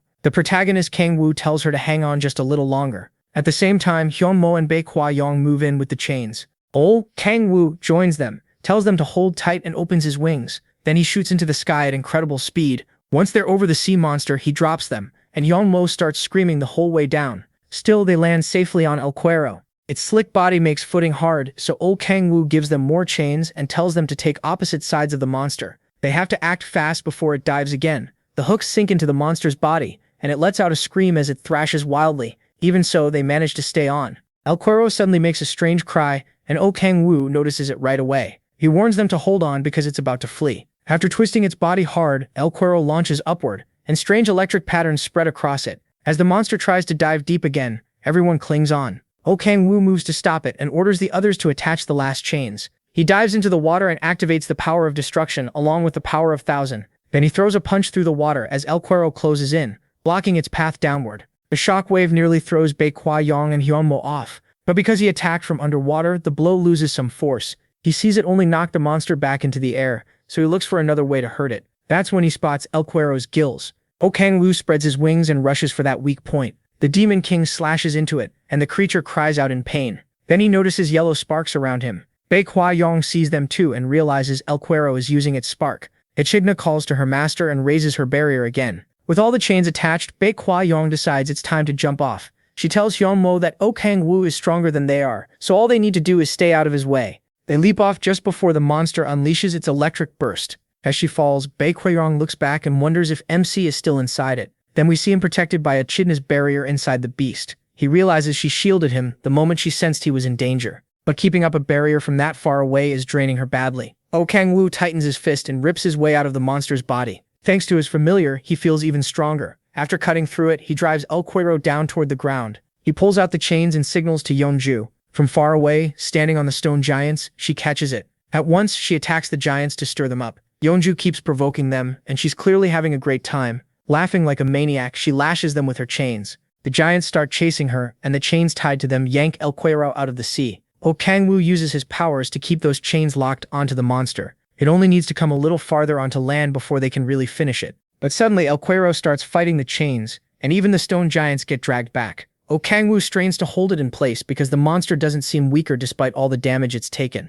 Even injured, El Cuero manages to line itself up and fires poison needles from its fin at the stone giants. Echidna blocks them with her barrier. Things are getting dangerous, and he starts wondering if he underestimated this sea monster. While Echidna struggles to keep the shield up, he searches for any way to weaken El Cuero, but there aren't many options, so he tells Yeonju to use the thorns. She tries to warn him that he'll get caught in it too, but he just shouts for her to do it now. Yeonju is furious, but she has no choice except to follow his order. Using her arm braces, she activates her special skill, Energy Drain. As its effect reaches him, Oh Kang-woo uses the Gargoyle Armor's Petrification skill. Even with that rare item, enduring Yeonju's ability is rough. Still, if it weakens the monster, he's willing to take it. El Cuero keeps raging and struggling, but little by little it loses strength until it can barely move. After that, Yeonju gets the stone giants moving again by provoking them once more. Stone giants have a trait called Tough Skin, which makes sharp attacks do almost nothing. The giants start marching again, dragging El Cuero farther out of the sea. The monster keeps screaming, but now it can barely fight back.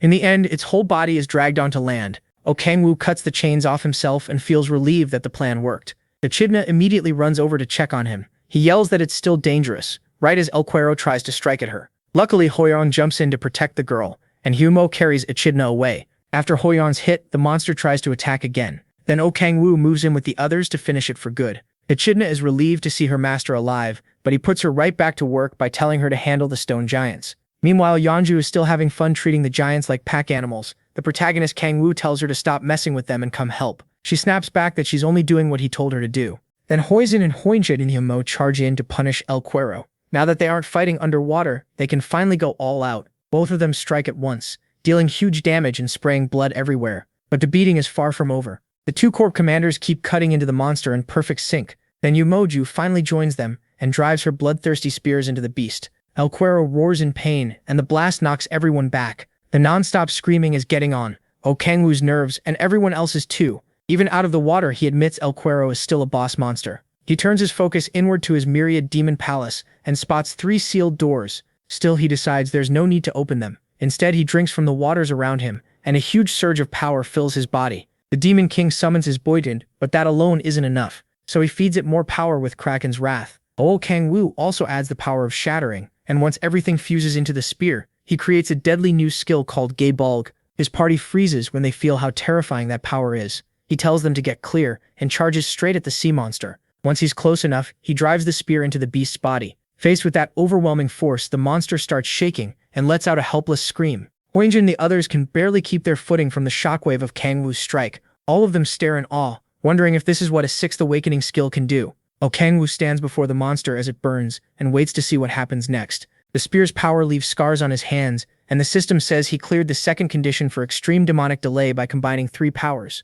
Oh Kang-woo reads the message with his hands still trembling. Clenching his fists, he remembers that in hell this would have been easy, but now just using that much power wears him out. He knows he's still far from where he wants to be and wants even more power. Before that craving swallows him, his teammates snap him back. They ask what kind of power that was and why he didn't use it earlier. He says it was his first time trying it. When he shows Yeonju his shaking hands, she just sees another chance to beat him someday. Echidna returns to say she's done with the stone giants, then throws her arms around him as he praises her. That's when he notices something strange. The system never announced El Cuero's defeat. The monster is still alive, refusing to die. He quickly tells his teammates to stay ready, because the fight isn't over yet. They check the status window and confirm it. The monster hasn't been defeated. Things start looking bad, and Oh Kang-woo can't understand how El Cuero survived. In hell, Gabol could kill a demon from the 7th hell, so a gate monster surviving makes no sense. Even so, the team holds position as the monster shrieks again. Then MC notices something strange coming out of El Cuero. Looking closer, he realizes it's demonic energy.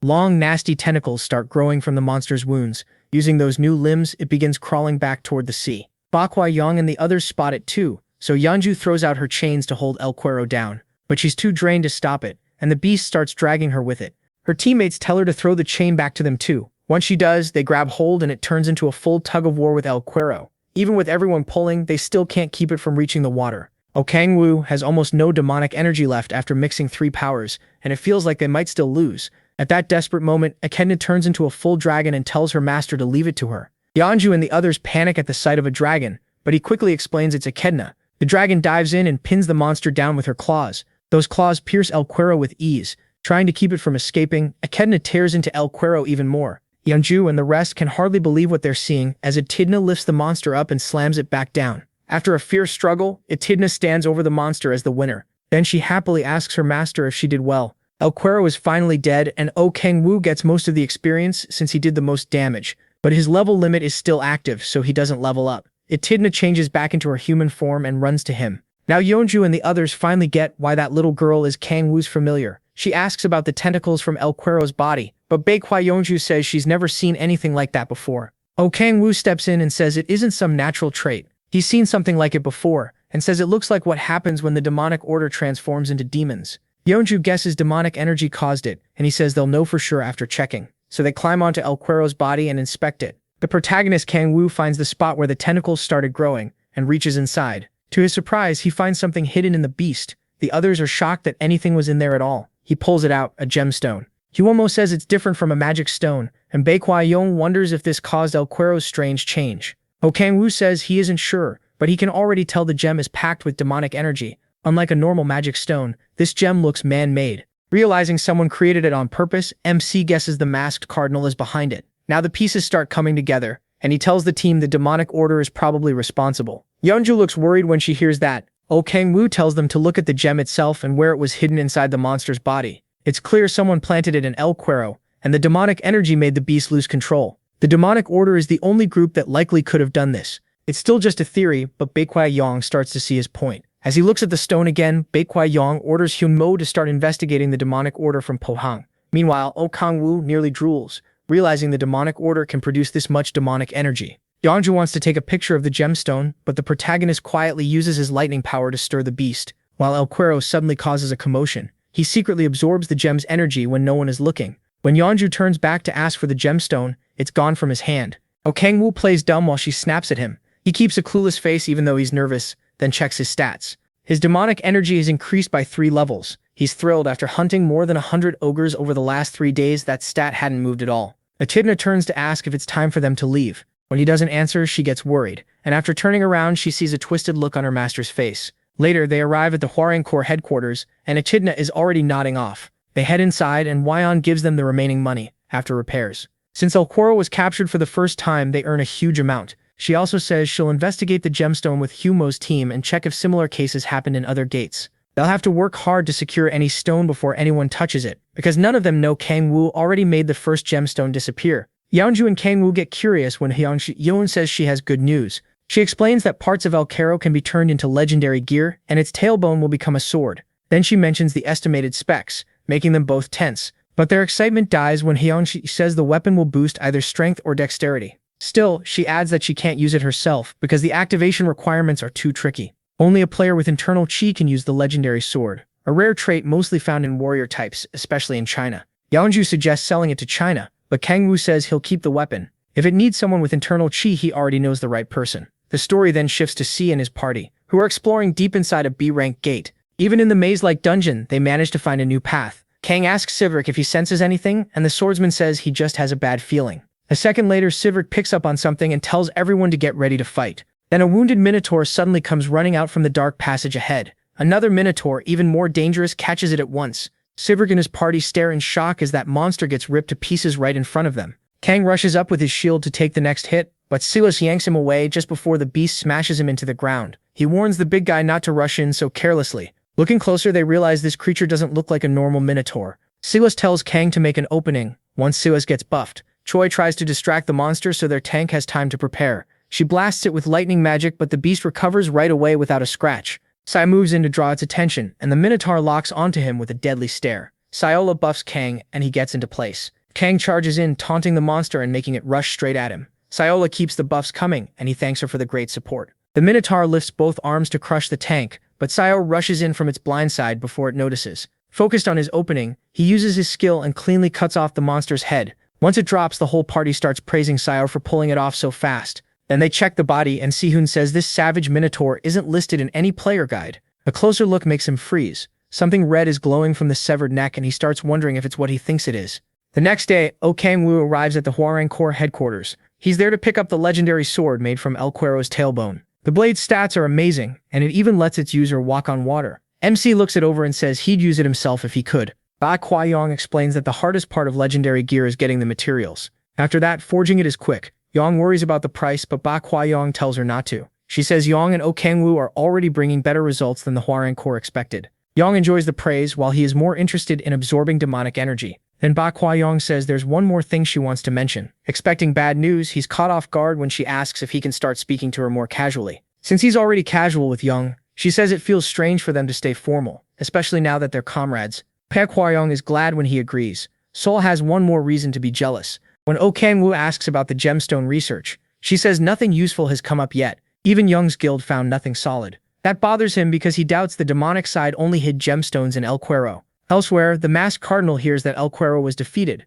His followers say they found battle marks but still don't know how it happened. When they add that the demonic crystal is missing too, he crushes the table in rage. The masked cardinal smashes what is left and demands news on the other monsters. They tell him most are still fine, and their enemies probably haven't figured out the plan yet. Even so, El Cuero's defeat clearly shakes him. They also report that the whole operation has been pushed back because of this. The cardinal suggests using another method, but his followers warn that it's too dangerous. They say it would let the plan move forward right away, but the risk is far too high. On top of that, the world rankers wouldn't just sit back if they did something so bold. That only makes the masked cardinal angrier, and he asks about the world rankers again. Right now, he doesn't care what they might do. His demonic aura pours out as he reminds them he isn't afraid of the world rankers. The followers quickly apologize while struggling under his killing intent.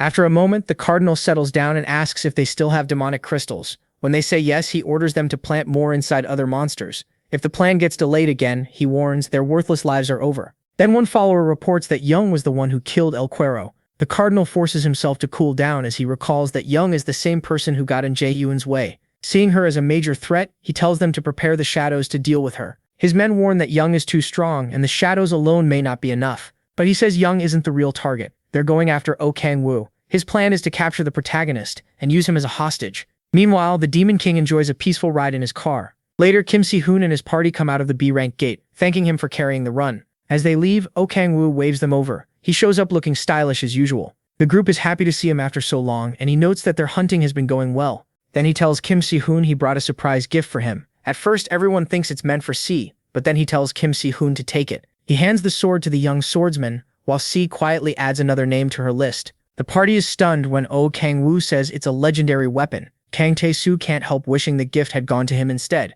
Kim Si-hoon says he doesn't deserve something that valuable, but MC tells him he'll decide that. He adds that Kim Si-hoon is going to get much stronger soon, strong enough to stand against rankers. Those words hit hard, and Kim Si-hoon starts tearing up. He thanks Oh Kang-woo with all his heart. Then he gets uneasy when Kim Si-hoon says he felt strong resistance the first time they met. Things get even stranger when he says it feels like their souls are connected. A second later, Kim Si-hoon grabs his hands and drops to one knee like he's proposing. He swears to serve him for the rest of his life, and C is about ready to explode. Oh Kang-woo gently tells him to let go, but Kim Si-hoon says he has something to give him too. He reaches into his pocket and pulls out the gemstone he got from killing that monster, saying the protagonist Kang-woo might know what it is. MC quickly grabs his hands again and stares at him with sudden excitement. Now he really wants to keep this guy close. He immediately asks where the gem came from. Kim Si-hoon explains that while hunting in the gate, he felt something strange. Oh Kang-woo is surprised because it sounds just like the resistance Kim Si-hoon felt from him before. Kim Si-hoon says he followed that feeling to the savage Minotaur and found the gemstone after killing it. He starts wondering if this prodigy can sense demonic energy, so he asks whether Kim Si-hoon felt anything from Echidna at the hospital. Kim Si-hoon thinks back but says he didn't sense that same resistance from her. Oh Kang-woo studies the gemstone, trying to figure out what he and that Minotaur have in common. Then it hits him. It all goes back to the Gaia system's crack. Since Kim Si-hoon is the protector, he can sense beings tied to that crack. After realizing that, he grabs Si-hoon's shoulder and says, a little too eagerly, that they should work together. Later, Kang Tae-soo and Yoonbi are half asleep on a bus while Kim Si-hoon stares out the window. At the same time, Oh Kang-woo walks with Si and tells her she'll have to keep hunting with Yoonbi and Kang Tae-soo because he and Kim Si-hoon will start searching gates together. He thinks the other three have leveled up enough to manage without the swordsman. Si stays quiet for a moment, trying to find the right words. Then she calls out to him and asks if she and the others can come with him tomorrow. She says they'd level up faster that way and might even be able to help, but Oh Kang-woo tells her they're heading into A-rank gates. The monsters there are far stronger than the minotaurs she fought before. He asks if she's sure she won't just hold them back,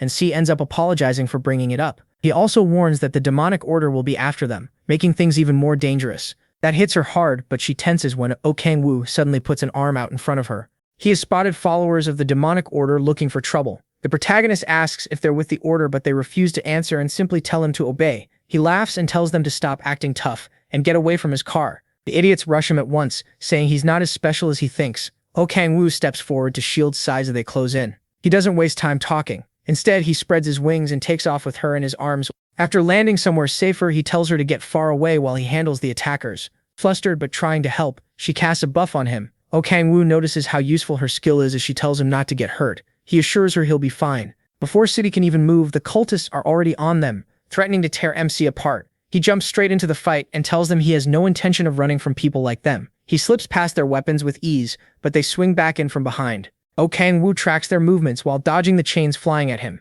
Even with all those chains whipping around, none of them get tangled, which tells him these guys are well trained. Still, compared to Young, they're nothing to him. Blue energy gathers in his hands and he fires off a shockwave. The blast knocks the chains away and throws the attackers back too. Realizing they're outmatched, the cult followers decide to report to their cardinal right away. Too bad for them. Oh freezes their legs before they can get away. Ice spreads over their bodies, trapping them in place as he walks over. Meanwhile, Sola watches from a safe spot behind a barricade. The protagonist steps up to the first cultist and decides to ask a few questions. He rips off the man's mask, exposing a terrified, shaking face. Then he uses dread, forcing the man to talk, and asks if the cardinal sent them. The cultist suddenly shifts from fearful screams to crazy laughter. Oh studies him and starts to wonder if he's resisting the fear. The mad follower praises his cult, then sets off a bomb hidden in his mouth. He bites down, triggering a huge blast. Salah shields herself from the shockwave and quickly looks back to see if MC is safe. Thankfully, he already blocked it with a barrier. Once Oh lowers the barrier, he vows to drag the cardinal out of whatever hole he's hiding in.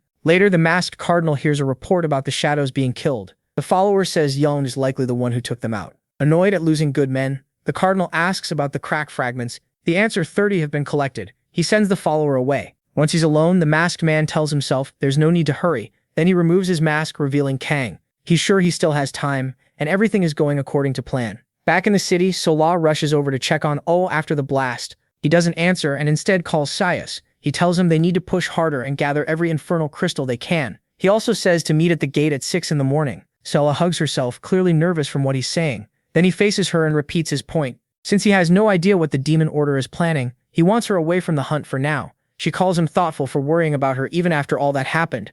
Seol-ah says she'll repay everything he's done, but first she has to grow stronger. So she smiles, tells him to wait for her, and promises she'll amaze him next time. Oh gets flustered by Seol-ah's beauty and quickly looks away before she sees him blush, then walks off in the wrong direction. 10 days later, at a gate, the protagonist is holding a few gemstones after hunting with Saidri. The swordsman is wiped out, and MC says they're done for today. Saij suddenly looks at him like an excited puppy when Oh tells him how useful he's been. He offers him a ride, but Saij says he needs to visit his mother at the hospital. After that, the protagonist drives home by himself. When he gets there, Echidna runs up to him like a kid who missed her dad. He shows her the ice cream he bought and she has no clue what it is. As Echidna shoves her face into a bowl of ice cream, MC wonders why the demon order still hasn't moved, even after he gathered so many infernal crystals. Their silence bothers him, and he hopes they're not stirring up trouble somewhere else. Then he gets a call from Hua and answers. Hua says there's suspicious movement at the Ace Rank Gate in Pohang. She confirms it's the demon order, and they're preparing for a summoning. Young and her guild are already heading there, and Hua says she'll leave by helicopter soon. She offers him a seat, and he briefly wonders if flying that way would be more comfortable. Still, he declines and says he'll get there himself. Hua starts to insist that he's needed as fast as possible, but while patting Echidna's head, Oh tells her he has his own helicopter anyway, so he doesn't need to borrow one. Later, he heads to an open area with his familiar. He gets her attention and says they're flying to Pohang in dragon form. Echidna agrees at once and transforms. As he climbs on, she asks him to buy more ice cream after the mission. She gets way too excited, and he tells her to settle down, so no one sees them. He turns her transparent and says that way she won't stand out. Then Echidna takes off for Pohang. On the way, Oh worries, because he still doesn't know how many people are in the Demon Order, or how far its reach goes. Worst of all, he still doesn't know which guild betrayed them. They reach Pohang and he picks a good place for Echidna to land. They touch down far from the gate, giving her time to become visible again. After that, he tells her to switch back to her human form. As she does, her tail bumps into something, and they hear a voice. Oh spins around at once, ready to strike the hidden person. The man begs him not to attack and asks if that was really a dragon. At the same time, the protagonist notices an infernal crystal in his pocket. Their eyes meet and Oh realizes it's Minhyuk, the head of Onori Guild. Minhyuk says he was tracking a suspicious shadow. Before he can even finish, MC tells him to shut up. Minhyuk tries to explain, but he has no interest in hearing excuses. He brings out his arm blades, trying to figure out what's really going on. Seeing a guildmaster sneaking around here puts him on edge, so he decides to find out exactly what Minhyuk is doing. Minhyuk pulls out a dagger too, convinced Oh won't listen, so he decides to make him listen by force. As the distance closes, both of them lunge at once. Oh's speed and blades crash against Minhyuk's daggers, but Minhyuk can't handle that kind of power. He jumps back staring in fear and wondering how the protagonist is this strong. To MC though, the guy is pathetically weak. While Minhyuk struggles to catch his breath, he starts thinking maybe he isn't tied to the Demon Order after all.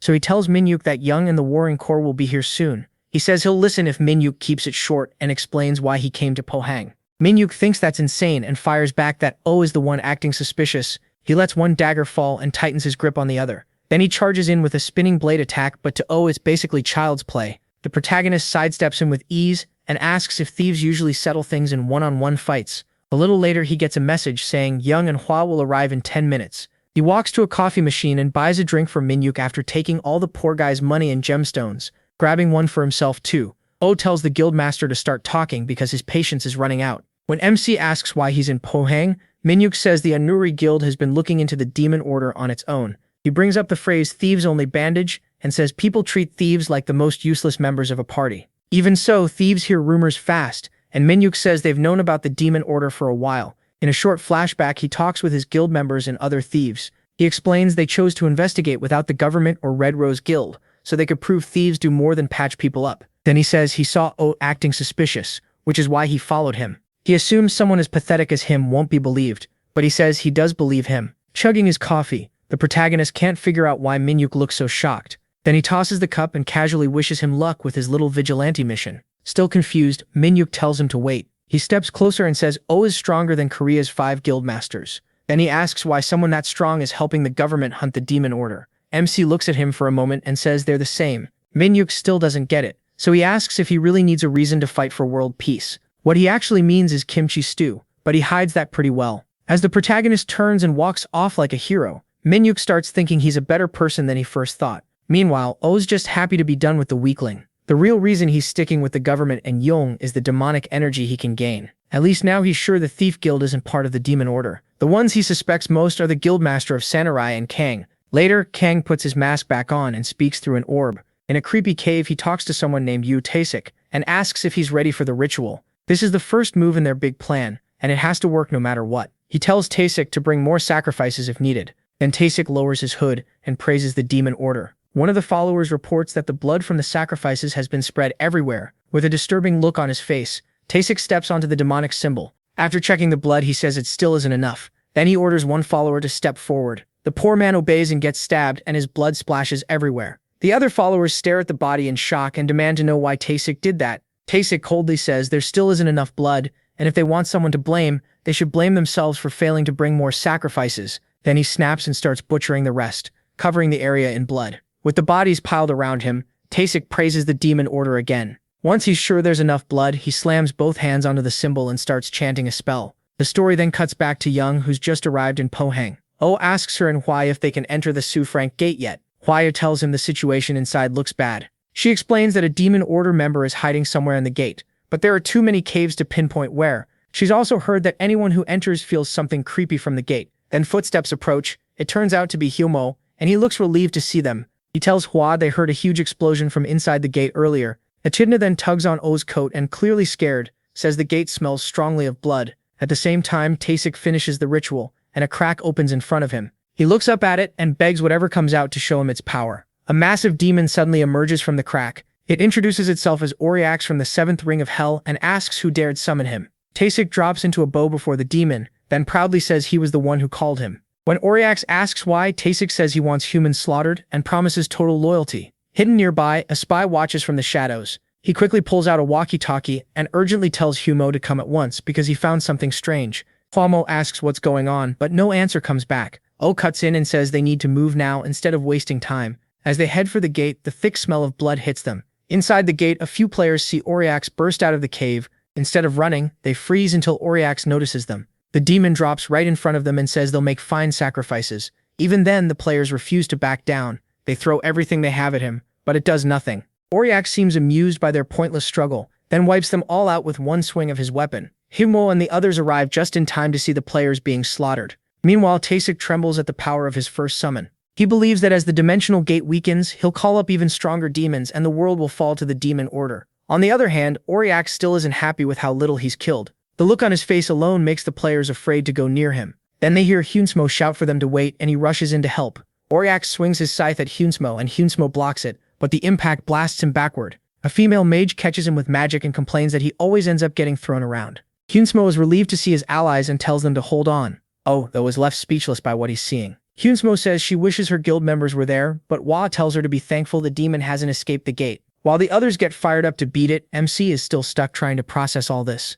Taemi starts praising the demon again, and Auriax says he already plans to teach humans a lesson. Then the demon looks toward Humo and says he's not worth fighting. Auriax demands a stronger human. Then he spots someone else among them. He sees Oa, pretending not to know him. Auriax stares, trying to understand what he's seeing. At the same time, he realizes he's in trouble, because a real demon from hell has appeared. Auriax comes from the 7th ring, while he is from the 9th. That 9th ring is home to the being called the Eternal Conqueror, who is actually the Demon King himself. Auriax finally realizes who he's looking at and starts screaming. He can't believe the Demon King is here of all places. Meanwhile, Oa tries to hide his face and stay calm. Out of every demon that could have appeared, it had to be one who knows who he really is. Taemi sees Auriax shaking like a terrified dog and wonders what just happened. The demon quickly turns to him and orders him to cancel the summoning right now. Auriax grabs the idiot and says he doesn't want to fight. Oh, he just wants to go back to hell immediately. Taemi says he can't do that, but insists the protagonist group is nothing but weak humans. Auriax can't believe the nonsense coming out of this moron's mouth. He can't understand how anyone could look at MC and think he's weak, calling Taebisik a fool. He says the man has no idea who he is or what he's done. Meanwhile, O's group is completely confused by the argument. The protagonist steps in front of them and says he'll handle it. He explains that the demon has the wrong idea about him so he can use that. Then MC fires a shot at them to get Auriax's attention. He calls out to Auriax and speaks to him telepathically, ordering him to answer in a way only he can hear. Terrified, Auriax has no choice but to obey his king. He gives his name and asks Oa what he's doing on Earth. Seeing how scared Auriax is, he decides to use that fear. He tells the demon it's interfering with his plans, which makes Auriax tremble even more. When the demon asks what plans, Oa glares at him for daring to question his king. Auriax instantly apologizes before things get worse. The protagonist says he'll give him one chance to make up for being a nuisance. Since Auriax has zero pride left, he quickly agrees to do whatever his king wants. MC takes advantage of that and says if he obeys well, he might make him one of his subjects. Hearing that, Auriax's eyes light up. To him, that means standing alongside Balrog and using a share of the Demon King's power.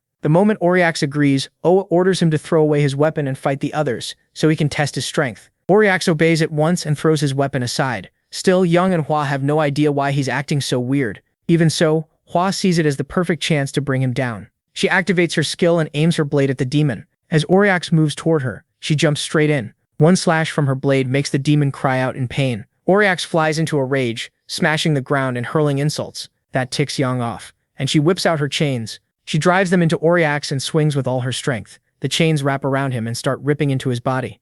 Auriax realizes Young is far stronger than he expected, and even with his weapon this wouldn't be easy. Still, not wanting to look pathetic in front of his king, he breaks the chains. Then Watch and Hongmo rush in together and slash him so fast he can't even react. Auriax realizes this fight won't be easy, especially since he hasn't fought without his scythe in a long time. He decides this must be part of the test the Demon King gave him. Then he notices O walking toward him while holding his scythe, like an idiot. Auriax assumes he is about to fill it with demonic power and hand it back. Instead, his beloved king turns on him and uses the scythe against him. Confused and in pain, Auriax coughs up blood as he stares at the protagonist. O tells him not to hold a grudge, then cuts the demon's body in half. He even mocks Auriax for falling for such an obvious trick. A system message announces Auriax's defeat. and gives MC a huge amount of experience. But even that still doesn't remove his level restriction. At the same time, Kang Yoon watches everything through his magic orb. Back inside the gate, Osuder's annoyed that beating Auriax still didn't break his level cap. Young and the others run over and ask what happened. While he turns and tells them the demon is dead, he secretly uses his authority of gluttony on the body. Young notices flames swallowing the corpse. After that, O's demonic energy rises by 3 points. He's not happy it was only 3, but he knows leveling gets much harder at high levels. He also notices the seal on his myriad demon palace has weakened a lot, and that the quality of his magic has improved. As the others come closer, they wonder if demon bodies normally vanish like that after being killed. Hanmo then drags over the tied-up Taesik and shows him to Hwatch, asking if he's the masked cardinal. She says no, he's only a subordinate. Hanmo wants to deal with the madman, but members of the demon order are hard to capture. He tells Taesik to get ready for a brutal interrogation, but Taesik swears he won't say a thing. Hanmo glares down at him with killing intent and says a beating won't be enough after what he did to their comrades, but Hwa wants to talk first and make sure the prisoner is moved safely. Hanmo says they've already prepared cars and helicopters for transport. At the same time, Taesik regrets getting caught, because his plan would have worked if Auriax hadn't acted like a coward. Suddenly, he starts gagging, and a nasty aura spreads around his body. Oh immediately warns Hanmo to get away from the prisoner, but the commander still doesn't get it. Taesik coughs up blood and he explains he's been soaked in too much demonic energy. Right after that, Taesik starts turning into a grotesque monster. Young moves in at once to handle it. She draws out her blood, forms it into chains, and binds the transformed prisoner. Then she hurls him into the air and smashes him back down. Once the dust clears, Taesik is gone. That only makes her more frustrated, and she wonders when they'll finally catch the head of the demonic order. She admits she let her anger take over and wishes she'd only knocked him out so they could question him later. Oh disagrees. He tells her not to blame herself. They'll get another shot. She clearly likes hearing that even if she doesn't say it. Then the protagonist checks his status window. What he finds shocks him. The system says he's gained the first step toward becoming the demon god. Then it reveals a clue to the final requirement. He has to create a large infernal crystal. Back at the demonic order's hideout, the followers praise Kang Yoon for the summoning. Because of that, they say the order will send extra support. That means they can move on with the main plan. But Kang Yoon is far from happy. He's furious that the summoned demon went down so easily, and when he asks what support is coming, they say it's more infernal crystals. That should be enough to start their plan and strengthen the cardinal too. Even so, Kang Yoon can't stop thinking about how easily the demon lost. He suspects O is involved. Kang Yoon can't figure out why Auriax acted so strange around MC, since he sees the Demon King as nothing but some clueless kid. Then one follower cuts in saying, there's more news. Kang Yoon's face darkens when he hears that world rankers like Fujimoto are starting to work with the Japanese government. He jumps up from his seat and kills the messenger instantly. Then he starts shouting, angry they reported something so serious like it was no big deal. He demands to know if they think all these failures are somebody else's problem. Kang Yoon declares they're changing strategies right away,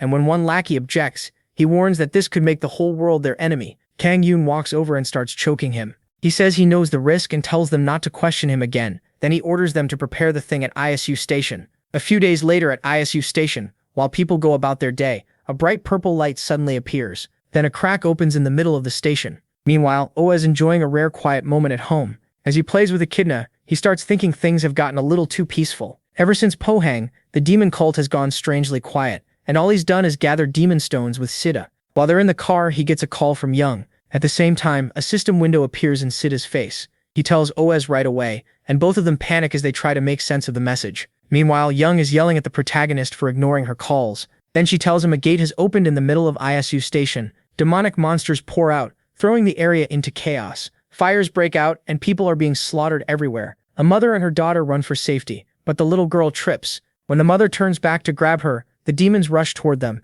Terror takes hold of her, and she clutches her daughter as death closes in. Luckily, C arrives in time and cuts the monsters down. He tells the mother and daughter to get behind him while he shields them. Facing the demons, C realizes the victims have turned into demonic monsters because of the energy leaking from the crack. He keeps cutting them down, giving hope to people who thought they were done for. But no matter how many he kills, more keep coming. Since these monsters were once normal people, C struggles to keep striking them down. Then he remembers what Oh had told him. Regular humans die from demonic energy, and once they turn, they can't come back. So MC told him to treat them like mindless zombies if he wants to save the living. He can't hesitate.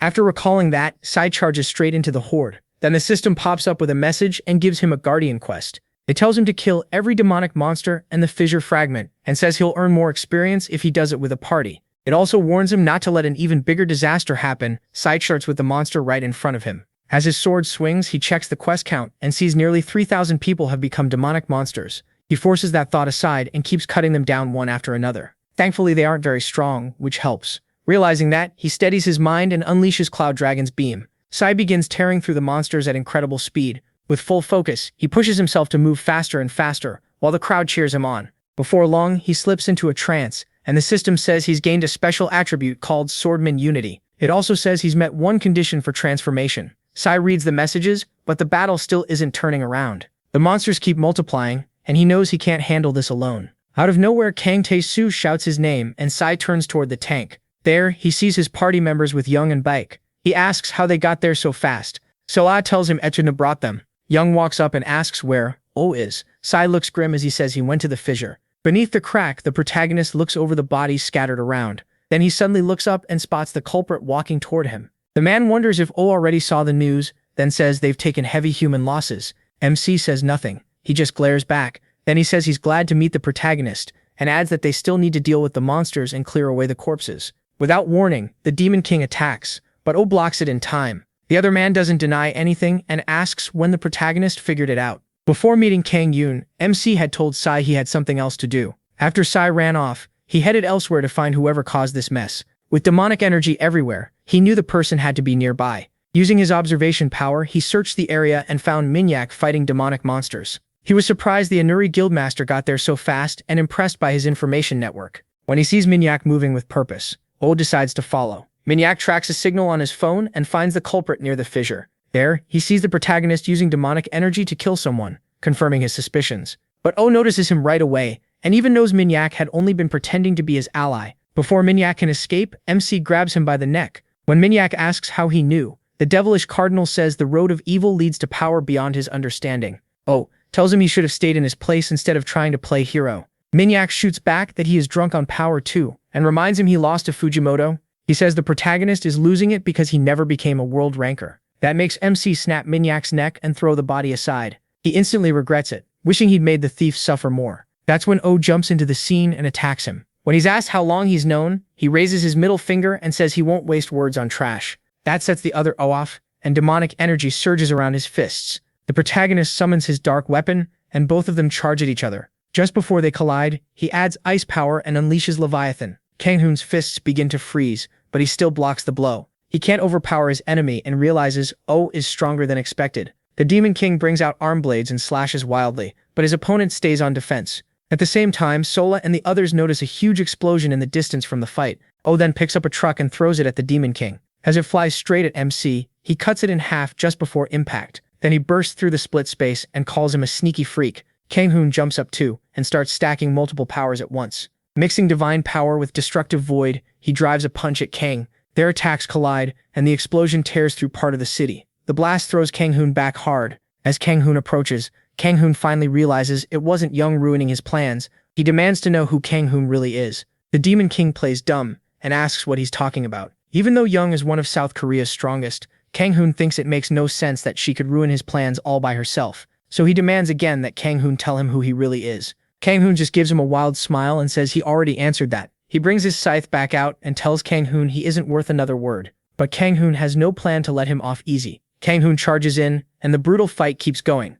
Every hit tears up the area around them. Kang-hoon wins the next clash with his scythe and clips Kang-hoon's shoulder. When Kang-hoon looks at him, he suddenly sees Fujimoto Ryoma, the man who once beat him. Being humiliated again makes him laugh at himself. Then he decides this is perfect. Kang-hoon will be his next test subject. Kang-hoon says nothing, as Kang-hoon lifts his hands and starts a summon. Looking at the fissure, he says there are enough fragments now. Inside the crack, a gemstone breaks apart, and sinister laughter comes from within. Kang-hoon notices the fissure slowly changing. Then all the demonic energy in the area begins rushing toward Kang-hoon. By the time Kang-hoon figures it out, he's already too late to stop it. As more demonic energy pours into Kang-hoon, his body starts changing into something else. Wings burst from his back, and a tail follows. Horns rise from his forehead, and he starts looking like a real demon. Kang-hoon's is completely stunned. Kang-hoon's actually managed to put a demon inside his body. He even suspects there may be more than one soul in there. A split second later, Kang-hoon's attack barely misses him and blows apart the building behind him. Kang-hoon can only stare at the monster in front of him. Meanwhile, Kang-hoon enjoys the power flooding through his body. His new aura completely dwarfs Kang-hoon, and he's ready to keep fighting. Kang-hoon's fists begin to freeze, but he still blocks the blow. He instantly flies clear, and Kang-hoon's blow slams into the ground. Looking down at the monster, Kang-woo swears he'll finish Kang-hoon in under a minute. Using Kraken's rage with divine power, he dives in and attacks, But even after taking the hit, the demon doesn't budge, and Kang Woo starts wondering why his attacks aren't working. Their deadly fight drags on, with more explosions bursting around them. Kang Woo pours a huge amount of demonic energy into his next strike, but the monster still shrugs it off. Kang Hyun laughs, mocking how useless it looks. Then he grabs both of Kang Woo's hands, and the Demon King's weapon vanishes at once. Kang Woo feels his demonic energy draining away, and wonders what just happened. Kang Hyun keeps taunting him, saying he knew the Demon King would fall for this trick. He boasts that this is what a demon's true power looks like. Still holding Kang Woo, he uses the power of sealing on him. The moment Kang Woo hears that, fear and confusion start creeping in. His player powers are being sealed, and not just those. He can't feel his demonic energy either. He tries to break free, but it's useless. Kang Hyun braces himself and hurls the Demon King into a wall. Kang Woo is in worse shape than ever, and the ceiling leaves him wide open. Kang Hyun mocks how pathetic he looks, and says he knows rude punks like Kang Woo very well. In his eyes, people like Kang Woo think the world belongs to them and have no morals. Looking at him only brings back Ryoma, which makes him even angrier. After ranting for a while, he grabs Kang Woo by the face and says it's time to pay the price. Then he starts crushing his face with all his strength. Suddenly, Echidna rushes in to save her master. Kang Woo is scared for her the second she appears, but right now she's his only chance. She gathers power to blast Kang Hyun away from him, but her magic suddenly cuts out. Since Kang Woo's demonic energy is sealed, she can't use her powers either. Kang Hyun recognizes the little brat and notices how close she is to Kang Woo, so he lets go of Kang Woo and turns toward her instead. He quickly grabs Echidna, wanting to see how Kang Woo will react. At the same time, Kang Woo picks up a blade from the ground and tells the monster to hurry up. Echidna can't believe her beloved master would say that. Then Kang Woo points the blade at Kang Hyun and tells him to stop acting so cringe. With his powers sealed, the demon thinks Kang Woo can't do anything. But to both their surprise, Kang Woo lifts his blade and cuts off his own corrupted arm. As blood pours out, he says he'll finally tell Kang Hyun who he really is. Watching Kang Woo sever his own arm sends a chill down Kang Hyun's spine. He never expected something that extreme. Once the arm is gone, demonic energy starts tearing through Kang Woo's body again. But after using so much power and losing an arm, he's still at a big disadvantage. Kang Hyun throws Echidna aside and asks if Kang Woo really thinks he can still do anything. Seeing how bad things are, Kang Woo decides to use the one thing he never wanted to. As his wound keeps bleeding, he looks into his myriad demon palace and chooses the authority of predation. His gaze moves to the 3 doors, and he reaches for the first one. The moment it opens, his body starts changing, covered in thick black liquid. While Kang Hyun tries to understand what he's seeing, Kang Woo turns into a dark shadow right in front of him. Even so, Kang Hyun doesn't feel threatened, especially after his gauntlet regenerates. He rushes at his enemy and smashes the shadow's head apart. Laughing at the transformation, he wonders if the Demon King turned into some pathetic slime. Echidna cries out for her master, but Kang Hyun soon realizes he's in serious trouble. When Kang Woo's head grows right back, then he looks at his hands and sees the black slime wrapping around him. In moments, mouths start forming all over his body. The black slime begins to devour him, and the horrifying sight leaves Echidna shaken. Kang Hyun finds himself drowning inside Kang Woo's myriad demon palace and calls to the summoned demon for help. He begs it to get out of there because he can't let this end so soon. The demon sees Kang Hyun has been cornered and asks permission to take control of his mind. Even knowing he could lose his body, Kang Hyun agrees. Looking through his summoner's eyes, the demon screams the instant he sees the Demon King. He demands to know why Kang Hyun fought a monster like this and says facing Satan would have been better. Kang Hyun can't understand it and asks if Kang Woo is really stronger than one of the 7 archdukes. The demon calls him an idiot and says there aren't 7 archdukes anymore. According to him, Kang Woo the Demon King devoured them. Kang Hyun is stunned and can't believe the Demon King is actually on Earth. Even while he's still trying to process it, Kang Woo lands in front of him and keeps devouring his helpless soul. Before long, even Kang Woo starts drowning in his own power. Lost in that dark sea, he can't remember anything. Then he looks back and sees Kang Hyun being eaten away by his predation. Realizing the guy is barely conscious, he tries to leave as fast as he can. But when he gets close to the door, he starts questioning everything. All at once, shadowy hands grab him and drag him back under. He can't even remember who he is and wonders why he keeps struggling. Giving up feels like it would be easier. As he drifts in those thoughts, shadowy hands surround him. Then he hears his name and fights his way out of the deep. When he breaks the surface, he opens his eyes and sees his comrades crying out for him. Kang Woo struggles to clear his head, then tells them he's fine and jokes that risking your life to look cool is normal. But Echidna, his familiar, knows he was about to vanish. He apologizes for almost leaving her alone again. With a heavy sigh, he admits opening that door was too reckless. Those doors forced the 10,000 demon core to explode.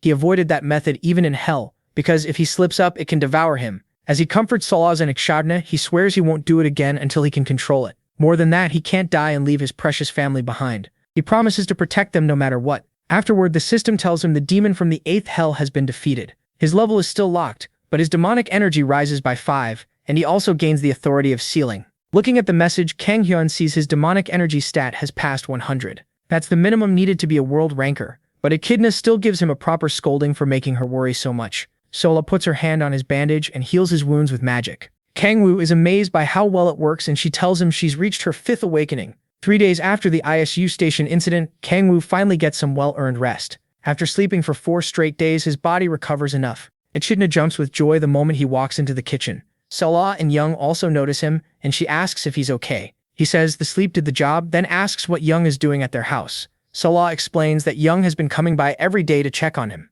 Of course, Young quickly tries to act like she doesn't care that much. After that, Sola tells him he should rest a little longer, but he insists he's fine. Young then tells him the Hanwoo Guild was disbanded while he was asleep. She adds that they caught the demon cult members, but they turned into demons before she could stop them. Since then, the demon order has stayed quiet. Reports from other countries say most of the cultists have been wiped out. Young also says Korea took heavy damage, and repairs are still going on. Oh grabs his phone to check the news. The headlines are all about the demon cult and how Sibi is being praised as a hero. A little later, Young asks if he plans to drop the demon cult matter after what happened. He laughs and says he won't stop until every cult member is buried underground. That answer makes Young glad he's still taking this seriously. Then she warns him not to mess with Sifi, since the genius is now a huge trending topic. She also shares another update. A representative from a world ranker guild has come to Korea. They're from a Chinese guild called Thousand Sword Gate, and they're here to recruit Sif. O thinks about how the Gaia system keeps getting weaker and still has no clue what the demon cult will do next. His mood gets worse when he remembers his level is still capped.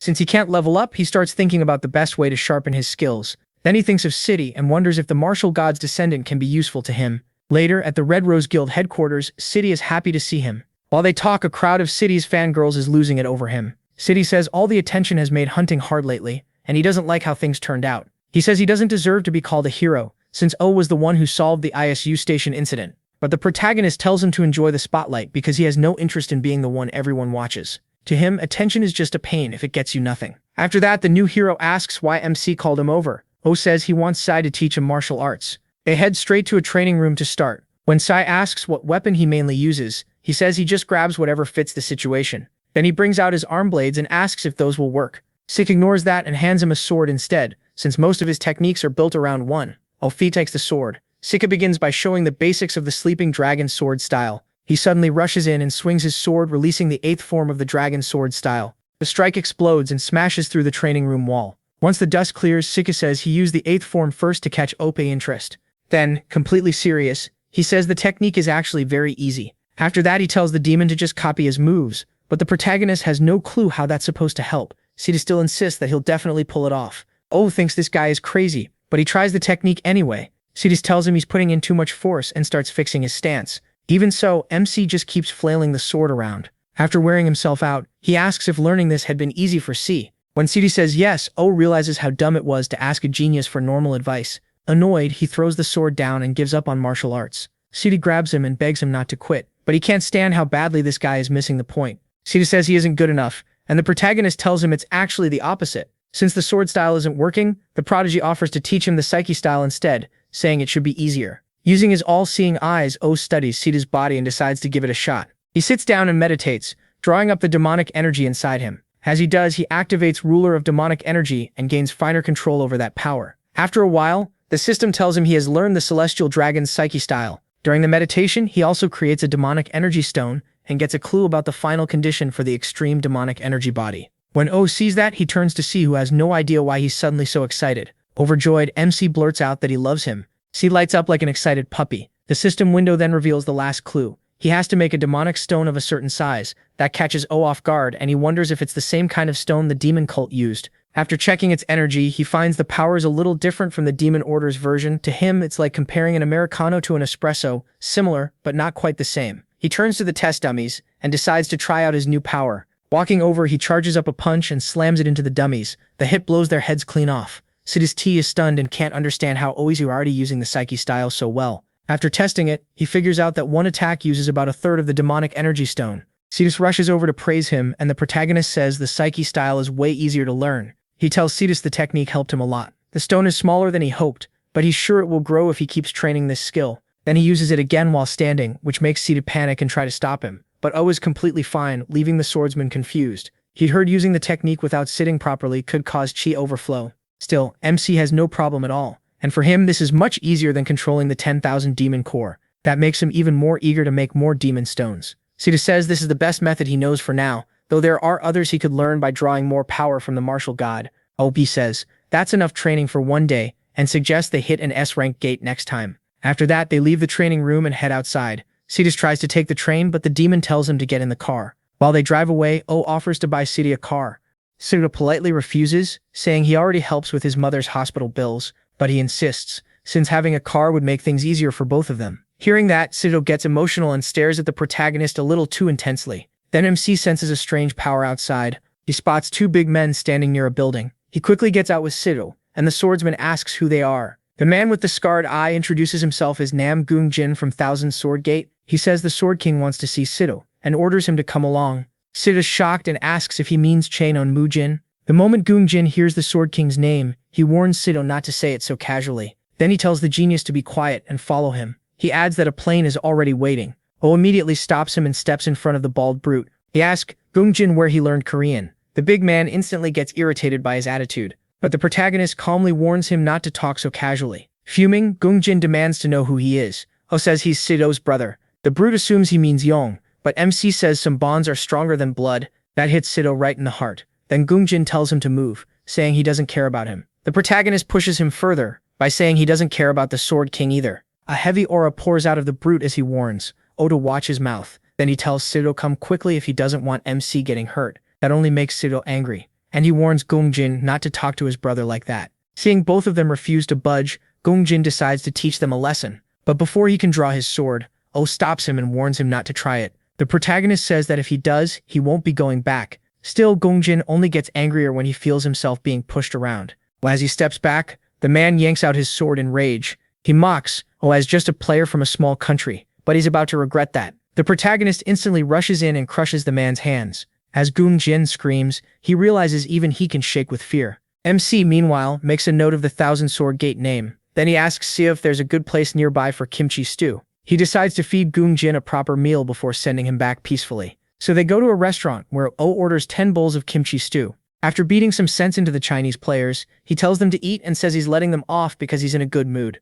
But Goong Jin feels humiliated being treated like a dog by a Korean player. Then the waitress comes out with a steaming pot. She places the meal in front of them and Goong Jin wonders what kind of dish it is. Later, Goong Jin crawls back to the Sword King in miserable shape and reports what happened in Korea. The Sword King glares down at him. He points out that Goong Jin still picked a fight with Citosen's group, even after being told to act with respect. Goong Jin hurriedly apologizes for failing. Still, he says he never expected Kang Woo to be a real monster. One wrong comment about kimchi stew nearly got him killed. Then a strange girl steps out from behind the throne. Mujin bursts into wild laughter and blasts Goong Jin into the wall. Right after that, he throws the brute out of the guild, saying they have no use for someone with no martial manners. The girl is revealed to be Mujin's daughter. She asks if he's heading to South Korea, and he says he should go, since he was invited. Back in Korea, Kang Woo is hunting with Si-hun and the others. After some time off, Si-hun is excited to start hunting again. Yoonbi, though, wants a little more rest. Echidna jumps onto Kang Woo, begging for his attention. She tells him not to push himself too hard and says she's ready to help however she can. Kang Woo smiles at her and says they'll move once they find a target. He searches for a monster separated from the pack and spots one standing alone. With a quick signal, he sends Echidna to lure it. He waits instead of rushing in, not wanting to draw the whole group. Using his power, he muffles her footsteps completely. Echidna slips in behind the monster and strikes with her power, cutting into its body. When the ogre's blood hits the ground, the nearby monsters catch the scent. As the ogre charges to attack, Kang Woo signals the party to move. Taesu leaps forward and catches the ogre's punch with his shield, while Echidna fishes for praise from her master. At the same time, Sola starts buffing Yunbai. The small mage begins her chant and fires off a lightning spell. Boosted by Sola's support, the hit stuns the ogre in place. Then Saihun jumps in and finishes it with the 5th form of his dragon sword style. Once it's over, the group is shocked by how hard that fight was. Still, Sola and the others celebrate taking down an S-rank monster. Kang Woo thinks the team needs real battle experience, not just levels. Saihun, meanwhile, barely looks bothered. Sonal heals Taesu, and the party prepares to find the next target. Then Kang Woo hears monsters nearby. He turns and spots 3 ogres charging at them, drawn by the smell of blood. All 3 at once is too much for the team, so Kang Woo forms his dark spear and decides to handle it himself. But before he moves, a bright beam of light flashes out. It pierces the monsters and kills them instantly. Kang Woo spots 3 people in the distance, and one says they've been searching for him. His face hardens the moment he realizes who they are. The three turn out to be Mujin of the Thousand Sword Gate, his daughter, and a terrified-looking assistant. Mujin apologizes for what happened with Gungjin. Se-hun and Selo are stunned to see the Chinese players, and Mujin assumes they don't understand him, so he tells his assistant to translate. But Kangwoo says to keep talking and uses his own power to translate the words. Then he tells the Sword King that anyone can apologize with words alone. Mujin apologizes again for his subordinate's rude behavior. To prove he means it, he bows to Kangwoo. His daughter and assistant are stunned to see the Sword King do that. Even Sulla and the others can't believe he went that far. Kangwoo is slightly taken aback when he hears Mujin kick Gungjin out of the guild for what he did. The Sword King promises it will never happen again. Kangwoo's devilish grin shows he noticed that promise. When Mujin repeats it, Kangwoo answers with a dark smile. He accepts the apology and decides not to treat a possible ally as an enemy. Mujin then explains that he came because of Si-hyun's fight at Isu Station. Kangwoo asks why he's so interested in Si-hyun. Mujin answers that he wants to know how Si-hyun learned the martial god's sword art. Echidna tugs on Kangwoo's clothes and asks what a martial god is. Kangwoo is surprised she can follow the Chinese. She explains that she's using magic to understand it, just like she does with Korean. She also says the spell can work on other people too, so Si-hyun asks her to use it on everyone. After that, Mujin can understand Si-hyun and the others. Echidna explains that her magic removes the language barrier. Mujin jokes that his translator is completely useless now, since everyone can understand each other. He asks the question again. Si-hyun is shaken by the mention of the martial god, and Kangwoo also wonders how Mujin recognized it. Mujin reveals that he is a descendant of the martial god, Chun Taehuang. Hearing that, Kangwoo wonders if Taehuang once lived on Earth. He also learns that Mujin knew martial arts even before becoming a player. To Kangwoo, that's similar to how the demon cult existed before players appeared. Then he asks what Mujin plans to do after Si-hyun explains how he learned the technique. He suspects the Sword King might try to kill Si-hyun to protect the art. Mujin laughs that off and says Kangwoo has read too many martial arts stories. Kangwoo of course thinks the guy looks exactly like someone from one of those stories. Mujin steps forward and offers a deal. Many martial arts have been lost over the generations. If Dragon Sword Si-hyun helps restore the Cloud Dragon Sword style, Mujin will personally teach him martial arts. Kangwoo turns to Si-hyun and asks what he thinks. Si-hyun wants to get stronger, so another disaster like Isu Station never happens again. Kangwoo reads the look on his face and tells him to go talk with the Sword King. He already knows Si-hyun wants more strength and wants to meet his expectations. The two end up staring at each other like long-lost lovers, which makes Si-hyun look ready to set the whole place on fire. After that, Mujin heads home with his daughter. He's pleased the deal worked out. Si-hyun agreed, and Kangwoo said the training and restoration of the style would happen in South Korea. Since he'll be staying there for a while, Mujin asks his daughter So-yeon if she's okay with it. She says yes, she already wanted to visit the country. He immediately loses his composure when she says a man there caught her eye. So-yeon used to say she had no interest in anyone weaker than her father, but now some guy has her licking her lips. Mujin assumes she means Si-hyun and says he's a good man. With the martial god's soul inside Dragon Sword, Mujin is amazed at how perfectly Si-hyun uses the Cloud Dragon Sword style. He even thinks Si-hyun may be something called the Sacrum, so he offers to arrange a date between Si-hyun and Si-hyun. But the man she means is Kangwoo. At this rate, Seola is going to need demonic stones to keep everyone away from her man. Mujin is stunned by that answer. She says seeing Kangwoo force her father to apologize awakens something inside her. Unfortunately, Mujin thinks this ruins his plans. He believes Se-hun will surpass Kangwoo in a few years, and by then Sainu may lose her chance to get close to Dragon Sword. That worries him a lot because he wants to see his daughter married before he dies. He tries steering her towards Se-hun, but she cuts him off, reminding him she doesn't like men weaker than him. In the end, he gives in and decides to see how strong Kangwoo really is. The next day at the Red Rose Guild, Kangwoo and Se-hun have their training interrupted. Mujin and So-yeon walk in, and the old man says he wants to spar with the Demon King. When Kangwoo asks why, Mujin says he wants to test his skills. In exchange, he offers Kangwoo a favor from the Thousand Sword Gate. Kangwoo sees it as the perfect chance to try out his new demonic energy stones, so he accepts. He asks to start right away. The fight explodes into action at once. Kangwoo attacks with his Leviathan spear, but Mujin blocks it with his sword. Then the Sword King notices his blade starting to freeze, so he shoves Kangwoo back before it gets worse. As Kangwoo is thrown backward, Mujin instantly closes the distance. Kangwoo is caught off guard by that speed, but he still dodges the thrust. When Mujin swings again, Kangwoo grins and summons another spear between them. Mujin barely slips away before the spear can skewer him. The impact blasts the floor apart, sending chunks of stone across the room. Kangwoo says that almost got dangerous, but the demonic energy stone is working great. Holding the bident, he notices he can use his authorities much faster now. Kangwoo tightens his grip on the spear and braces himself before throwing it like a javelin. He also realizes his body adjusts better now even without body-strengthening powers. Then he fires the spear straight at Mujin, but Mujin calmly lifts his sword and uses a blue dragon move. The technique stops the spear in midair and crushes it apart. but Kang Woo snaps his fingers, making the broken pieces of the spear blow up around Mu Jin. That shows just how much his destructive power has grown. Sia and Seola panic and shout for the Sword King after the explosion. Mu Jin immediately tells them to stay back, then lets out an even heavier aura. Kang Woo feels the old man's killing intent, and it sends a chill through him. Now he finally sees what a true world ranker can do, while Mu Jin says he's done holding back. That only fires Kang Woo up more. He pulls out his blades and ignites hellfire, then he adds the authority of slaughter, creating a massive sword called Graham. The air trembles as both of them power up and Mu Jin asks who Kang Woo really is. Kang Woo says whatever he's heard is probably true, so he should stop talking and come at him. Right when they're about to clash again, Kang Woo's phone rings. He stops when he sees it's Youngju calling. The second he answers, Youngju starts yelling, asking why he didn't wait at the guild entrance and why he's still inside.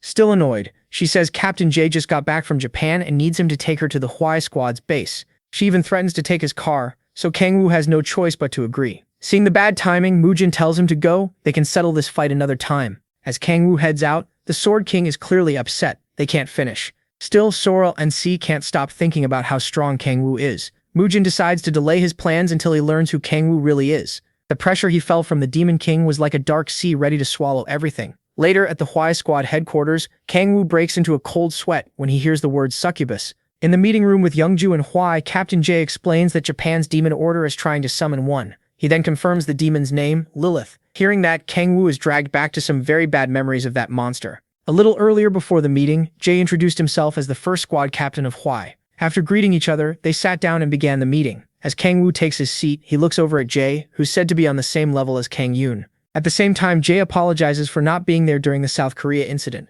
Youngju says Kang Woo handled it, and Jay thanks him for that. Then the captain says he has news, and once he mentions the demon cult, Youngju gets a bad chill. Jay starts explaining the cult's plan in Japan, and Youngju says she'd heard the demon cult there is much bigger. Jay tells Huai that the Japanese government asked for help because things have gotten serious. Youngju wonders why they need outside help when they already have someone like Fujimoto Ryoma. But aside from Ryoma, Japan doesn't have many top players. She's still worn out from the Isu Station incident, and now the cult is summoning another demon. Kang Woo though gets interested and asks what demon they're trying to call. Since his demonic energy hasn't gone up in a while, he sees this as the perfect chance to hunt a demon and eat it. Of course, that excitement vanishes the moment he hears it's Lilith. Kang Woo instantly loses his composure and startles Youngju. He swears he'll stop the summoning no matter what. The last thing he wants is that crazy ghost-like demon back on his back. In hell, Lilith was one of his closest aides, alongside Balrog. While Balrog stood for raw power, Lilith ran the Demon King's army with her sharp mind. She was also his official wife. After his faction was crushed fighting an archduke, Lilith helped him survive the mess, and he ended up marrying her. After that, she kept chasing him every night for tentacle fun, and he had to run from her non-stop. Kang Woo swears he's never going through that again, so he tells everyone they must stop the summoning at all costs, leaving Youngju confused by how weird he's acting. Then the Demon King asks Jay to explain Japan's situation in detail. Jay warns them to keep this secret, then reveals that a girl named Kurosaki Yuri was kidnapped by the demon cult. The girls are stunned and immediately ask if that's really true. Kang Woo meanwhile quietly asks Youngju who Kurosaki Yuri is. She explains that 5 years ago, on the day of the cataclysm, an SS rank gate opened at Sapporo Station. Monsters poured out and killed countless people, nearly bringing Japan down. Then Kurosaki Yuri, the Maiden of the Skies and granddaughter of the Japanese Emperor, appeared to help. She boosted Japan's players enough for them to push the monsters back to Hokkaido. Hokkaido is still cut off, but that feat made her Japan's symbol of hope. Youngju adds that Kurosaki Yuri has a special power. She can let Japanese gods descend into her body, and that's how Ryomasu's no eyes were made. Kang Woo figures the cult must have a very important reason for taking someone like her. He remembers that the 7 archdukes are tied to the 7 deadly sins. If he's right, then Yuri's power may be about bringing in a being from another dimension. That would mean the demon cult wants Lilith for her illusion and control abilities. Jay then says they can only send 7 people, since Japan wants the kidnapping kept secret. With Hyunmo included, they already have 5, so only 2 more can join. Jay also says a plane is waiting at the airport to take them, but Kang Woo suggests using Echidna instead. Jay has no idea who that is. Later, Echidna tears through the clouds at incredible speed. A purple barrier covers her back, and Kang Woo's group rides safely inside it. Youngju taps the barrier and asks when he made something like this. Kang Woo says he came up with it so everyone could ride together. Meanwhile, Haimo looks sick from the flight and struggles not to throw up. Kaino warns that if he vomits on her back, she's tossing him off. Sol-Ah, who came with them, gets Kang Woo's attention and asks if it's really okay for her to come instead of Si or Su. He says she'll be more useful than either of them, and she starts blushing hard. His plan is to use her buffs to raise his demonic energy trait. After a while, Echidna tells her master they've arrived, Sola goes pale with fear when she sees what happened to Sapporo Station. The whole area has been wrecked, and all sorts of demonic monsters are wandering through it. At the center stands the SS rank gate that still hasn't been cleared. Kang-woo scans the area and senses demonic energy spread all over the station. He asks Jay if the summoning is happening there, and Jay says that's what the Japanese government believes. Since time is short, Kang-woo decides they should meet up with the Japanese team below. At the Sapporo base, soldiers are guarding a helicopter landing zone. An older man and a younger one look up as Kang-woo and the others land on the pad. The soldiers panic and aim their guns, demanding answers. But the older man quickly recognizes Captain Jay. Jay calls him Prime Minister Yamada and says it's only natural for them to come to Japan's help. Kang-woo then tells Echidna to cast translation magic on everyone. After that, Jay introduces the rest of the team to Yamada and assures him they're strong enough to help crush the demon cult. The younger man then steps forward and asks if he may greet the captain too. He offers a handshake and introduces himself as Ryoma. As he talks with Jai, Kang-woo wonders if this really is Ryoma.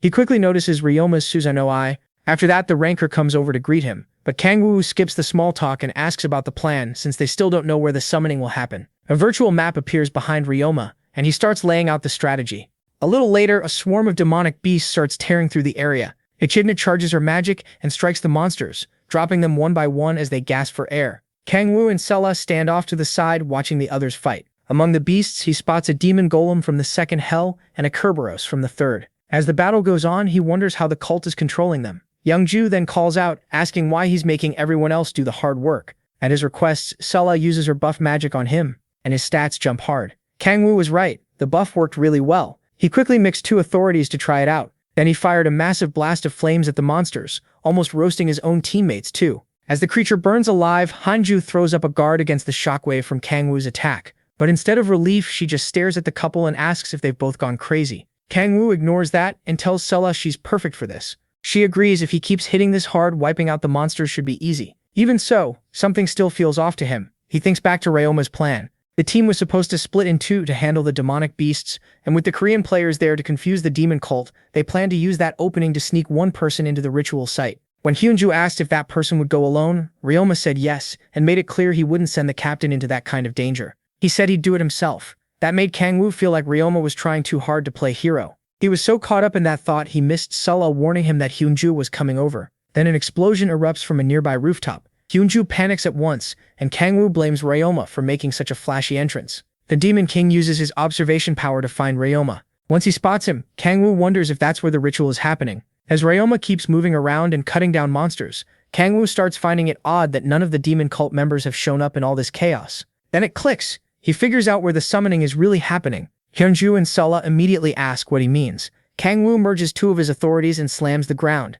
Hyunju snaps and yells, asking what that lunatic is doing now. As they look down, two shadows appear beneath the cracked ground. Their masks make it obvious they're from the demon cult. They draw their weapons and demand to know how Kang-woo found them. But the moment Kang-woo and the two girls face them, the cultists look more scared than any demon. The next thing left behind is blood and broken masks. They were way too weak, never a real match for the Demon King. After that, Hyunju and Sellas rush over to him for help. Since he found the cult's hiding place, both of them decide to go with him. But he shuts that down right away. He says they need to stay up top and keep the monsters busy. Echidna appears then and reminds him he can't let the same thing happen again. She makes him promise, and Kang-woo gives her his word. He's sure this time he won't need the power of 10,000 demon cores. Then he spreads his wings and speeds toward the ritual site. Some cult members spot him coming and jump in front of him to block the way. Kang-woo brings out his arm blades and cuts through them in an instant. He notices these cultists are much weaker than the ones in Korea. Seeing how desperately they're trying to stop him, he starts wondering why. As he moves through the area, he hears loud chanting coming from a hole in the wall. Inside, the cult's obsession with Lilith is on full display. Their leader is using Yuri's body for the ritual and tells the others that the time to serve their god has come. The whole group chants back, saying their faith will rise beyond this dimension. As demonic energy pours from the crack, one cultist notices someone strange. The second he sees Kang-woo, he warns the cardinal about the intruder. Kang-woo tells them to keep going while he tries to process what he's even looking at. The cultists get ready to attack, but the designs on their robes are so ridiculous. Kang-woo can barely take them seriously. Even their weapons have cute Lilith keychains hanging off them. Still, the cardinal won't just stand there after an intruder barged in. Kang-woo's face turns even darker when the cardinal walks up. Just like a rotten fanboy, Cardinal Ichiro looks like a lazy, out-of-shape slob. The Demon King tries to figure out why they want to summon the succubus queen so badly. Ichiro openly spills his disgusting reason and claims every man feels the same. Kang Woo's expression hardens when he realizes these idiots only see a succubus as something to satisfy their filthy desires. Before Ichiro can keep talking, Kang Woo lunges at him and drives his knee straight into the man's mask. The cardinal goes flying back, and Kang Woo calls them fools who think with nothing but their lower halves. The other cultists are stunned. Their cardinal went down that easily. Kang Woo warns them not to look down on hell. It's far beyond what their tiny minds can grasp. Even then, the cultists charge him together and try to bring him down. He drops them fast, but they still keep coming while trying to protect their cardinal. Then Ichiro orders them to run, saying they can't beat the Demon King. He says he'll buy time, but his followers refuse to leave him. The cardinal tells them not to worry, their faith and wishes will live on forever. They get emotional over that speech, but Kang Woo only finds them pathetic. He calls their whole act trash because no matter what they believe, they still kidnapped people and used them as sacrifices. Ichiro shouts back, telling him not to mock their faith. As Kang Woo summons his Gramsword, he tells Ichiro that if those beliefs matter so much, then he can die for them. The Demon King hurls the sword straight at the fisher and Ichiro jumps in to stop it. Instead, the blade pierces the cardinal. That makes him cough up blood. Some followers rush to check on Ichiro, while another tries to stall Kang Woo so the rest can escape. Kang Woo answers with a killing glare that scares them off. As the losers flee, he steps toward the fisher. He'd rather kill every last one of them. But stopping Lilith from appearing matters more. So he combines the demon stone with the authority of divine power to seal the crack. He grabs the fisher and starts forcing it together to close the gap. Everything is going fine until a tentacle suddenly slides out of the crack and grabs his arm. It locks onto him tight, and Kang Woo knows that feeling right away. More tentacles push out and Lilith says she's coming to see him. Terrified, Kang Woo begs her not to come near him. As he struggles against the tentacles, the demonic stone starts draining fast. He considers using the demonic energy C, but remembers the promise he made to Echidna. He really doesn't want to meet Lilith again, but it's not worth dying over. Still, he needs a drastic move. Kang Woo activates the authority of predation to absorb the fisher's demonic energy and make another demonic energy stone. Luckily, he also meets the final requirement. The stone has reached the needed size. That gives him all three conditions for the extreme demonic energy body, and the system announces that his body is beginning to transform. Kang Woo is not happy about it, but he decides to use it to his advantage. He focuses the overflowing power from the energy stone and uses it to shut the crack.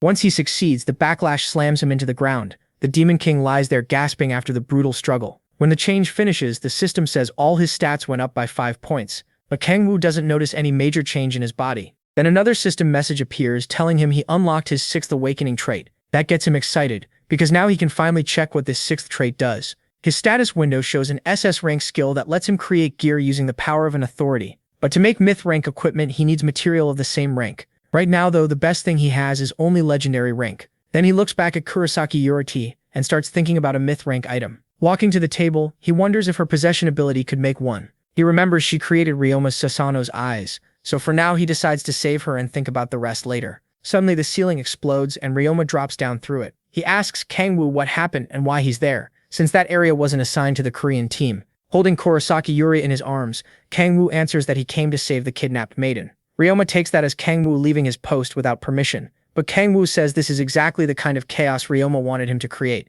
Ryoma doesn't like his attitude and says he should have been told before Kang Woo acted on his own. Kang Woo brushes that off. He wasn't going to call Ryoma over a hunch. Then he turns and heads back to the surface. As he leaves, Ryoma hears him wondering how many myth rank items he can demand as payment. Kang Woo suddenly stops when Ryoma starts shouting that this is an emergency. He sees Ryoma speaking through an orb telling his men that Kang Woo is part of the demon cult. Ryoma even claims Kang Woo is kidnapping the maiden and gives away their location. The Demon King is caught off guard by the sudden betrayal. Not long after, Kang Woo ends up locked in a Tokyo prison with a magic restraint on his hands. Ryoma tells him he'll stay bound until the trial tomorrow. Kang Woo is being charged with trying to kidnap the maiden and belonging to the demon cult. Ryoma says he can hire any lawyer he wants, but he doubts anyone will defend him. Right before leaving, Kang Woo calls Ryoma back. He says Ryoma made 5 big mistakes. Ryoma just gets annoyed. He thinks Kang Woo is bluffing and says he's only talking trash because he's cornered. Then Ryoma walks out, eager to see how long Kang Woo can keep the lie going in court. Left alone, Kang Woo knows he needs a plan fast. Before he was taken away, Sula and Young were stunned to hear him called a demon cultist. His teammates argued that it was impossible, but Ryoma claimed Kang Woo tried to kidnap Kurosaki Yuri. Even Yamada backed up the lie, but Kang Woo stayed calm. Furious, Young tried to attack them for saying such garbage. Kang Woo stops her and says he'll be back soon. He also reassures Sola that when he says things will work out, they usually do. Even so, Sola and Echidna are deeply worried and can only hope he's right. Kang Woo promises Sola he'll return, then asks her to watch over Echidna until he does. Back in his cell, he sends his soul out of his body. His spirit slips free, then forms a full body outside the prison. Since magic and demonic energy are different, the restraints can't stop him. Above the city, he decides to move fast and make Ryoma pay. The next day, Korean players and Japanese citizens gather in a Tokyo courtroom for Kang Woo's trial. Ryoma sits there looking irritated, not expecting it to start this late. Still, he pictures himself coming out as a hero and marrying the maiden. For a world ranker, he's weirdly pathetic. He glances across the room and sees Kang Woo's teammates glaring like they want to tear him apart. He figures they still can't do anything. Then he checks on the judge, pleased because he paid the man well to handle the case. The judge, Wakabe Nobuhito, is shaking like he's seen a ghost. Soon, the first prosecutor is called to testify against Kang Woo. The moment he starts lying about the mission, Yong snaps and scares half the courtroom. Jake quickly pulls her out before she goes too far. At the same time, the judge asks Kang Woo if he wants to defend himself. Smiling brightly, Kang Woo simply says he is not part of the demon cult. Ryoma can barely hold back his laughter. As more witnesses are called, Ryoma smirks, sure he's already won. After what happened underground, he's certain they'll all support his story. The first witness is Prime Minister Yamada, but he's trembling like his life depends on this. Ryoma brushes it off, thinking both Yamada and the judge are just acting weak because they're old. Then Yamada says he's been hiding the truth, and everything flips. He tells the court that Ryoma has been threatening him. The whole room explodes into chaos. Hearing that, Ryoma slams the table and demands to know what Yamada thinks he's saying. Yamada answers by calling Ryoma a demon cultist. The courtroom goes wild with questions, but Yamada keeps going. He says he stayed quiet because Ryoma threatened to sacrifice his family to demons. He also reveals that Kang Woo is the one who actually saved the maiden. Ryoma cuts in at once, shouting that Yamada has no proof, but then he hears there is evidence. Yamada holds up a demonic energy stone and explains what it is. He says it was found in Ryoma's home, and only the demon cult can make or use something like that. Ryoma immediately demands proof that it really came from his house, trying to talk his way out of it. Then Seola suddenly enters the courtroom and says she's been investigating Ryoma's ties to the demon cult. She explains that she searched his home at the Prime Minister's request. A man behind her opens a case packed with demonic stones and daggers. Sola tells the court this was all taken from Ryoma's residence. She even swears on the name of the Thousand Sword Gate that Ryoma belongs to the cult. Things are turning bad for the world ranker, but Ryoma suddenly bursts out laughing. Looking completely unhinged, he asks what any of these claims are supposed to prove. Then he starts shouting that this is all a Thousand Sword Gate plot to take over Japan, trying to stall for time. At that moment, a girl beside Sola pulls back her cloak and reveals herself as Kurosaki Yuri. The reporters are stunned by the maiden's sudden appearance. Kurosaki Yuri steps forward to speak. She says she can't remember everything from that day, but she knows the one who saved her was Kang Woo. Then she apologizes for being kidnapped and worrying everyone, though the crowd tells her it wasn't her fault. Sola turns to the judge and asks him to have Ryoma arrested. As the order is given, Ryoma starts laughing again, slower this time, like he's losing it. His face twists with madness, fear, and confusion. He looks toward Kang Woo's side and realizes someone arranged all of this in just one day. Kang Woo answers with a dark, devilish smile. Ryoma slowly rises from his seat and suddenly bolts out of the courtroom. Kang Woo's teammates instantly try to figure out how to stop him before he gets away. Young turns to Kang Woo and says they should go after him, but then she notices his broken handcuffs. Kang Woo's already gone. Meanwhile, Ryoma races through the night sky over the city and curses his ruined plans while thinking about how to escape Japan. Then a bright flame appears beside his face and blasts him out of the sky. Kang Woo watches as he crashes down in flames. When the fire dies, Ryoma looks up, shocked that someone dared attack him. Then he sees Kang Woo standing there with fire in his hand. Kang Woo asks if he finally understands those 5 mistakes. Burning with rage, Ryoma admits his plan may have been rushed, but says there weren't 5 mistakes. Kang Woo starts with the first one, trying to imprison him. Magic restraints don't work on the Demon King. As the fire in his hand fades, he adds that he can make demonic energy stones himself. The third mistake, he says, was using ordinary people as witnesses and judges. They aren't protected from skills, so of course they were terrified. Kang Woo says it was stupid to trust normal people with no power. The fourth mistake was assuming he was some nobody with no backing. In reality, this gave him the perfect chance to call the Sword King and ask for help. Then he gets to the fifth mistake. Ryoma never understood the gap between a dog and a demon. Enraged, Ryoma rises into the air and sends wind blades at Kang Woo. He swears he'll tear the Demon King apart. Kang Woo doesn't even flinch at Ryoma's little tornado tricks. The attack lands with a huge blast over the city. Ryoma thinks he's won and says he should have done that from the start, but his face suddenly changes when he sees Kang Woo standing there without a scratch. Kang Woo blocked it with his defense skill and says he's disappointed in Ryoma. Confused, Ryoma asks what he means, and Kang Woo tells him he's the type who acts nice in public while controlling people from the shadows.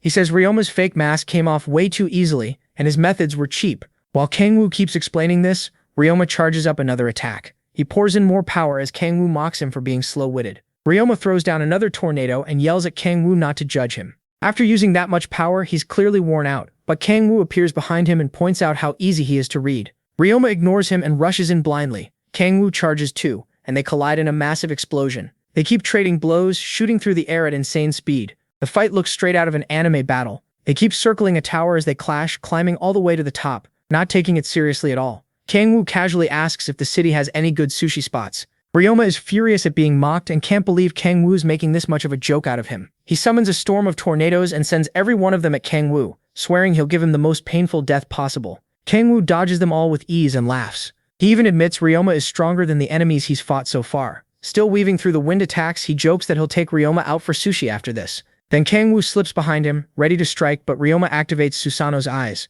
A burst of light appears behind Kang Woo and blasts him into the ground. When he gets back up, through the settling dust, he says he never thought he'd live long enough to see a god. In front of him stands Susanoo. Ryoma can only keep this power up for 1 minute, so he has to finish Kang Woo fast. He orders Susanoo to kill the Demon King, but as Susanoo looks down at Kang Woo, he senses the power inside him and recognizes him as the being someone once spoke of. Kang Woo can't understand what the god is saying and wonders if he should use his translation power. Then Susanoo lifts both hands and summons a giant spear from the sky. He wants to test the demonic sea inside the Demon King. Seeing that, Kang Woo starts making his own weapon. He quickly realizes even Gay Bulg won't be enough, so he pours in more power to forge something stronger. But Ryoma traps him inside a whirlwind and laughs at him for all that mocking earlier. He vows Kang Woo dies today, then suddenly notices the storm around Kang Woo growing even wilder. Kang Woo mixes that storm power with the other forces he's already using. By combining them all, he creates the mighty spear Gungnir. Susanoo is impressed by Kang Woo's power and attacks with his divine spear. Kang Woo charges straight at the god and their weapons slam together.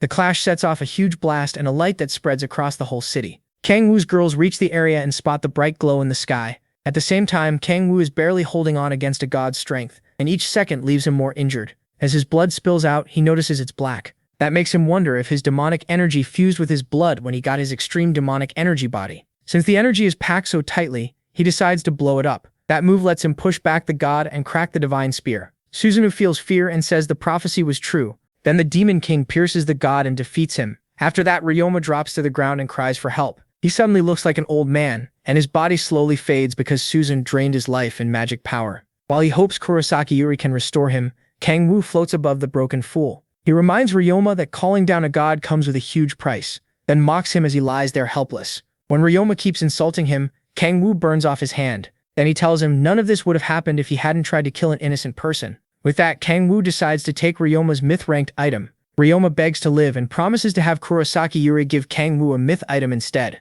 As Kang Woo's hand moves toward his eye, Ryoma swears he'll never stand before the Demon King again if he's spared. Kang Woo ignores the plea and takes the eye. After that, the ranker's body slowly crumbles into dust, and in his final moments, he still calls out the Demon King for mocking him. A system window appears and tells Kang Woo he can't use Susanoo's eye. He thinks about the god and wonders if more will show up as Gaia's system keeps weakening. While he considers how to deal with future gods, another system message appears. It shows 2 unknown conditions and says they're the second step to becoming a demon god. That makes Kang Woo wonder if he has to become a god to fight gods. As he leaps off the tower, he leaves the cleanup to Mujin and Soyeon. The Sword King starts wondering if Kang Woo held back the last time they fought. After seeing the Demon King's skill, he even offers to set up a marriage between Soyeon and Kang Woo, but she shuts it down and says she's going back to China. When her father asks why, she says she wants to train. She wants to cover the part Kang Woo lacks: martial arts talent. Watching the man she loves float down, she admits sneaking in to see him will be much harder now. Kang Woo meets up with his friends, and they immediately ask where he's been.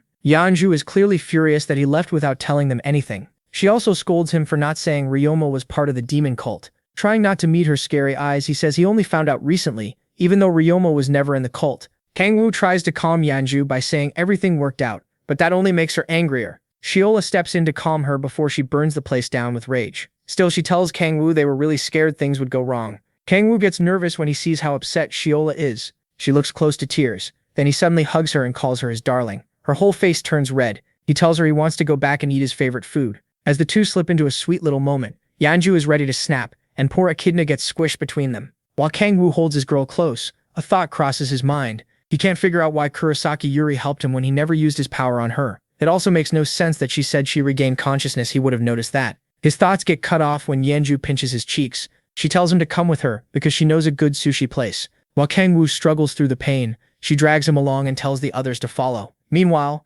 Kurosaki Yuri watches from a distance until her assistant arrives to escort her home. As she leaves, she says she'll keep watching Kang Woo from afar and visit him herself soon. As she walks away, her shadow takes the shape of a certain demon obsessed with Kang Woo. A week later, Kangwoo returns home with his family and friends. He and Echidna are excited, but Yeonju is desperate to finally rest after everything that happened in Japan. Yahello tells her to get home safe, though Yeonju can barely walk straight. Both she and Kangwoo are worried about the Red Rose Guild master. Kangwoo feels bad for her after all they went through in Japan. Japan lost its hero after he and Mujin were announced as the ones who defeated Ryoma. Because of that, a lot of hate got aimed at Korea, and Yeonju took all of it instead of Kangwoo. While he's thinking about that, Yahello calls him so they can head back together. But instead of going home with her, he says she should go first because he has something to do. They just got back, and he's already staying away from home. When Echidna asks to come too, he lets her and says they're heading somewhere quiet. When she asks why, he says it's nothing major. Then he pulls out Suzuno's eye and says he's going to make a piece of equipment. After that, they fly to a wide grassy field and land. They check around for a while to make sure no monsters are nearby.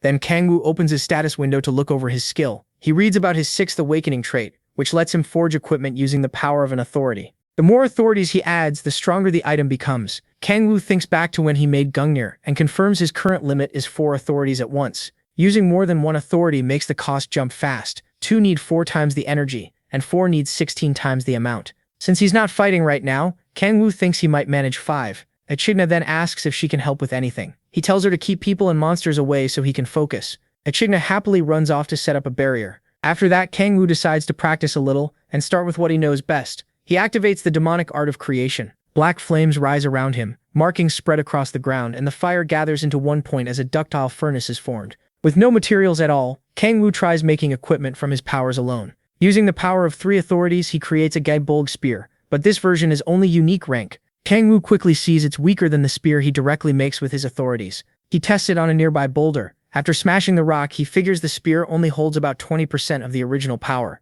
Even so, he says he can make up for the missing strength with his body-enhancing authorities. Echidna comes back and asks what kind of equipment he wants to make, but he still hasn't decided. He considers crafting a main weapon like Sai Hun's, but that would keep him from swapping styles and attacks. Then Echidna gets an idea and suggests a weapon that can change shape. As Kangwoo thinks it over, night falls. Saola is now there with him, and he gives her the signal to begin. She uses graceful light to buff him, and he stacks it with Kraken's rage. Then he activates creation again, and uses Suzuno's eye as the material. As he adds the authority of storms, he remembers Echidna saying a shape-changing weapon would let him attack in many different ways.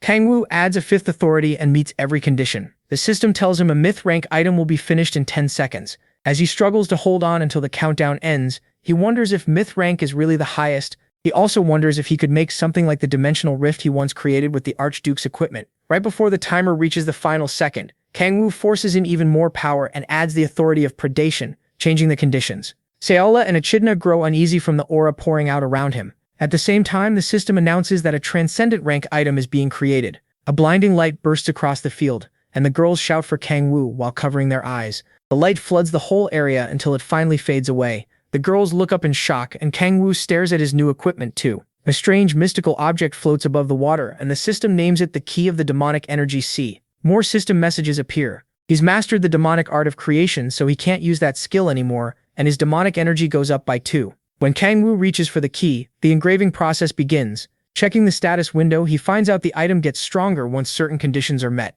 It also has more effects that are still locked. Kangwoo is blown away by what it can do. Its first effect, Indomitable, means no attack can break it. The second, Transformation, lets it become any weapon saved as a skill and use up to 34% of that weapon's power. One look at his face says it all. He already loves it. Then Kangwoo activates the item's transformation and turns it into a Bident. It turns out well, and its power is close to the Gaibolg he made before. Next, he changes it into the magic sword, Gram. The switch is almost as fast as using the demonic energy stone. Finally, he tries to turn it into Gungnir, but nothing happens. The system explains that the key can only copy weapons made with 4 authorities or less. That disappoints Kangwoo, but he's already eager to see how it'll develop. After that, Saola gets his attention and asks if the weapon came out right. He says it did, then changes the key into a ring so she can see it. He figures that'll make it easier to carry. Saola, though, looks ready to kill him over the ring. Once everything is done, they go home. A week later, back at the apartment, Kangwoo is still stuck because of his level cap. Even after getting the key of the demonic energy sea, the restriction hasn't gone away. He sighs in frustration. Staring at the ring, he wonders how he's supposed to level up and gain another trait to weaken the seal on the demonic energy sea. He thinks it over and starts asking if he should just give up and find another way to grow stronger. One idea is visiting the demon cult in Russia and devouring demons there, but tracking them down won't be easy. Then his stomach growls, reminding him he hasn't been eating right. He goes to make his favorite kimchi stew, but suddenly spots Lilith's tentacles in the pot. Kangwoo nearly jumps out of his skin at that, only to realize it's his imagination. The stew really does have octopus tentacles though. He feels bad for even thinking an angel like Seola would serve him something that awful. Looking around, he notices Solace gone and sees luggage by the sofa. Echidna says she left to hunt an A-rank gate with her party. She adds that the octopus and the luggage were brought over by Young the night before. The night before, Sola and Echidna met Young at the door. The guildmaster said Kurosaki Yuri had sent supplies along with $30 million. According to Yuri, it was an apology for what happened in Japan, and she wanted to help Kangwoo however she could. Young is surprised the maiden likes him, but Sola's reaction shocks her even more. Even Echidna is stunned by the scary look on Sola's face. Kangwoo, meanwhile, thinks that much money is way too much for simply saving the maiden. Even so, the octopus is still bothering him and making his skin crawl. Then a news report catches his eye. World ranker Alec Osborne, the Sword of Justice, is visiting South Korea. The report says Osborne is here to meet Kim Si-hoon after seeing what he did during the ISU station incident. Kangwoo checks his phone for more details. Alec Osborne is a famous hero known for protecting the weak. 2 months after the ISU station incident, he revealed that he'd also been fighting the demon cult. A month ago, demon cult activity was found in Europe, and he stopped it. Somehow, not a single person died. Kangwoo figures this is exactly the kind of guy Kim Si-hoon would admire. Then his mind starts taking that thought in a very weird direction. After that, he puts on his jacket, asks Echidna where Sola is, and says he's going to hunt with Golden Sun. Echidna happily asks to come too. Later at a cafe, Tae-sol waves Kangwoo over to the table. Kangwoo says they could have kept hunting, but Tae-sol replies that once they heard he was coming, they had to stop. They start talking about Alec Osborne, and Tae-sol says they heard about him from players who recognized Kim Si-hoon. Meanwhile, Kangwoo glances at Kim Si-hoon and wonders why he looks so excited. Kim Si-hoon admits he's thrilled because he never thought the Sword of Justice would come all the way to Korea just to meet him. Acting like a total fanboy, he gushes about how cool Alec Osborne is. Kangwoo tries not to care that his subordinate is praising someone else, and asks how Kim Si-hoon's leveling is going. He's shocked to hear the swordsman has already reached level 60. Sola explains that Kim Si-hoon never had the same level restriction the others did. Hearing that, Kangwoo feels pathetic. His underling is flying through levels while he's still blocked. Kim Si-hoon then asks if he should go to the airport to meet Alec. Kangwoo says there's no need, and right then someone enters the cafe. Kim Si-hoon instantly recognizes him as the Sword of Justice. While Kim Si-hoon rushes over to greet the world ranker, Kangwoo turns back and sizes up Alec's aura and the way he carries himself. The moment Alec speaks, the Demon King can tell he's stronger than Ryoma. Kim Si-hoon greets Alec with humble but obvious excitement. At the same time, Kangwoo feels a little bitter, because Kim Si-hoon was never this happy when they first met. Alec finally notices the Demon King, who asks why he came all the way to Korea. Kim Si-hoon quickly steps in and introduces Kangwoo as his brother.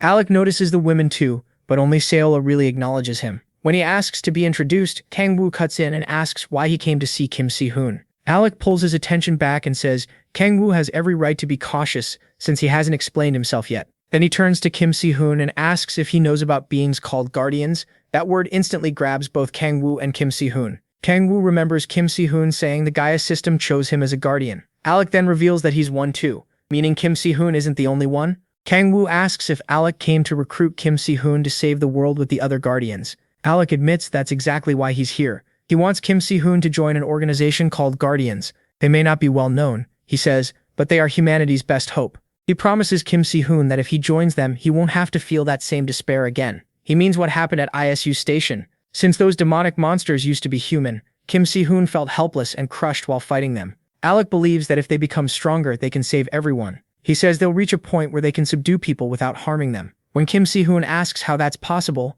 Alec explains that Guardians can boost the power of other Guardians. At that point, Kangwoo finally understands how Alec stopped the demon cult in Europe without killing anyone. He watches Kim Si-hoon closely to see how he'll answer this desperate offer. Kim Si-hoon is nervous and struggles to respond. As he looks at Alec and prepares to answer, the scene shifts to Alec walking alone. He reveals that Kim Si-hoon turned him down, but he still plans to win him over. Not far away, Kangwoo watches him in secret and can't believe how stubborn he is. Before Alec got rejected, Kim Si-hoon had actually been ready to accept, but Kangwoo stopped him with his power. The Demon King interfered with his spirit, making Kim Si-hoon suspect Alec might be lying. Because of that, Kim Si-hoon couldn't give a clear answer. Alec told him to take his time since he'd be in Korea a while longer. As Alec walks off, Kangwoo swears he won't let Kim Si-hoon end up as delusional as this ranker. He decides to keep them apart. Suddenly, Alec calls out to someone hiding in the shadows, and Kangwoo thinks he's been discovered. But instead, a cult member jumps down from a rooftop and attacks Alec. The cultist's nails stretch into long claws while Alec draws his sword. As they collide, Alec asks if the cult followed him all the way from Europe. He tells the man to surrender, but the cultist only wants to tear him to pieces. The fight turns fierce, and neither side backs down. Kang Wu stays hidden nearby, careful not to reveal himself. Even with the cult member's efforts, the battle ends fast because he's nowhere near a guardian's level. The follower asks Alec to kill him, but Alec refuses. That mercy annoys Kang Wu, who can't believe this guy is still saying such naive nonsense. Even so, Alec tells the cultist to repent and start over. Realizing he's dealing with a soft-hearted fool, the cult member throws a smoke grenade and makes a run for it. Alec moves to stop him, but sees the cultist rushing straight toward a random passerby. The man slams into the girl and sends her into a wall. After a quick look around, he escapes, leaving Alec behind with the injured girl. Alec runs to her, but his hands start trembling when he realizes she's dead. He breaks down, asking why this had to happen. If he just killed the cultist, none of it would have happened. Then he hears someone ask what he's doing. Alec turns and sees Kang Wu glaring at him. The Demon King demands to know why he let the cultist live. Kang Wu says the girl's death is basically Alec's fault because he spared that cultist. Alec tries to defend himself, but Kang Wu cuts him off and says his foolish beliefs killed an innocent girl. Then Alec says no one was hurt, and that catches Kang Wu off guard. Right then, the girl's body starts fading away. Soon, only her clothes are left in Alec's arms. At that moment, Kang Wu realizes Alec is completely out of his mind. Even so, the Guardian keeps acting like nothing happened. Kang Wu calls out to him, then fixes him with a cold stare, and asks if he's finally going to stop chasing Sai Hun. Alec flatly says no, he has no intention of giving up on the swordsman. He insists Sai Hun is meant for something greater, and Kang Wu just laughs. Alec excitedly goes on, saying Sai Hun was born to protect many people. With that, he turns to leave. Before going, he tells Kang Wu to help persuade Sai Hun to join the Guardians. But Kang Wu knows it's nonsense. Alec just wants Sai Hun to end up as twisted as he is. He also knows he can't keep stopping his subordinate forever, not when Sai Hun admires the Sword of Justice so much. Then an idea hits Kang Wu. He remembers Alec saying Sai Hun needs to grow stronger, and starts cooking up a dark plan. Later that night, Alec sits alone in his room, deep in thought. Kang Wu's words keep bothering him, and he starts feeling uneasy. Still, he tells himself Kang Wu just wouldn't get it, because he isn't a guardian. Alec believes the Demon King will understand one day. For now, he focuses on bringing Sekun into the group. Suddenly, a loud scream rings out. Alec jumps up and rushes to find where it came from. The cry for help comes again, and he realizes it's from the rooftop. He dashes up there and makes a dramatic landing. When he looks ahead, a cultist is waiting for him. The man says he's the same cultist Alec fought a few hours earlier. When Alec asks about the voice he heard, the cultist admits he was the one screaming. Alec realizes he was lured into a trap. Then the cultist brings up the woman he killed while escaping earlier. That memory makes Alec's face turn dark. Still, he acts like no one died. The cultist laughs and mocks the so-called Sword of Justice for ignoring an innocent person's death. As the taunting continues, Alec draws his sword and says he'll make the cultist repent for the rest of his life. But the follower notices Alec still never says he'll kill him. To Alec, the cultist could never understand why he refuses to take a life. He truly believes saving everyone is the right path. Then Alec rushes in to strike.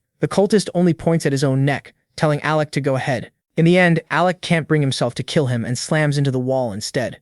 While trying to redirect his blow, he injures his arm. The cultist pretends Alec simply missed, then cocks back a heavy punch. The hit buries itself in Alec's stomach and sends him flying for being so naive. Before he can even hit the ground, more fireballs slam into him too. The whole rooftop erupts in flames, but Alec somehow survives. As he wonders how this enemy got so much stronger in less than a day, the cultist comes down at him with an axe. Alec raises his sword to block, but the weapon suddenly vanishes. Before Alec can adjust, the enemy smashes him across the face. Alec goes tumbling across the roof, clutching his bruised face. He starts to think this may not be the same cultist. Maybe it's someone else. Then he remembers that cultists can suddenly grow much stronger, and guesses his foe is actually a demon. The masked cultist says nothing, and just stares back. The fight keeps going, and every clash sends bright flashes across the rooftop. They move at incredible speed while Alec tries to overpower his enemy. He tells the demon to give up, but the cultist is already tired of this pointless fight. Just as he thought, Alec isn't fit to be a guardian.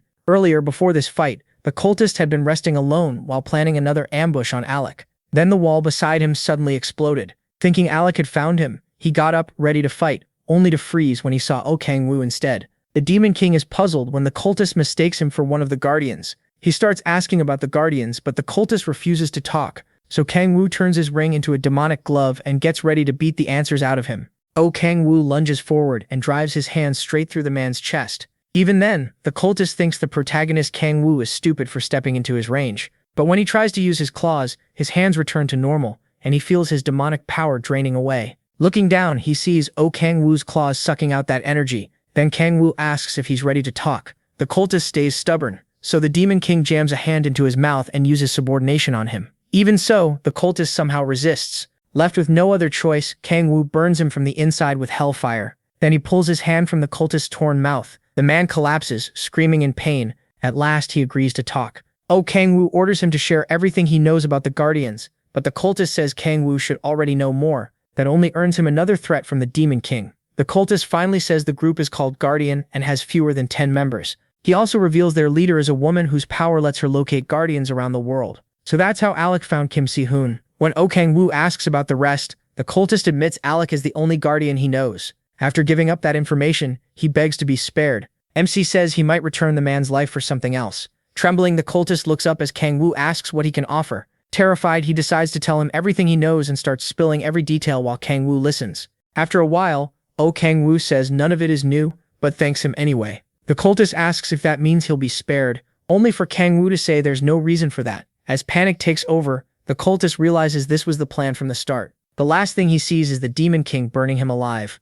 Afterward, the protagonist Kang Wu walks out of the flames and puts on the cultist robe. Now that he has what he needs, he moves on to the next part of his plan. The story returns to his fight with Alec, and by now he fully understands what kind of man the Guardian is. Then he suddenly ends the fight with Alec. He knocks away Alec's sword and says fighting him is boring. Next, the Demon King grabs Alec by the throat and lifts him into the air. Alec fights back, but he's far too weak against Kang Wu. Kang Wu even wonders why there aren't more normal rankers like Cha Youngju Mujin. He figures Alec may have some tragic reason for refusing to kill, but he couldn't care less. Alec gets furious when Kang Wu questions his ideals and asks if problems disappear just because he looks away. Barely able to breathe, Alec listens as Kang Wu reminds him of the body he erased earlier that day. That finally makes Alec shout, and the protagonist is glad to see him lose control. His anger only grows when Kang Wu says all of Alec's actions are really just selfish. Alec tries to protest, but MC Kang Wu tightens his grip. Suddenly the rooftop door blows open. Kim Si-hoon rushes in, ready to save Alec and face the attacker. He demands to know who the masked cultist is. Kang Wu quickly changes his voice and throws out a few fake names. At last, he introduces himself to the swordsman as Satan. Hearing that, Kim Si-hoon decides the enemy must be a demon too. Kang Wu squeezes Alec's throat even harder and reminds the boy he has bigger problems right now. He watches Kim Si-hoon start to sweat, even as he tries to stay calm. The boy grips his sword and refuses to answer the Demon King's taunts. He remembers the call from Kang Wu, warning him that Alec was under attack by the demonic order. Kang Wu had pretended to be injured, then cut the call, leaving the swordsman in a panic. Kim Si-hoon doubts he can beat someone strong enough to crush even Alec. Still, he charges in to prove himself, and unleashes his dragon sword technique as he closes the distance, but the Demon King blocks it all with ease. Kim Si-hoon grits his teeth when the enemy mocks how weak he is, yet he pushes forward and starts another dragon sword skill. Before he can even finish saying its name, Kang Wu punches him and sends him crashing into the wall. A dark purple aura wraps around the Demon King's body, and he glares at the swordsman, wondering why the boy still can't feel the gap between them. But Kim Si-hoon refuses to quit and attacks again.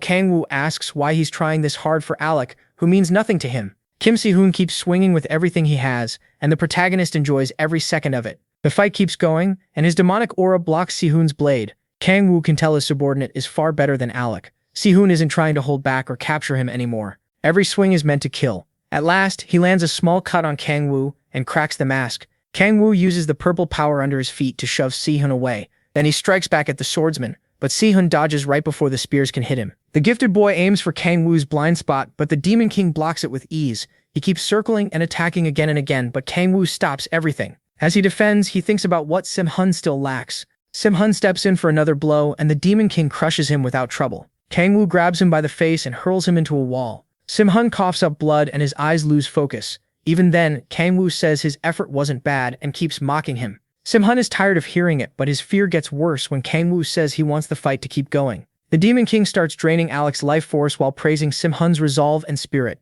Alec barely whispers Sim-hun's name and tells him to run, then he's destroyed right in front of him. Watching that finally breaks something inside Sim-hun. His voice shakes as he charges at the one calling himself Satan, desperate to avenge his ally. He attacks with pure killing intent, but his body gives out and he drops to the floor. All he can do is grit his teeth and glare while Kang Wu tells him to keep struggling and remember him. As Sim-hun slips out of consciousness, Kang Wu tells him to use that anger and hatred to grow stronger. Once Sim-hun passes out, he removes the mask. Then he nearly throws up from how embarrassing his whole Satan act was. Still, he hopes this pushes Sim-hun past his limits and helps him grow. Ever since Young and Jae went to jail, Sim-hun hasn't had much driving him. At the same time, Kang Woo still doesn't know if the Guardians are friends or enemies. If the others are like Alec, he may have to kill them himself. While thinking about getting stronger, a system message appears. Because he killed a Guardian, his level cap is lifted and reset to 69. His level also jumps by 10, bringing him to his 7th awakening. Kang Woo realizes killing a Guardian is the key to removing the restriction, but the new cap at 69 shocks him. Normally the next one shouldn't come until level 89. Seeing that the only way past it is killing another Guardian, he looks down at Sem-hun with temptation in his eyes. For a moment he wonders if he should kill the Guardians one by one, but he drops the idea and takes off the cultist robe. He decides not to thin out the Guardians yet since he still doesn't know what threats Earth will face later. After that, he checks his 7th awakening trait. The status window shows a new SS rank skill called Reaper of Souls. It's tied to the authority of predation and lets him absorb demon souls to improve the quality of his own soul. That authority already takes a target's life force, demonic energy, and other power, but Kang Woo has always thought it was inefficient. Then he checks the second step to becoming a demon god. The conditions are still hidden, but he feels this new skill is tied to them. Just like his 6th awakening was used to make the key to the demonic energy C, the idea of hunting demons puts a dark smile on his face. He also realizes he'll have to bother Young again. At that moment, she's in bed shivering from a cold. Kang Woo begins meditating and enters his demonic energy C. His 7th awakening weakens the seal on the 10,000 demon core, and he uses the celestial dragon psyche method to condense demonic energy. Thanks to his demonic energy body, he absorbs it more easily. He keeps taking more in and notices the quality is still poor. He goes deeper and deeper, risking his whole body turning into the 10,000 demon core. At the last second, he stops before the power swallows him. Pulling himself back takes a heavy toll, but he still raises his demonic energy stat by 8 points. That makes him happy, but when he checks the window, something is wrong. His demonic energy should be 121, yet it only shows 120. Then he figures it may be because of his coat. The system confirms it. His legendary gear can't support demonic energy above 120. Kang Woo stares at the coat, wondering why the system didn't say that sooner. Then he realizes no one has probably ever pushed a stat this high. Next, he turns to Alec's body and sets it on fire. As he thinks about going home, he realizes it took 6 months to reach this level. He watches the smoke from Alec's body rise into the air. A few days later, at the Red Rose Guild, a hard fight is happening in the training room. Sai-hun and Mu-jin are going all out, but the match is clearly one-sided. Mu-jin wins by knocking the sword from Sai-hun's hand. He tells the young prodigy to stop for the day. Sai-hun insists he can keep going, but Mu-jin doesn't buy it. He's worn out and battered, yet he still wants to push on. With fierce eyes, he says he has to get stronger. Mu-jin can see his sword skills are improving, but he's still worried. Later, he tells Kang Woo that he plans to take Sihee-turan hunting. Kang Woo grows uneasy when he hears the destination is Shanghai. There's an SS rank gate there like the one in Hokkaido, so it feels too soon. Mu-jin argues that real combat against monsters will help Sihee-turan more. Kang Woo realizes it's basically closed-off training, and probably the best way for Sai-hun to grow. Meanwhile, Sai-hun is still trying to catch his breath. Kang Woo walks over to give him some motivation. He grabs him and puts on a sorrowful act, blaming himself for failing to save Alec Osborne. Then he says they need to get stronger and avenge the fallen guardian. That hits Sai-hun right in the heart, and he swears to become stronger. Just like that, Kang Woo's twisted plan keeps moving forward. Afterwards, Sai-hun leaves for Shanghai with Mu-jin, while Kang Woo wastes time on his couch. Then his phone starts ringing. When he answers, Young tells him to turn on the TV. He does, wondering what's going on, and is left speechless by reports that the demon cult has started a massive summoning. They brought in thousands of demons, and the creatures are causing chaos across the country. Most people would panic, but the Demon King is practically drooling. To him, this is the feast he's been waiting for. The next day at the Red Rose Guild, Young heads into her office and notices someone coming in. It's Kang Woo with his family, and he asks what's happening. He says everyone looked on edge on the way in. Young explains that the mass demon summoning happened in Vladivostok, Russia. They still don't know the exact number of demons, but she estimates over 100, along with demonic monsters. Meanwhile, Kang Woo tries hard to hide how happy he is at the thought of devouring them. Kang Woo and Echidna sit down as Young says civilian losses have been low so far. Echidna points out the real problem is the demonic monsters moving out, and Young agrees. They're moving through Manchuria, and Young fears a major war if they reach South Korea. Kang Woo asks what China said. She explains that they asked South Korea for an alliance to stop the disaster in Manchuria before the death toll rises. A strategy meeting will be held in Harbin, and each guild is expected to join. That's why her people are rushing to get flights. Then she asks if Kang Woo will go with Echidna. She also wonders if just the two of them will be enough. Kang Woo says Si-hun is still training, and he left the others behind on purpose. He thinks it's too dangerous for them if demons are involved. He starts acting like he alone is enough, and Young looks disgusted. A little later, they arrive at China's player administration office, so Ian guides them inside. Kang Woo thanks her for helping during the Ryoma incident. She blushes at the praise and says she had a promise to keep. With her father away doing private training, she's been stuck handling all his work. Still, she says she's worried about her uncle. That uncle is the swordmaster Cha Yongju Muyeon. She explains that Mujin overshadowed him, so he never became famous. Even so, Muyeon is the vice leader of the Thousand Sword Gate, and sadly he doesn't think well of South Korea. Kangwoo tells Suyan things will be fine, and she says she hopes so. Up ahead, a huge guard is blocking two people. Those two are Minjung from the Onuri Guild and Hyunju from the Samurai Guild. Hyunju is surprised to spot Yeonju, who asks why they still haven't gone in. The second she hears they were barred from the meeting, Yeonju snaps. She orders the guard to step aside, but he says they'll hear the results later. Then he warns that if they ignore Muyeon's orders, the China-Korea alliance could be called off. Yeonju is ready to blow the door open, but Soyeon quickly tells her to calm down. Then Soyeon steps forward and tells the guard to move. He refuses, saying her uncle's orders come first while her father is away. While they argue, Kangwoo quietly walks up to deal with it himself. He politely asks to be let in, but the guard gives him the same answer. Kangwoo says he'll enter anyway, and the guard swings at him. A moment later, the meeting room door explodes. Everyone inside jolts in panic. Kangwoo strolls in with a smile, while the guard is left crumpled on the floor. One guild leader jumps up and attacks him for barging in. Kangwoo catches him and slams the bald man's head into the ground. The other leaders are stunned by how easily he gets dropped. Kangwoo jokes that the guy should have stayed seated, especially after already losing all his hair. Then he sits on the unconscious man and casually tells everyone to keep the meeting going. Across from him, Mupyeon hints that Korea isn't needed here, and Kangwoo fires right back. He even calls the vice leader a cocky little brat. Already fed up, Kangwoo decides to expose exactly what kind of man Mupyeon is. He talks about a jealous younger brother, who can never outshine his gifted older brother. Now that monsters are invading and the older brother is absent, that younger brother wants to prove himself.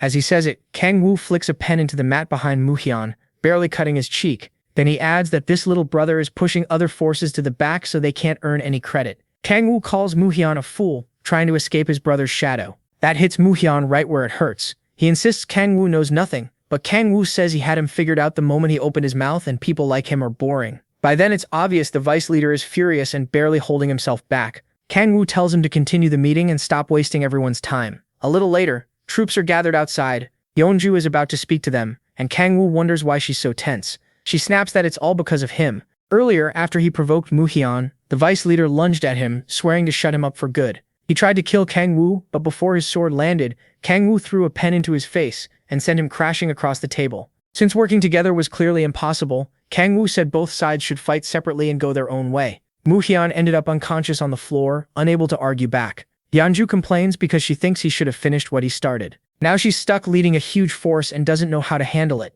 Meanwhile, Minjung is trying to lift his guild's spirits, while Hyunju is already tired of Yunju's complaining. Even the Hwarang squad leader is sick of hearing them bicker like siblings. Kangwoo tells Yunju he has something else to do, and she asks what could matter more than this. He just says it's a secret, hiding that he really wants to devour demons. Then they all stop when someone shouts that the demons are here. A massive wave of monsters is charging straight at them. Hundreds of crazed beasts rush forward, ready to tear through everything. Their numbers shake the players, and no one knows what to do. Luckily, Yeonju takes control fast and snaps them out of it. She reminds them they can beat these monsters. She orders the mages to ready their spells while the tanks brace for the charge. But her directions get too complicated, and the players start losing focus again. Embarrassed, she falters, but Kangwoo cheers her on. Even so, she admits leading like this isn't her thing, and hands command over to Hyunjae. Once that weight is off her shoulders, Yeonju gives the players one more message. Don't overthink this fight. Just treat it like a chance to earn as much experience as possible. That fires everyone up, and the panic disappears. In the end, Hyunjae doesn't even need to say anything. A few words from Yeonju were enough to rally them. She draws her blood chains and tells everyone to remember 3 things. First, no one gets hurt. Second, no one dies. And third, every bit of experience belongs to her. With that, they charge the monsters. Just as both sides are about to collide, a mark appears in a giant demon's eyes, letting a cultist watch through it. The one behind all this is finally revealed, the Apostle of Evil, Anton Sidorovich. Anton says the weakening Gaia system has made demons stronger. While he thinks a demon walks up to him, and Anton tells him it still isn't time to show himself. That demon is from the 5th hell, Utar. He says his followers want to fight and hates hiding, wanting to prove humans are no threat. Anton tells him to wait. Looking at a poster of Oh Kang-woo, Anton says there's someone they need to meet. After seeing what happened with the Japanese demon cult, he noticed the look in Kang-woo's eyes and assumed they were alike. Anton believes he understands what Oh Kang-woo wants and thinks he can bring him into the demon cult. As a dark power gathers in his hands, Anton tells Utar to hold back until he contacts MC Kang-woo. Utar hates being ordered around by an old man. Anton apologizes and pleads with him not to act recklessly, but to the demon, Anton is still just a human. His anger rises even more when Anton warns him not to go against the demon cult's will. Insulted, Utar moves to crush him, but the dark force Anton summoned grabs his hands. More shadowy hands rise and pin him down, forcing the great demon to the ground. Anton asks if he'll listen. Utar only curses, so Anton closes his book and lets the hands tear him apart. His followers watch their master get ripped to pieces. They turn to the old man in fear, and he tells them to listen carefully. Back on the battlefield, the demon assault keeps coming. Yeonju cuts through them with ease and keeps pressing forward with her blood chains. One demon tries to attack her from behind, but Baekwai Yong slices it down and saves her. She says she and Hyunmo came to help, so Yeonju shouldn't be too upset. Hyunmo is worried because the demon horde seems endless. Baekwai Yong says this would be easier with Oh Kang-woo, but Yeonju refuses to admit she needs his help. Still, he is already there, just invisible to everyone else. He can tell the players are holding up well. Sigola and the Samurai Guild are giving solid support, and the others are managing the demonic monsters well enough. Kang-woo thinks they'll win at this rate, but one thing bothers him. The hundreds of demons they reported still haven't shown up. He wonders what they're after, and why they're still hiding. Then something catches his eye. He calls Echidna and tells her to guard Sigola with the Samurai Guild. The little girl promises no one will touch her master's babe. Kang-woo says his plans have changed when a burst of demonic energy erupts from the ground. A hand rises up and writes a message. Someone wants to speak with Oh Kang-woo. That excites him. He thinks his feast invitation has finally arrived. Anton confirms that the protagonist saw the message and tells the demon beside him not to worry. They'll likely meet him after the battle. The demon gets angry, not wanting to sit around and wait. Anton glares at him and makes it clear who's in charge. The frightened demon hurriedly apologizes. Anton forgives him, then asks if any other demon wants to step up. None of them do. With the demons under control, Anton thinks about the best way to draw Oh Kang-woo out. He decides kidnapping Skyella would work best if only he knew how badly that choice would backfire. For now, he decides to end things here, but then he notices something troubling. Looking into the distance, he sees Oh Kang-woo coming straight toward him. When the Demon King lands, Anton thinks he can kill him if he rejects the offer. Brushing off the dust, Anton asks if MC speaks Russian. Kang-woo has no trouble understanding him, but first he looks over the lower-ranked demons. Most are from the 5th hell, while the stronger ones are from the 6th. After confirming none of them recognize him, he asks Anton what he wants. Anton starts talking about the privileges of being that talk about demon perks catches O's attention. Anton says humans die but demons don't. The old man keeps pushing, saying demons don't need food or water and aren't limited by age. He tells him to stop dragging it out and get to the point. Anton finally says the demon cult can turn humans into demons, and he offers the protagonist eternal life, like a fool. He tries tempting the Demon King with immortality, saying he'd never have to decay like a human. Then he holds out his hand and asks Oh to join the cult. Anton says he understands people like MC and claims he's the only one who can. That's when he finally loses it. He bursts out laughing at the old man and his pathetic offer. The other demons are stunned as the protagonist openly insults Anton and mocks everything he said. Anton is left speechless when he sees Oh laughing at him. Once he's had his fun, MC's face turns cold. He tells Anton not to pretend he knows him because he has no idea who he's dealing with. Then he releases his power, and the ground beneath him starts breaking apart. The demons try to flee as the earth splits open, but they only end up dropping into the cracks below. As huge pillars rise from the ground, terror spreads through the demons, and Anton too. Shaken, the old man can't understand what's happening. Young and the others feel the battlefield quake hard, and they're shocked too. When she notices the eerie structure Oh made, her frustration only grows. Even so, she's worried about the protagonist and hopes he's safe. Anton watches MC turn the area into something like hell, then stares in disbelief and asks if this is really the power of a mere human.